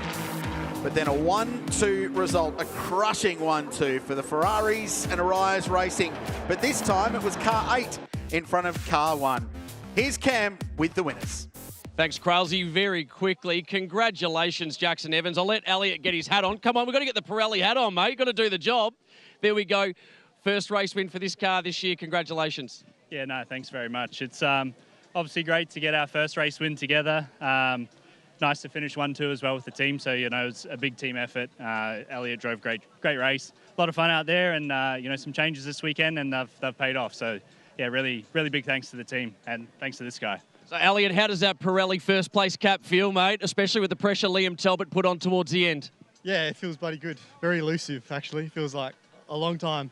But, yeah, thanks to Jackson, who did all the work, and I kind of just held on at the end. And thanks to the team for putting this together in what's a blink of an eye. So it's been awesome. I was just going to say very quickly, take us through that. When you looked in the mirrors and saw Liam Talbot all over the back, what were the thoughts? Not again. Yeah, it's, you know, when he's got his lights on in the back, it's always pretty daunting, but I was just trying to keep my eyes forward.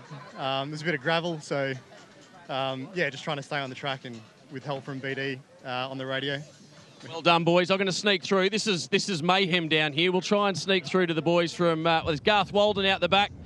Hold on, Garth, I'm coming. I'll get there eventually. Congratulations. Oops, sorry, I'm going to sneak in and grab the shot here. Guys, turn around. Camera right behind you. Well done. Firstly, we'll start with you. Great job. Yeah, it wasn't too bad, mate. Sunday seems to be our day at the moment. It's 3 in a row in the last on Sunday in the last 3 rounds. So, yeah, the car was good in that race. Unfortunately, the safety cars played in their hands this time where they didn't at Queensland. But, yeah, it wasn't a lot of racing laps. But, yeah, it's good to get the win. Well done. Congratulations as well. Grab those sunglasses off. Let Australia see your face. Well done. Thank you. That was a very good race. I dropped the spot at the start, and I knew if I could just kind of hold that position and hand it over to Garth and give him some decent track position relative to the other AM competitors, we'd be, you know, looking good. So played into our hands and very happy. Congratulations, boys. We'll see you on the podium. Thank you. Thanks, Cam. Yeah, it's busy down there. It looks like the grid at the start of the race. Garth Tander, Sam Brabham alongside me up here in the box as we surmise that one. Brabs, firstly, thanks for coming up. Really appreciate it. It's been a great story and a great part of the GT Festival this weekend to have you and your dad part of it. But just give us your closing thoughts on that one. What a race, honestly. I mean, from pros to the AMs, right at the end there, we didn't know what was going to happen. You asked us to try and call it at the end, and I think none of us knew what was going to happen. But it's been a privilege to be here, and obviously for me and Dad to be racing on the same weekend, and thanks for having us both in the commentary box. We've loved it, and hopefully we can get him out here for another one in the future as well. I think that has to happen, surely, Garth Tander. I think we can try and make that happen, certainly, and it'd be great to see you both in the same car together. Wouldn't that be really, really cool? I thought Elliot Shute undersold his performance there when he was talking to Cameron Vanderdungen about the job that he did at the end there. Sort of said, oh, Jackson set it up for me, I had to drive it home. No. He had to deal with a very fast finishing Liam Talbot, and he got the job done. So nice relief for that car, and that's going to give him plenty of motivation going into the back half of the championship. Let's go and celebrate this one. Here's Cam with the podium. Welcome to the podium presentation for the Fanatec GT World Challenge, powered by AWS Sprint Cup. Presenting the trophies today, Ben McMillan on behalf of SRO Motorsports Australia. Please welcome the top 3 place cars for the Pro-Am class. In 3rd place, Brenton Grove and Stephen Grove from Grove Racing.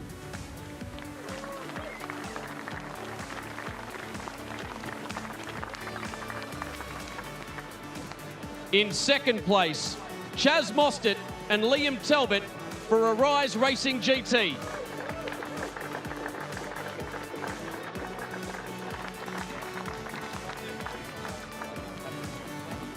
And in first place, Jackson Evans and Elliot Shute, Arise Racing GT.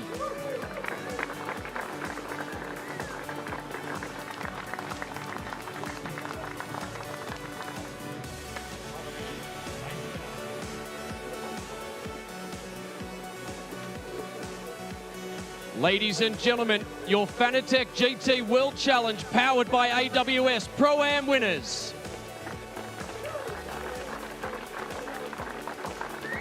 And now for the celebrations. Well, a hard-fought win. 6 different winners from 8 races this season. The first time car 8 gets a win. It's a big, big result for Elliot Shute, who wins. Jackson Evans has been here before. His track record is well proven, but that is a huge result for Elliot, and that is going to be a massive confidence boost going into the final couple of rounds of this championship. Speaking of a championship scenario, this has been a massive weekend for car number 1. Got one on the door for a reason from the job that Liam Talbot did last year, but for he and Chaz Mostert, they've extended their margin at the top end of the Pro-Am standings by a good haul, because it was a pretty tough weekend for Will Brown and Brad Schumacher, and confirming that in the end, that 40-second penalty for the Tim Miles, Brendan Leach Audi has elevated the Groves up to 3rd place. So that's their best result since joining the Mercedes Brigade. Cam? And now, please welcome the top 3 placed cars for the AM class. In 3rd place, Ash Samadi, Team MPC.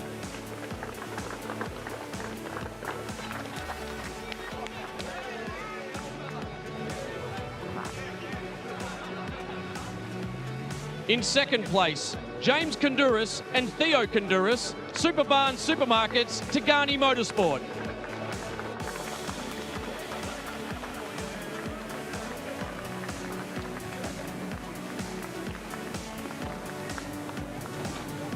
And in 1st place, Mike Sheargold and Garth Walden, Ram Motorsport, GWR Australia.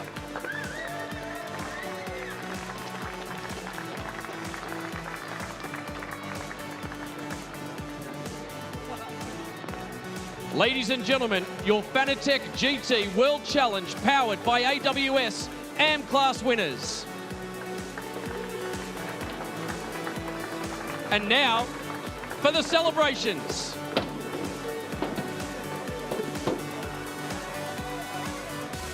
Well done, Cameron, thank you. And we congratulate as well Scott Taylor and Paul Morris for winning the Trophy Class 2. What a weekend it's been at Phillip Island. We certainly hope you've enjoyed all the action. On behalf of Jonathan Simon, Cameron van der Dungen and Garth Panda, thank you for joining us. What a weekend at the Island.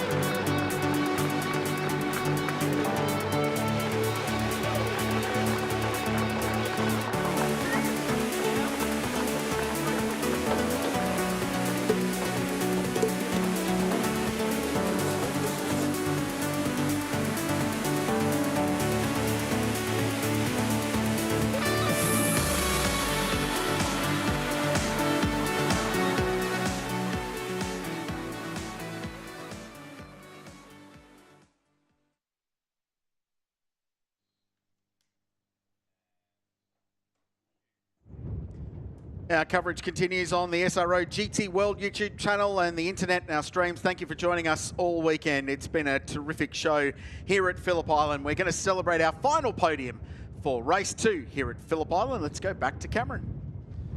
Finally, please welcome the winners for the trophy class.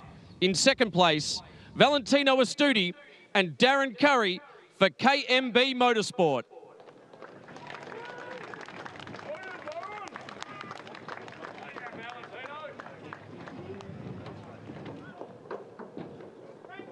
And in first place, Paul Morris and Scott Taylor for Scott Taylor Motorsport.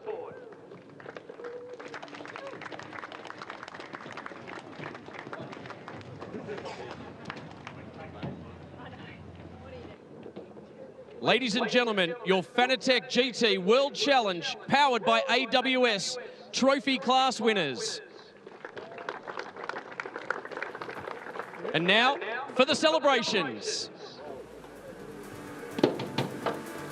Oh, well done to the dude and Scott Taylor. It was a little cameo at Queensland Raceway, and it's turned into 3 wins from 4 starts.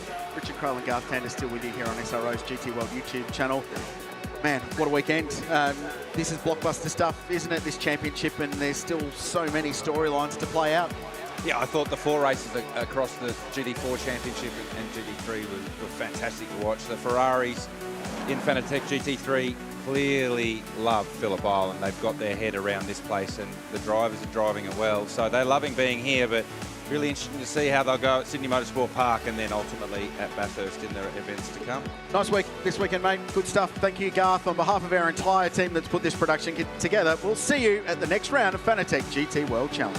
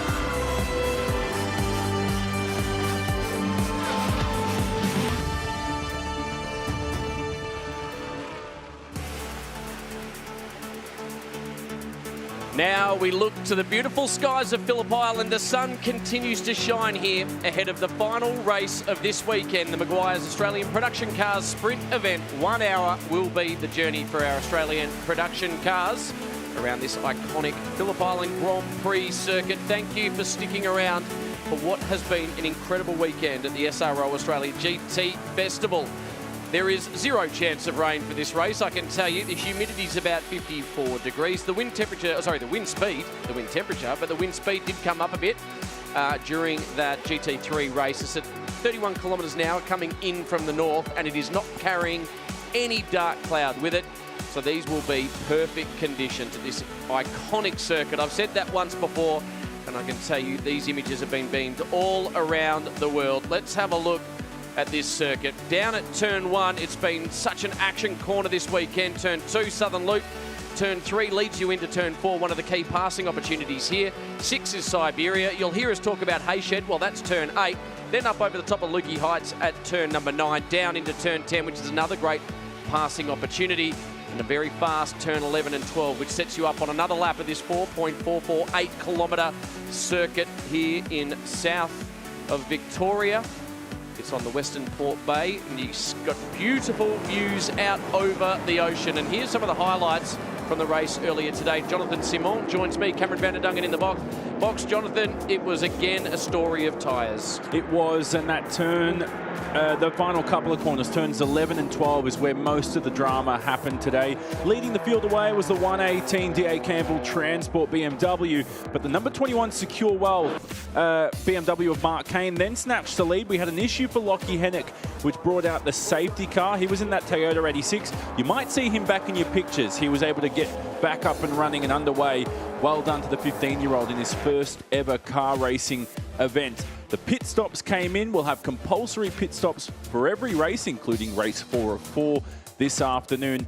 And then the tyre drama began. You wonder whether there's any more tyres left in the Sherrin garage. Grant Sherrin earlier today having that drama with the right front. They've had right front dramas, right rear dramas, basically tyre dramas all around. Now, this was a key moment in that race earlier today, and the battle raged out on track after the extra pit stop that happened for what was, well, Tyler Mecklenburg will be at the wheel now, but it was Hadrian at the wheel at time Morel, and then there was a bit of contact down at turn 2. And Jonathan, race control said, all fair, play on. Exactly, and I think that was a fair decision too, because Mecklem, who turned in, ended up losing the most time as well. So Muggleton has kept his win in Class A2. Then the battle for the Class X win, and the outright win began here, the 118 of Dean Campbell. It's the second time that car has won this weekend, but the first for himself.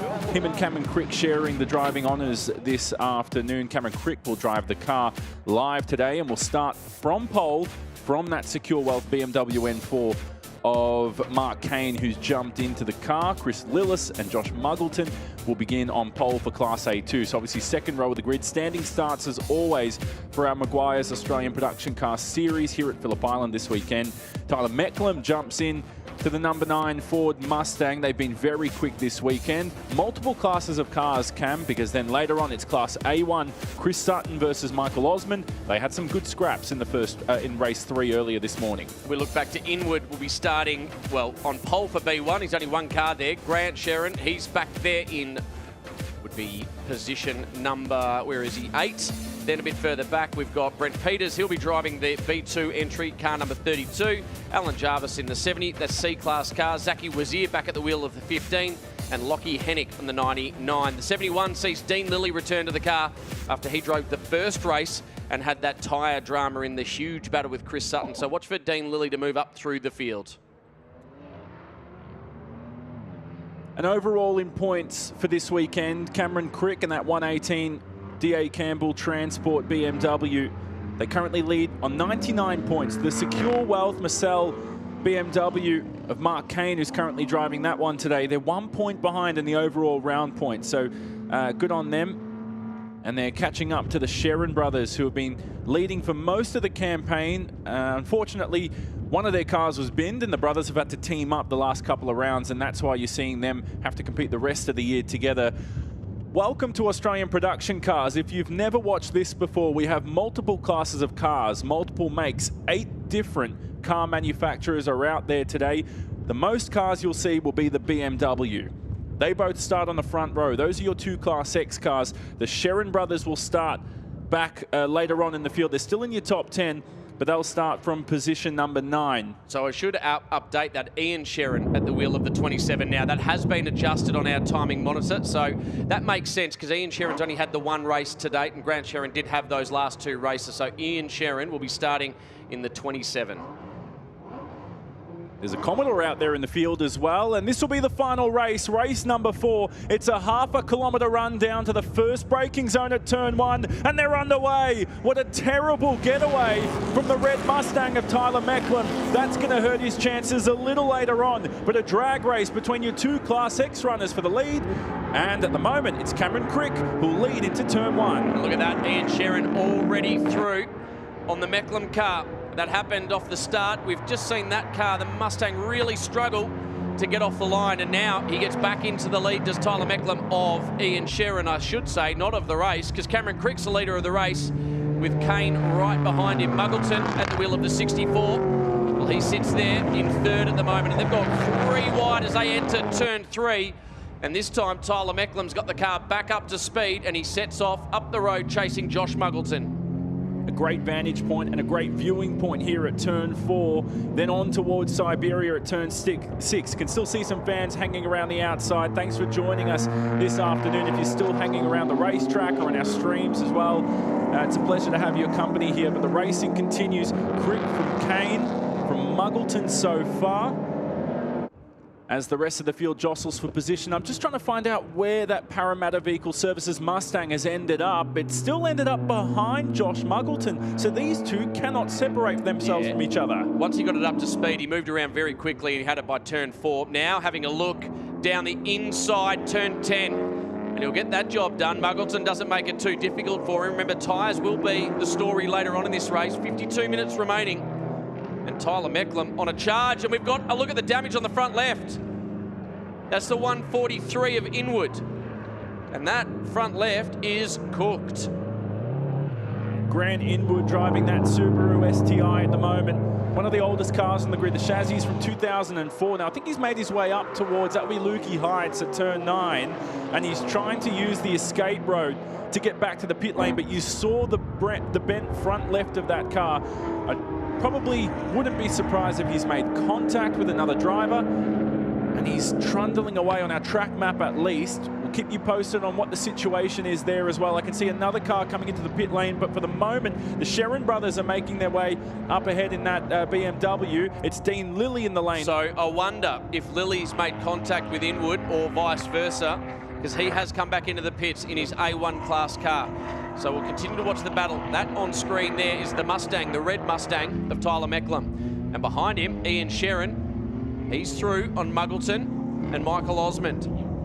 So Ian Sherrin charges on up the road and sets his sights next on Tyler Mecklem in the A2 class car.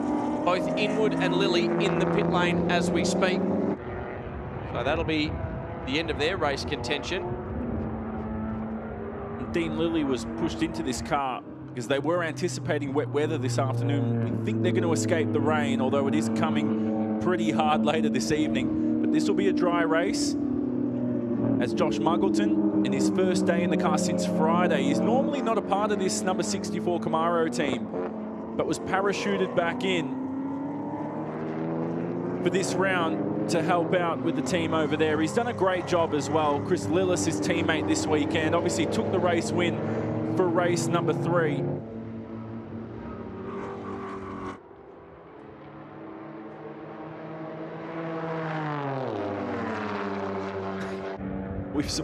We survived the timing scare up here, so we're all good. Lost our timing for a second, Cam, but now we can figure out the order once more. Incredible, the concern that our production team had for us up here too. Would have had to call it old school from the box. I've done that a few times. Cameron Crick continues to lead this one from Kane, Mecklem and Ian Sherrin. Big shout out to Matt Swab. Appreciate your concern.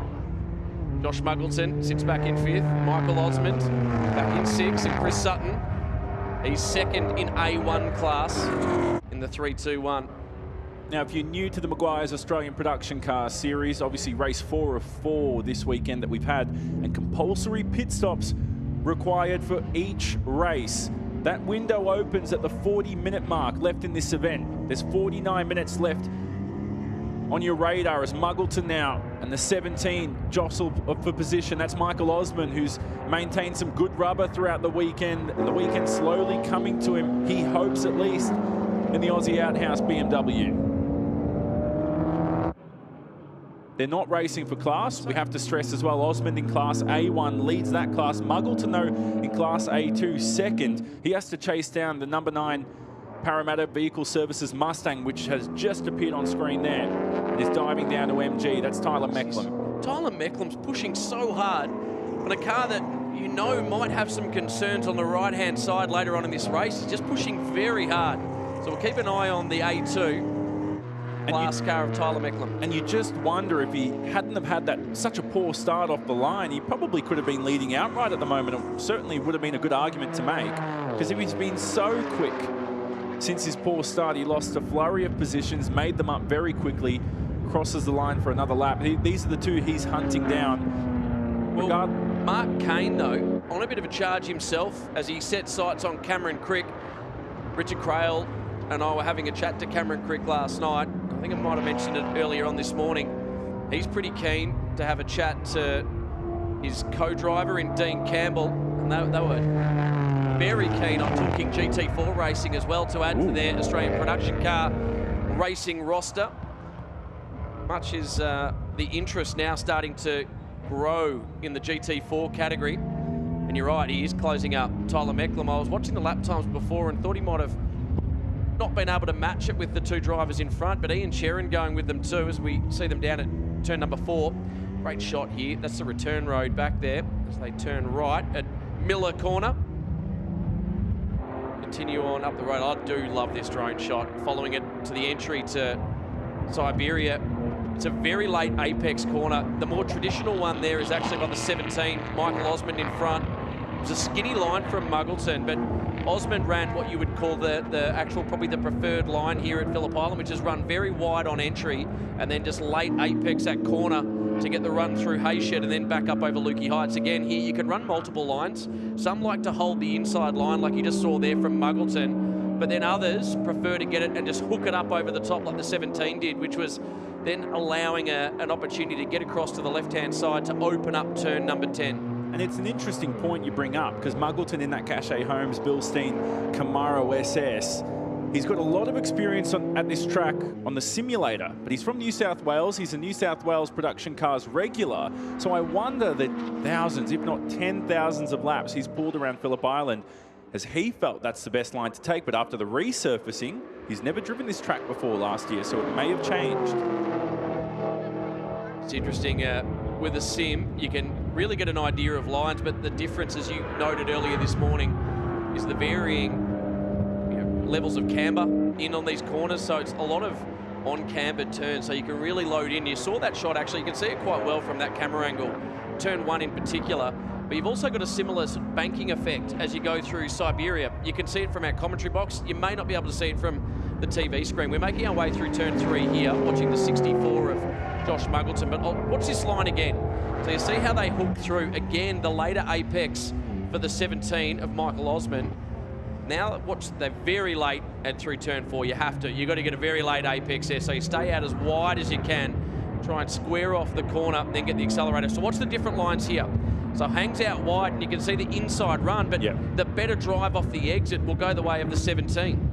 And you'll be surprised as well, because from this angle it doesn't do it justice, but when you actually go and drive the racetrack, there's a lot of camber on the inside of the corner, which is what you're talking about, and it really carries the car through. It's like a mini NASCAR track. And that's why you want to get out wide. You almost feel like you're driving into the kitty litter, and that's when you hit the brakes, turn in, and you're trying to square off that corner, because what you're trying to do is get the car straight enough to be able to get hard on the accelerator. And unfortunately, the 64 of Muggleton running a bit skinny means he's not able to get on the accelerator as quickly as the 17 of Osmond. So maybe he might try a couple of lines in this race throughout. Just want to take a bit of the pressure off the tyres wherever you can, and going in early just loads that tyre throughout the corner. We should team up. it sounds like we should team up in the Meguiar's Australian Production Car Series. You've got a few grand to buy a car and build it up for us. Certainly for Lockie Hennick, he's done that in the Toyota 86. He's planning to compete in the Toyota 86 Series. Here's the number 70 of Alan Jarvis, who'll make the move on the young 15-year-old.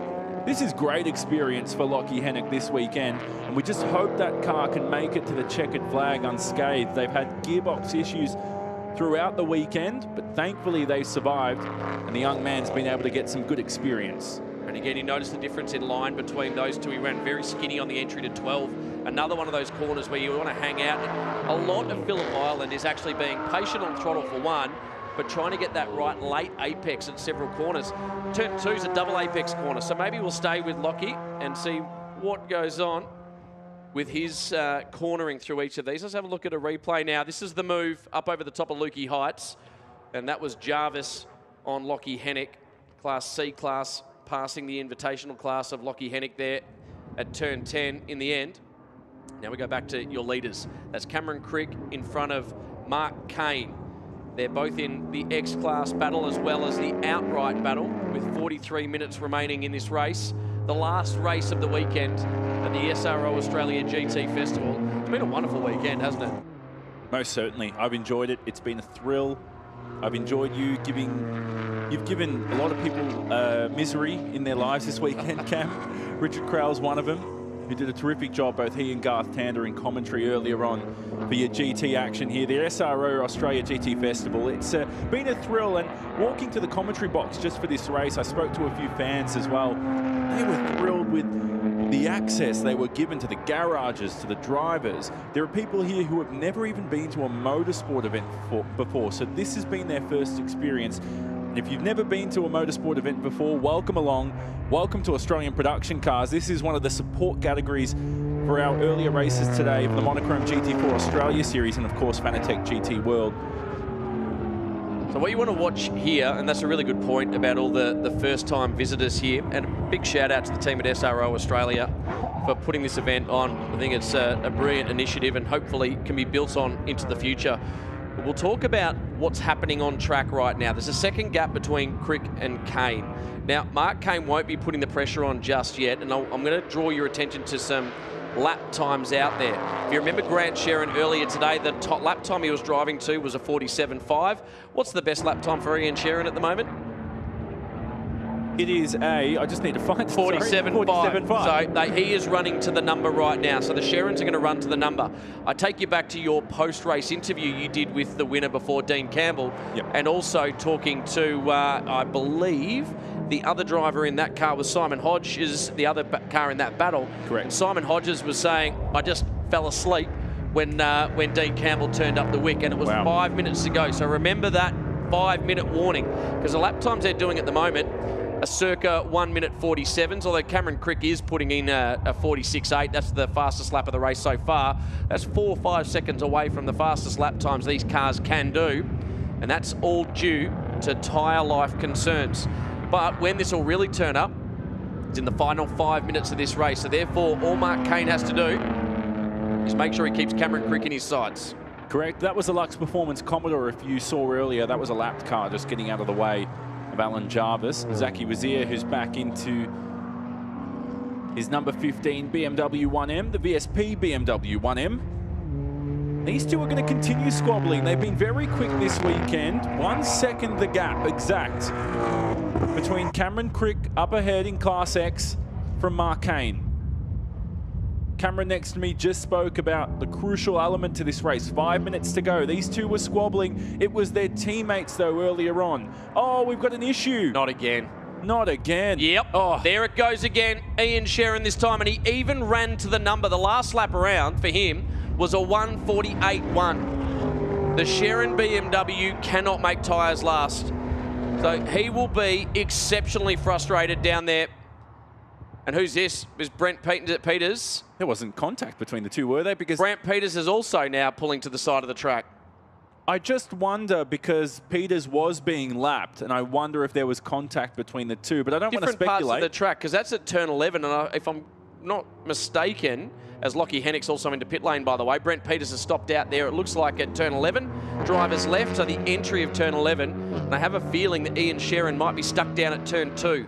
So different sections of the track. Safety car's been called and out on track now. So unfortunately, it looked like another right front failure for Ian Sherrin.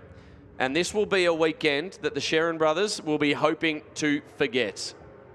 This is an interesting one here. The BMW safety car out, as we said, but the pit stop window has opened.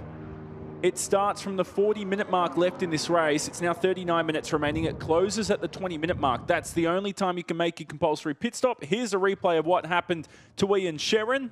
It's already happened. Down the main straight, front right. Look, it's already blown before he even went down. So that's another right front issue, most likely as he's turned in or headed down to turn number 1 and ends up parking down at turn number 2. What a dismal weekend for the Sherrins. And they came into this round, at least his teammate did, Grant Sherrin, his brother, as the current overall points leader and the current championship leader. Ian Sherrin was defending champion from last year. They have had a torrid round here at Phillip Island. That car is going to retire. They've got 2 rounds left to make it up at Sydney Motorsport Park, of course, later on. What's really interesting here is you can see that little return road. It's actually a recovery road on the inside. So on the right of screen as you look there, that's so that the recovery crew can get there and get that car removed. Having said that, with that level of damage on the front right, it might be a lift tow as opposed to a flat tow, which means I'd have to put it onto the back of a tilt tray. So a bit of a longer recovery might be required here, which is a great opportunity for those here at the circuit. And whilst we've got a bit of quiet out there on track and we'll have to get a bit of a clean-up out there, big thank you to all of our volunteer officials. So those of you that have come down here to sometimes brave the elements. At least the weather's been good for you this weekend, so's the racing. And a big thank you to all of our volunteer officials, whether you're out there flag marshalling, whether you're a fire and rescue crew member, part of our medical team, our recovery teams, comms, loop. There is a role for everybody. Sector marshals that are out there. A big shout out to my crew in the Phillip Island Auto Racing Club, PIARC. I'm a member of that car club, so I've got to give them a shout out. The Victorian Flag Marshalling Team, Victorian Fire and Rescue. So many people go into putting a motorsport event on. And a group that never really get much credit, the administration team, the race secretary's office. Big shout out to the crew there. They do a lot of paperwork that's essential in motorsport. And we'll even give a shout out to the guys just below us in race control as well. They don't get a huge amount of love.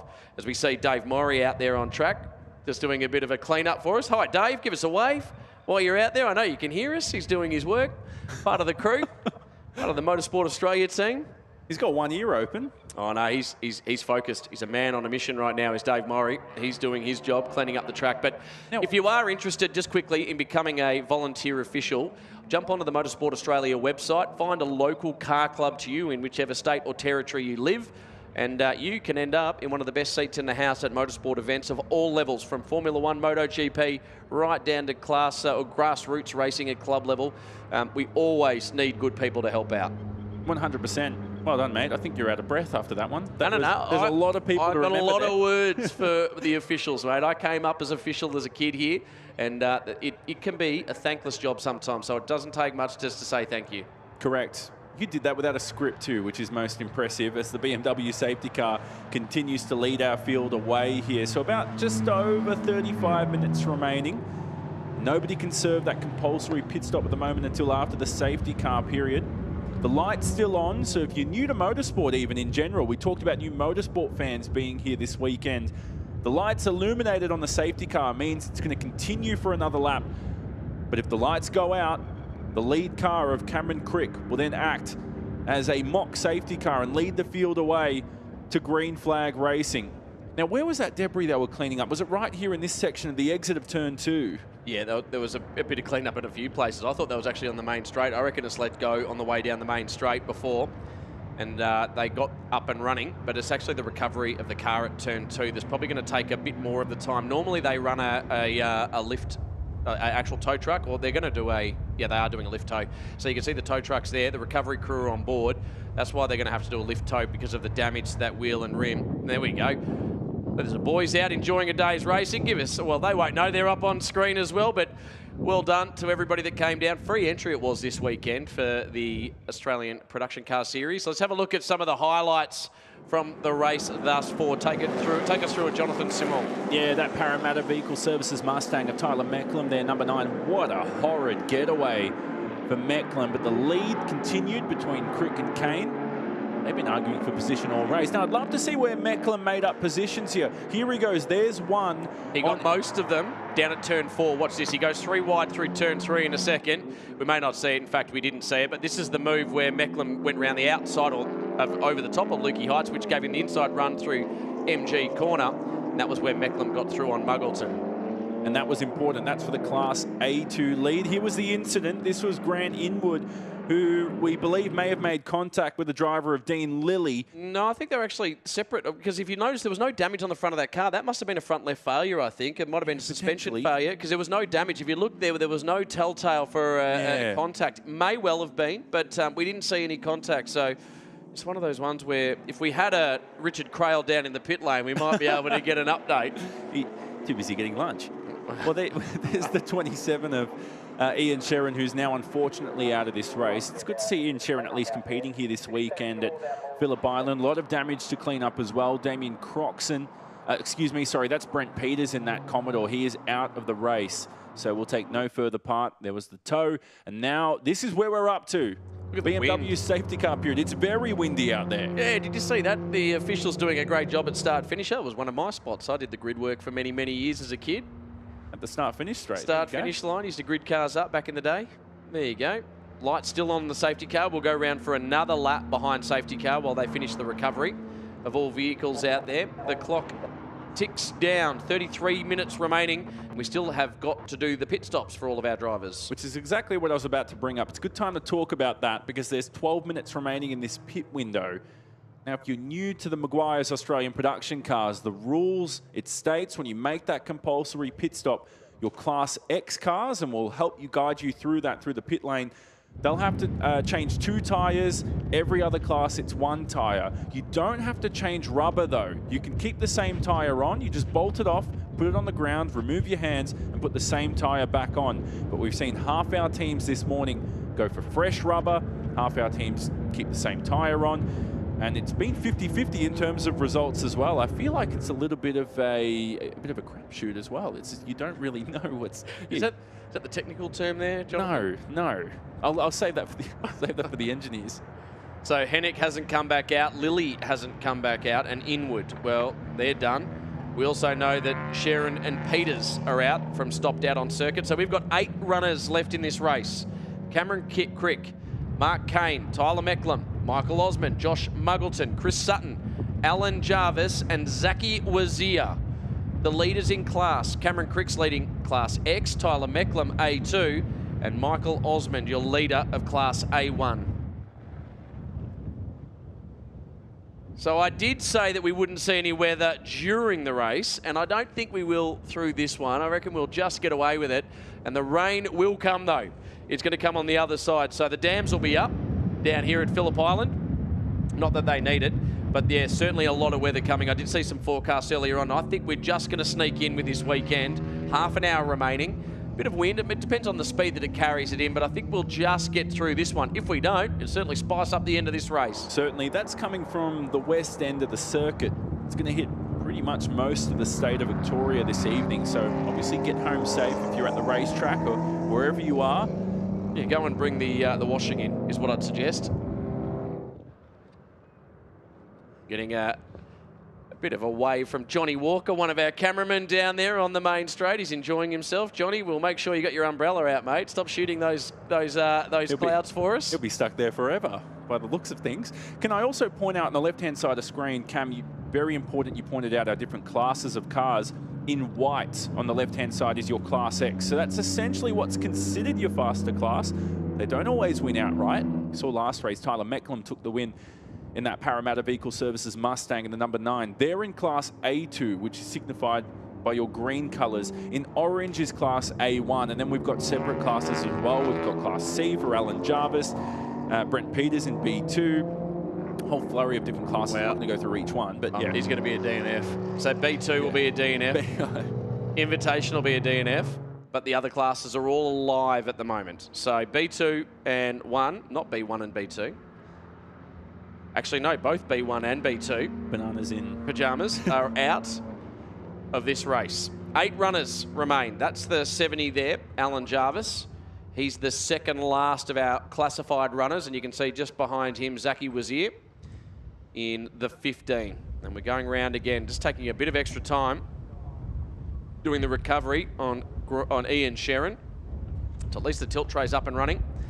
They'll be getting that car out of the way. Once it's up and loaded on the tilt tray, we'll be able to get going pretty quickly on the other side of that, because there is that recovery road right next to it. And if you're watching from around Australia as well, we were supposed to have 15 cars in this race. David Brown and Ashley Wright in a 69 Ford Focus RS, their first ever round in Australian production cars. They didn't compete this weekend, so unfortunately they weren't out there. But also for the 999 car of Carly Bacchini and Courtney Prince, they had an engine issue on Friday. The fascinating story, Cam, is the engine blew, but the mechanics ended up driving all the way to Dandenong. If you're new to Victoria, that's about, what, an hour and a half's drive over there.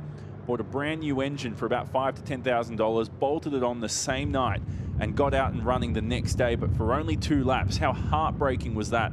And then their weekend came to a close. So you have to feel for the girls who are out here racing at Phillip Island. They were hoping for a little bit more of a stronger result. Saw Courtney out with her dad last night for dinner down at Phillip Island. So she stuck around for the weekend. I think I saw her in a couple of the garages earlier on as well. So what a weekend it's been. And I'll tell you what, I really enjoyed the racing in the Fanatec GT World Challenge Australia powered by AWS. The racing in that category this year has been off the charts, and it was yet again another belter both yesterday and today as part of the SRO Australia GT Festival. I've got Fanatec sim equipment at home. Do you? Yes. I can confirm it. Direct drive? Makes me better. Doesn't make me too much better. There's an element of talent that comes to racing, but there is a disclaimer that Fanatec is good equipment. I do like as well, driving this, talking about sim racing is... I knew you were going to creep this in at some stage. You had to. I love sim racing. But yeah, driving this track on the sim, obviously it's, very different. When I was out for the slow lap yesterday, just watching where the track has changed with the resurfacing. It hasn't changed big time, but there's been little manicures here and there. Here's one of them you mentioned a couple of years ago. They moved the wall back there. It used to be, what do you call that, a land wall or something? Yeah, so there's been lots of changes. And the Fox family and Phillip Island operations, after taking control of this circuit, have spent a lot of money upgrading, particularly around safety. So many more kitty litter all the way around. They've opened up and pushed the walls back over the top of Lukey as well. I had a really big one straight down the hill into the wall many, many years ago, about, it would have been 2001, 2002, something like that. And now there's kitty litter there. I wouldn't have had a lot of the accidents that have occurred wouldn't be there. And geez, that's getting ominous now, isn't it? That is getting very dark out there. Wow. Here at Phillip Island. So, and that's going to come in at the final corner if it hits us this race. I'm looking at it going, I've said it won't come in. I reckon the wind's bringing it here a lot quicker than we thought. So the 8 remaining runners out here will be looking at the sky as they come around that turn in particular, turn 12, and going, yeah, that's not far away. At the rate this is going, the rain and the BMW safety car will win the race. There's 26 minutes remaining. The lights are still on the safety car as they recover 2 cars that were out in this race. One of them was the Commodore of Brent Peters, of course, the BMW of Ian Sherrin as well. They will take no further part. We've got 8 cars left running, and it could be a wet end to the race. There's a time limit to this one. We mentioned it's now past the 26-minute mark. There's 26 minutes remaining plus 1 lap. That compulsory pit stop window closes in 5 laps' time. It'll all be pushed at the moment. So the moment they basically release the safety car, which will be soon, I would imagine we are not too far away. And a lot of these drivers will actually note where the recoveries are because they've done enough laps behind them. And I'll be honest with you, the most happy element of all this safety car period will be those tyres. The right rear and the right front of each of these cars will be very happy for the relief. So you can see now that the tilt tray has the Sherrin car. We can see it through the front windscreen. You can see out the back the Sherrin car is loaded on. They'll be triple checking that, waiting for the cars to clear, and the recovery crew will clear out. Race control will be having a discussion with the safety car, controlling that speed, and I dare say those lights will go out when we get round to Hayshed this next lap. And we'll be back and racing very shortly. So not far away from a race restart. Let's have a look at why this safety car's been called. And that is because of the front right failure on the Ian Sherrin entry X-Class car that stopped down at turn 2. It's been quite a lengthy delay as they went down there for a lift tow. That car, as I can see out of our commentary box window, is now on its way back in at turn 4. So we'll see the lights on the safety car very shortly go out there in the background of that shot. You can see Ian Sherrin heading back in with the recovery crew. They'll exit at turn 4. There they go. That's the return road. Yep, don't worry. They're not trying to do a full lap. Oh, look at the damage on the front right. Hey, little thumbs up. Is that Ian in the car still? Yeah, he'll be recovering with that car. And there we go. Now we make our way around the back part of the circuit. So we run a longer shot. Let's look at the lights. They are out. So, Jonathan, 23 minutes, 56 seconds remaining in this race. They all still have to do their pit stop. Lights out on the safety car, which means we are going racing next time around. And the overall round win is at stake here between your top 2 cars in your order.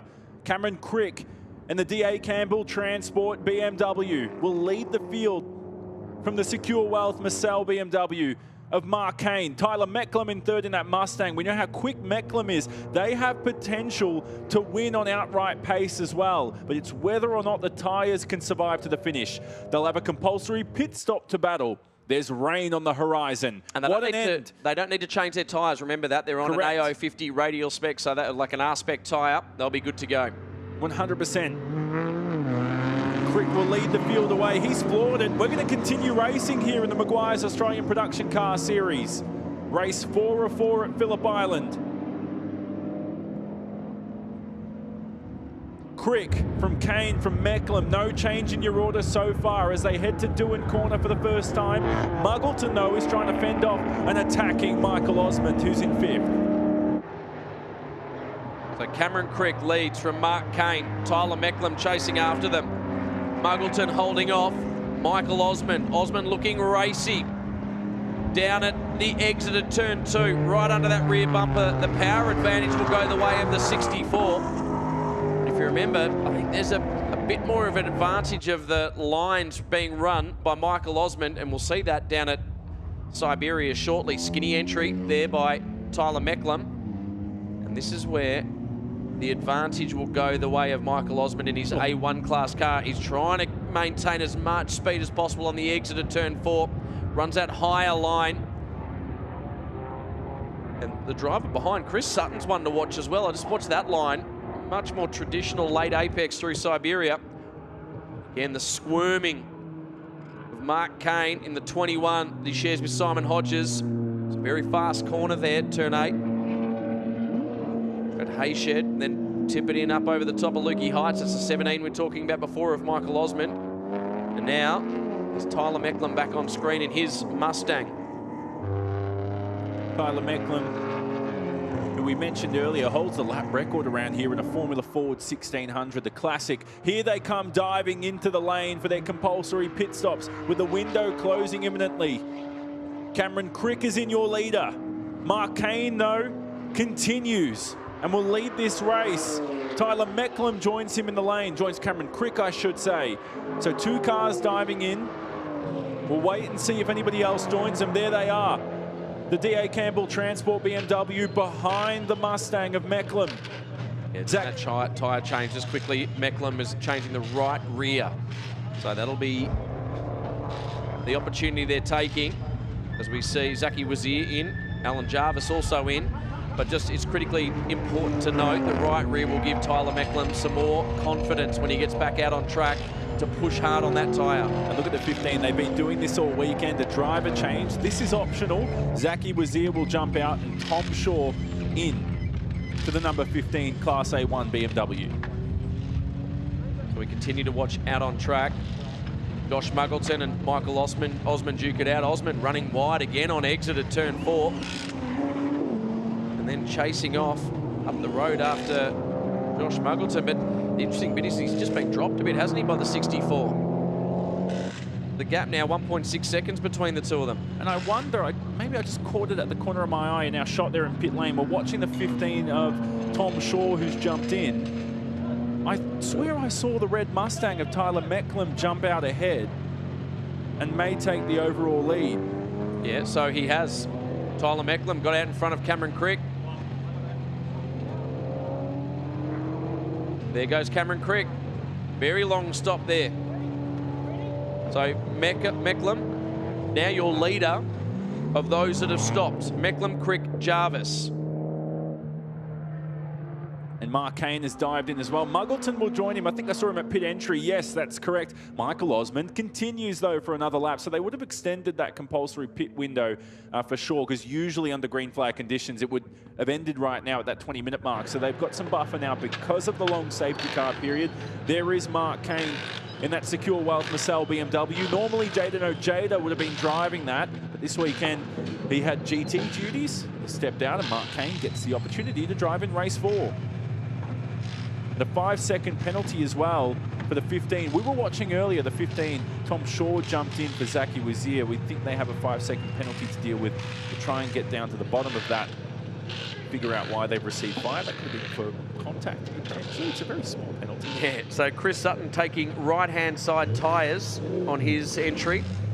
The second car in the A1 class as it stands, but noting Michael Osmond is still to stop. The last of our runners still to stop as the 21 of Florida. Mark Kane gets back out on circuit.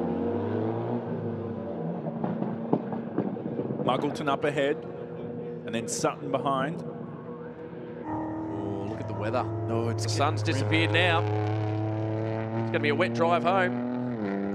The cloudiest it's been all weekend. Friday was a little bit partly cloudy, I'd say, in terms of the running. A little bit cold. Right now, this will change pretty much how these cars have been set up for most of the races. They've dealt with hot conditions. It's been a very beautiful weekend at Phillip Island. If you've never come here before, it is an awesome place to watch motor racing. So we'll try and establish your order at the moment. Michael Osmond is yet to pit. Yeah, currently leads. Josh Muggleton is your effective leader out there. 7 seconds clear of Tyler Mecklem. So Tyler had to take that tyre, which would have slowed up his pit stop. But right now, we've got a battle on our hands.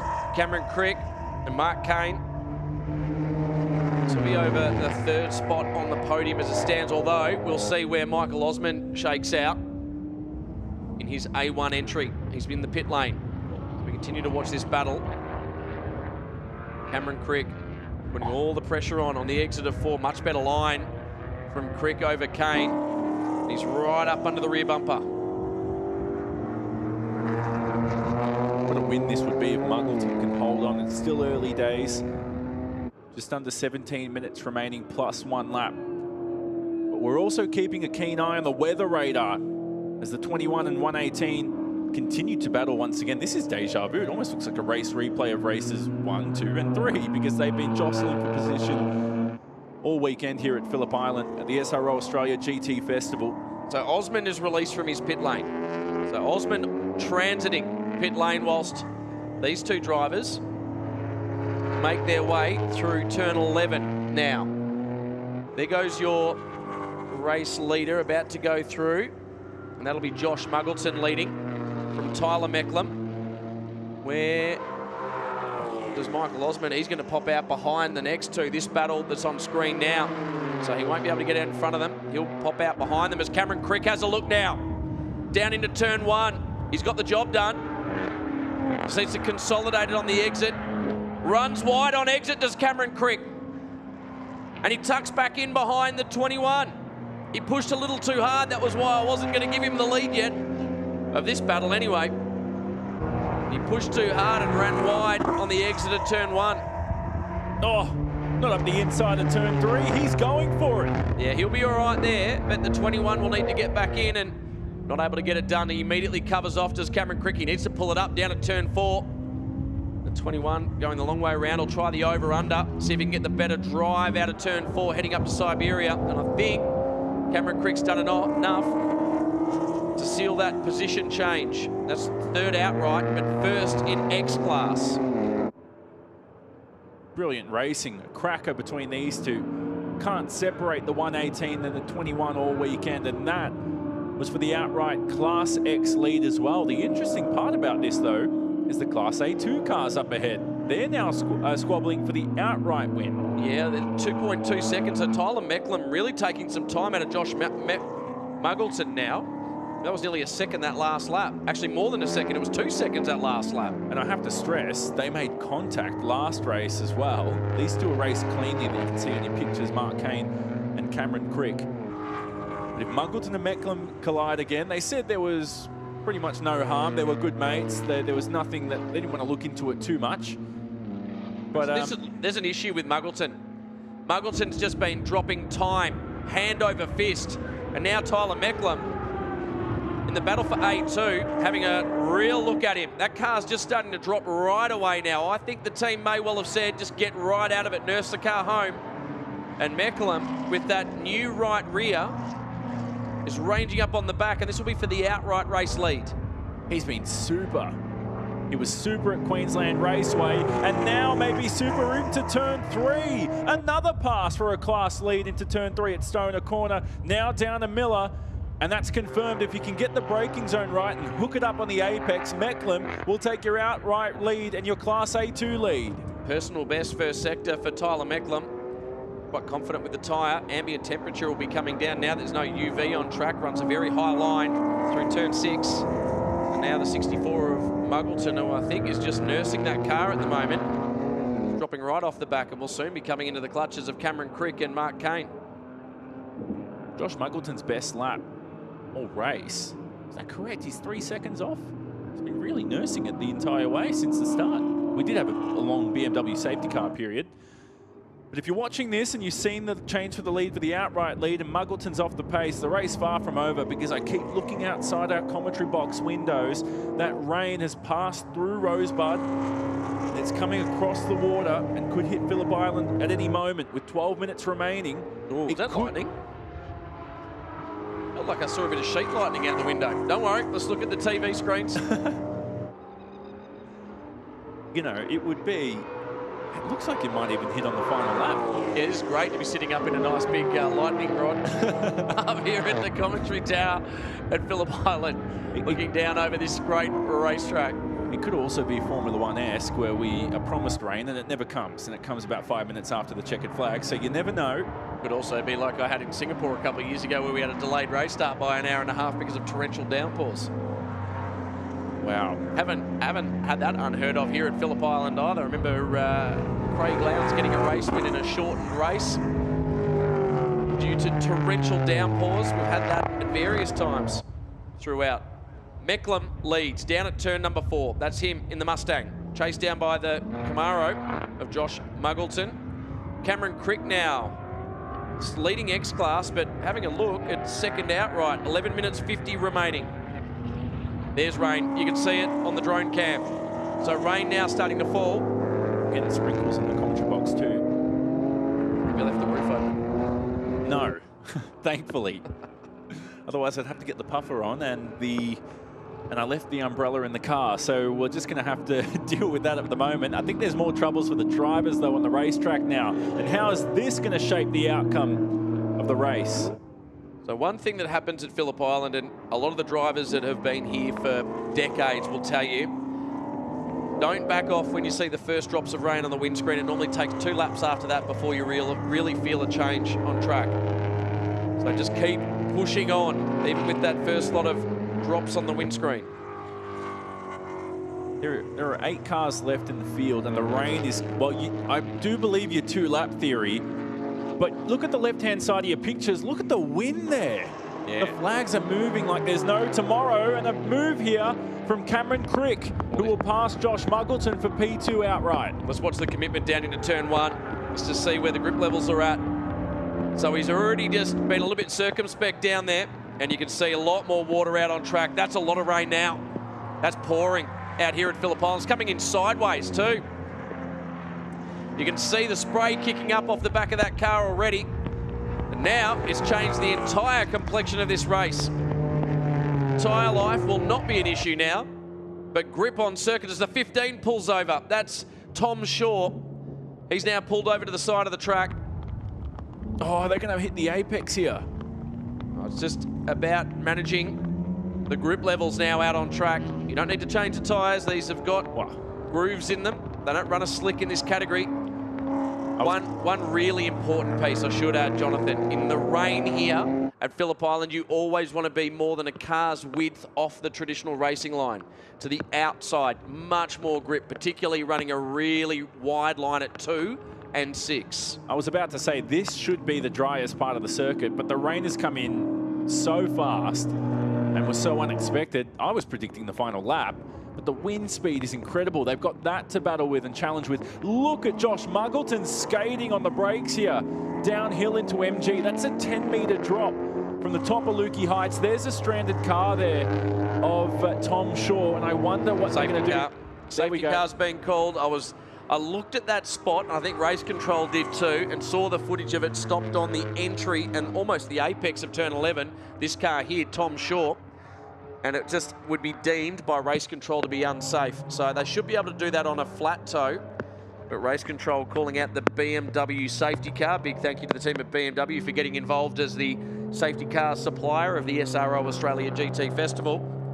And there's one of their mark, another BMW, stranded out there at turn 11. I wonder how long it'll take to get Tom Shaw's VSP Security Wholesale BMW off the racetrack, because there is about 8.5 minutes remaining in this one. It took some time to get Ian Sherrins out of the way, but of course he had damage, which was the difference. Should be, as he looks like he's about to drive himself out of there, it should be a flat toe based on the information we can see. So that will leave us with only 7 runners on track. Mecklem, Crick, Muggleton, Kane, Osmond, Sutton and Jarvis. If you're Mecklem, would you want the race to end and the toe to take some time? Yes.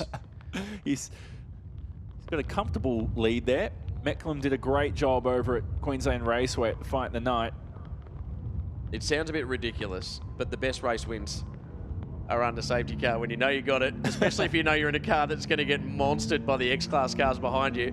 You'll be like, no, let's call this race. 7 minutes to go, just throw in the checkered flag. They won't though, because we'll get this one underway. I reckon we'll have a few laps left in this race. What's nerve-wracking about it is Cameron Crick looked on it in the wet. Well, I guess changing conditions, wasn't full wet yet, but he certainly looked confident. He knows where all the spots are with all the grip. That's going to change, though, by the end of this safety car period. So let's talk about it very briefly. The heat's coming out of the tyres, the track's getting wetter, and we may have 1 or 2 laps left in this race. Conditions sound perfect for some mayhem. Well, mayhem at the island. What more do you want? It's been a terrific weekend at the SRO Australia GT Festival. Great races for the Monochrome GT4 Australia Series, and of course Fanatec GT World Challenge powered by AWS. And now the Meguiar's Australian production cars. So still under BMW safety car. The lights out, or am I getting a bit... Can't see there. The lights are out, aren't they? Yeah, they are. Does that mean we're going to get a restart? Well spotted there, Jonathan. We're back underway. Well done, Race Control. Last race of the weekend for the SRO Australia GT Festival, and we go green for the Meguiar's Australian Production Car Series, race number 4. Round 4 of their championship, and Cameron Crick attacking the back of Tyler Mecklem. As we start the last 6 minutes of this race, Cameron Crick to the inside down at turn 1. Tyler Mecklem doesn't make it hard for him. They're in a different class battle.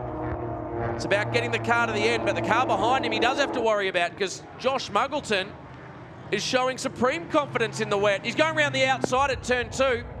So that's Cameron Crick leading the X-Class. And the outside line, I told you, it's got more grip at turn 2. And Josh Muggleton using it to great effect, and he goes around the outside of Tyler Mecklem. Beautiful pass. So now your class leader in A2 is Josh Muggleton, and he's also hunting for the outright lead. Look at the speed and confidence he has in that number 64 Camaro. Oh, is he tagging Cameron Crick through turn 4? What's the line here? He knew the line at turn 2. He'll go to the outside, run real wide. There he is, stays out, but so does Cameron Crick. He knows this racetrack. And Josh Muggleton and Cameron Crick are locked in an epic battle with 5 minutes to go. Look who's in the background. Mark Kane. He's putting the pressure on Tyler Mecklem as well. Now, I'd love to see, it's a bit hard to tell, but I think the rain has passed, so the track could also dry from this stage. I don't want to call it too early, but that could also bring some changing conditions to the end of this one. Who's got a car that will handle the dry weather a little bit better? There is the number 21 of Mark Kane also making his way past Tyler Mecklem. That number 9 Parramatta Vehicle Services Mustang is no good in these tricky, slippery conditions. That was commitment plus from the 21 of Mark Kane. He's through, up into third outright, second in the X-Class. And he wants to buy in on this battle. The A1 battle's heating up behind them as well, with Chris Sutton fighting off Michael Osmond. And that one came alive as a result of the safety car too.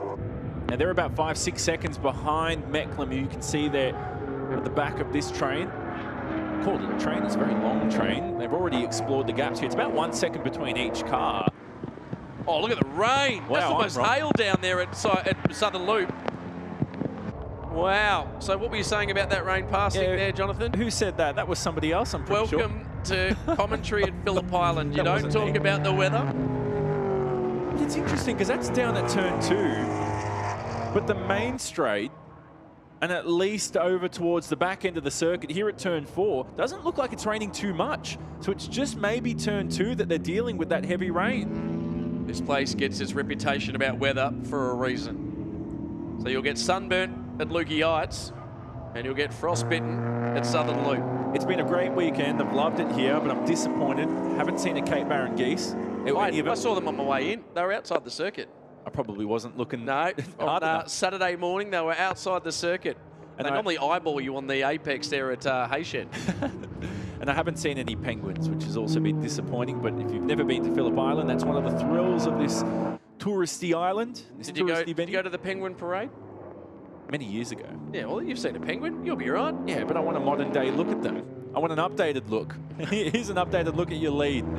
Cameron Crick ahead of Josh Muggleton. This is great to have multiple classes of cars. Like, this is what they were set up to do this weekend. They were set up to fight with their class competitors. Muggleton and Mecklem competing for Class A2. Crick and Kane for Class X. Now all 4 are squabbling for the championship points and your outright win. I would not count Mark Kane out of this, nor Josh Muggleton. Commitment down into turn 1. Cameron Crick feeling the pressure. He still holds on. Muggleton going with him. Kane's now bought a ticket to the fight. 2 minutes 26 remaining, and they're actually not dropping Tyler Mecklem. Mecklem's found some confidence after that. Oh, he's had it. Oh, no! I take that back. Mecklem's had a moment through the Southern Loop. And have a look who's in the lead now, Josh Muggleton. So Cameron Crick has dropped back to second. He's having a go down at turn 4. And the A2 class car of Josh Muggleton now leads this race with 1:59 remaining. Slow through the exit of turn 4. And the confidence that Tyler Mecklem had gained, pretty much he gave back at the exit of turn 2. Not sure Cameron Crick's going to be able to catch back up onto the back of Josh Muggleton. And this, well, here's a replay. This is what happened. This was the change for the lead. So watch Muggleton in the 64. He's been great with grip out of the Southern Loop, and behind, just in your shot, was Tyler Mecklem, who had a huge moment after I just complimented his confidence in the car and has had that moment. And then the dry part of the circuit through Lukey Heights and MG. That's the tricky part about Phillip Island. You got one part of the track at turn 2. Heavy downpour. It's gone now, but it's heavy rain. It's damp. This part of the circuit borderline looks dry through here. And for Josh Muggleton, it's been an awesome weekend. He's replaced Nathan Callahan, who leads the Class A2 standings, along with teammate Chris Lillis. He's come in to substitute for him, and he's done a super job in that Camaro. But I hold that thought for a moment, because Cameron Crick is looking to reclaim the outright lead. Commitment down into turn 1, but we know that Josh Muggleton will also show it. Lets the car run all the way to the exit of turn 1. Cameron Crick goes for the outside line. Very hard to pass through turn 2. You need to set them up for the run to turn 4. That's how Muggleton got through on Cameron Crick. Good drive from both of them on the exit of 2. Crick's ball back now. And there's not much time remaining, because next time round the start-finish line, it'll be the final lap for race 4 of your Meguiar's Australian production cars here at Phillip Island.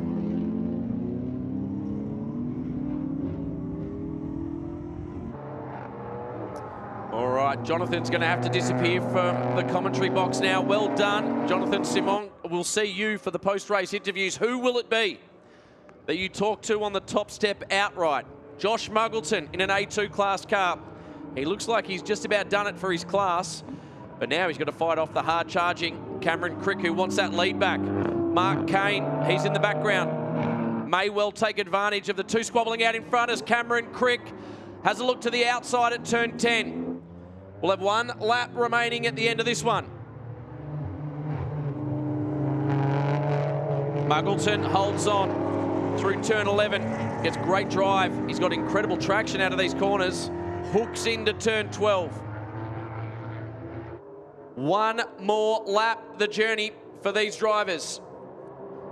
As they cross the start-finish line and Cameron Crick has a look. He's going to be around the outside down into turn 1. Can he hold on to it? He commits deep into turn 1, does Cameron Crick. He's holding on. He's just got it done fighting the car. And now Josh Muggleton looks to the outside. Remember how much better the drive he gets off in this turn in that Camaro. It'll be a drag race off the corner, and there it is again. Josh Muggleton with the drive off the exit at 2. Cameron Crick's going to have to send it at turn 4. And Muggleton will cover off to the inside. Commitment deep under brakes. The over-under being attempted by Cameron Crick. Muggleton, much better drive off these corners. He should be able to hold on. Cameron Crick looks to the inside at Siberia. That'll compromise his run on the exit. And look at the background. Tyler Mecklem all over the back of Mark Kane. Half a lap to go for an incredible weekend at the SRO Australia GT Festival. Race 4 for the Meguiar's Australian Production Car Series, and they're putting it on, saving the best for last. Up over the top of Lukey Heights for the last time this weekend. Covers off, Cameron Crick has a look, has to get back across. Mark Kane holding off. The hard-charging Tyler Mecklem. For those that have stuck around at the circuit, for those watching on at home, this has been a wonderful battle to round out a great weekend.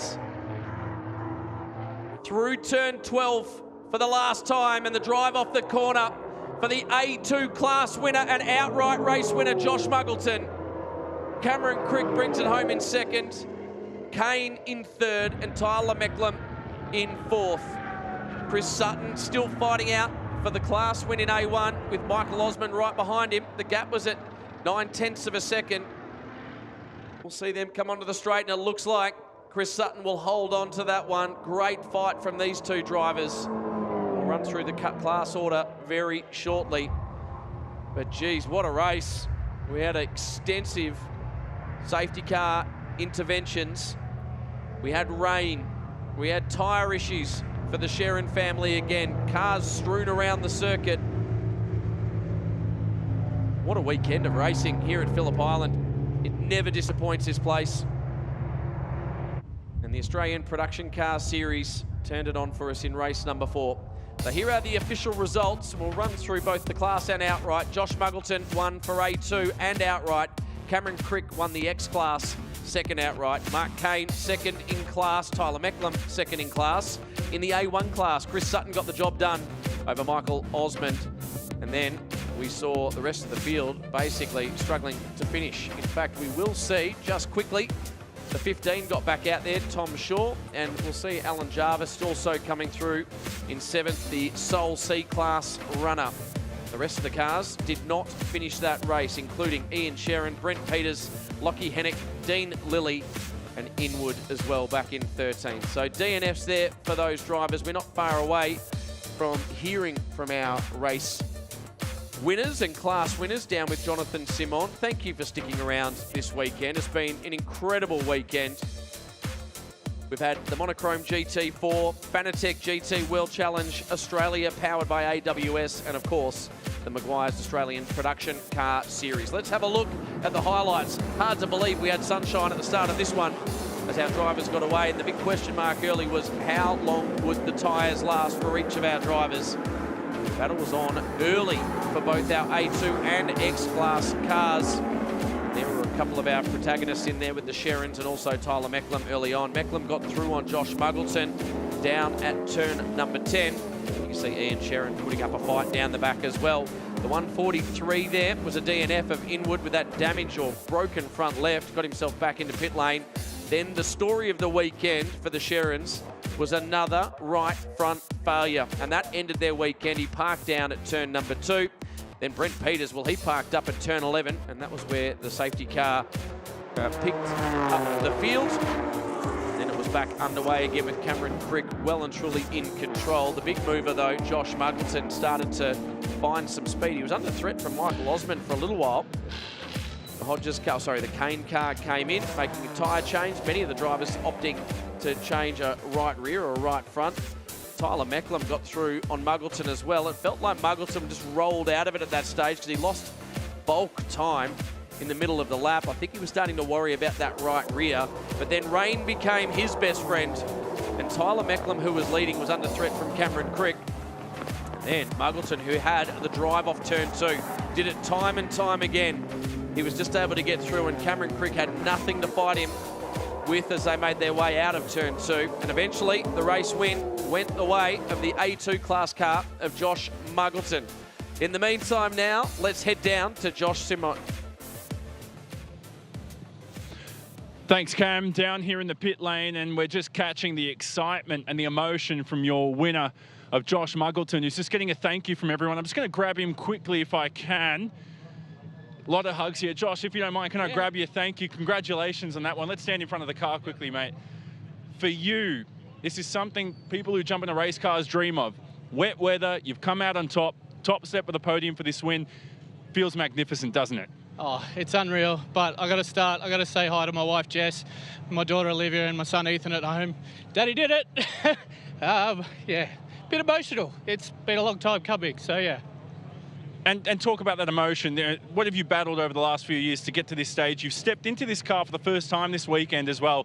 Mate, I feel for you as well. Yeah, I mean, I just can't thank Chris enough for the opportunity. Yeah, he's believed in me, and Matt Holt as well. But yeah, on a national stage to get an outright win against, you know, Cam Crick, who's driving supercars, and Simon and those guys in that car, it's, yeah, I'm really happy. Enjoy the champagne. Thank you. We'll head over to Cameron Crick, who finished home in second place. Cam, a bit disappointing in the end. This car is a race-winning car. You've proven it on the Saturday. How did it go out there, though, in the wet? Yeah, no, look, car was really good the whole race. We were managing tyres right to the end, but the last 10 minutes, had no second, fourth, and sixth gear. So I was just sort of using third and fifth. And obviously, great drive to these guys. He obviously snuck back past when it missed the gear a couple of times, but yeah, a little bit disappointing. Would have been nice to win that last race, but we're still in one piece, and I think we got the round win, so all good. Did you know the rain was coming? No, we sort of spoke about it earlier in the day. We thought it might have, but then at the start of the race it looked fine, and then when I looked around after under the safety car, it looked like it was going to start to, but the car was good in the wet. Just yeah, as I said, no second, fourth, and sixth gear. Which is, yeah, a bit disappointing. That hasn't happened in this car before. So, anyway, we'll have a look at it and get it ready for the next one. Hopefully get it fixed for next round. Good luck, mate. Catch ya. Cameron Crick, who finished home second in the D.A. Campbell BMW. Going to chat to your third place runner, Mark Kane, who stepped in to this car. Mark, it's been a pretty big weekend for you to step into this car. Big shoes to fill. Jaden Ojeda is a pretty decent driver himself, but how did you go out there in the rain? You know what? Challenging conditions with tyres and then the rain. Mega job by Muggos to get in front there. Some big dollar moves. But the car was fantastic, really nicely prepared. You know, Aaron Gretsch and the team there do an excellent job. And my team here, Simon's team, have been fantastic in terms of rolling with the punches. Yeah, it's hard when you don't have a lot of tyres and managing it. We knew some rain was coming, we didn't know when, so a bit of a roll of the dice. You know, keeping up with Cam is a big job, so I'm just glad I was able to hang on. And Muggos and I go way back, so it was nice to see him take the win. A big balls move from him towards the end there, so yeah, very good. Well done on the podium, mate. We'll head back up to you, Cam, in the commentary box. Thanks. That's Mark Kane, who finished home in 3rd place. Well done down there in Parc Fermé, Jonathan Simon. What a weekend it's been as part of the SRO Australia GT Festival. We've had action aplenty across all of our categories, from the Fanatec GT World Challenge Australia powered by AWS to the Monochrome GT4, as well as the Meguiar's Australian Production Car Series. On behalf of Richard Crail, Garth Tander, Jonathan Simon, Cameron Vanderdung, and everybody at SRO Australia, thank you for sticking with us throughout the course of this weekend. We look forward to seeing you all at a racetrack very soon.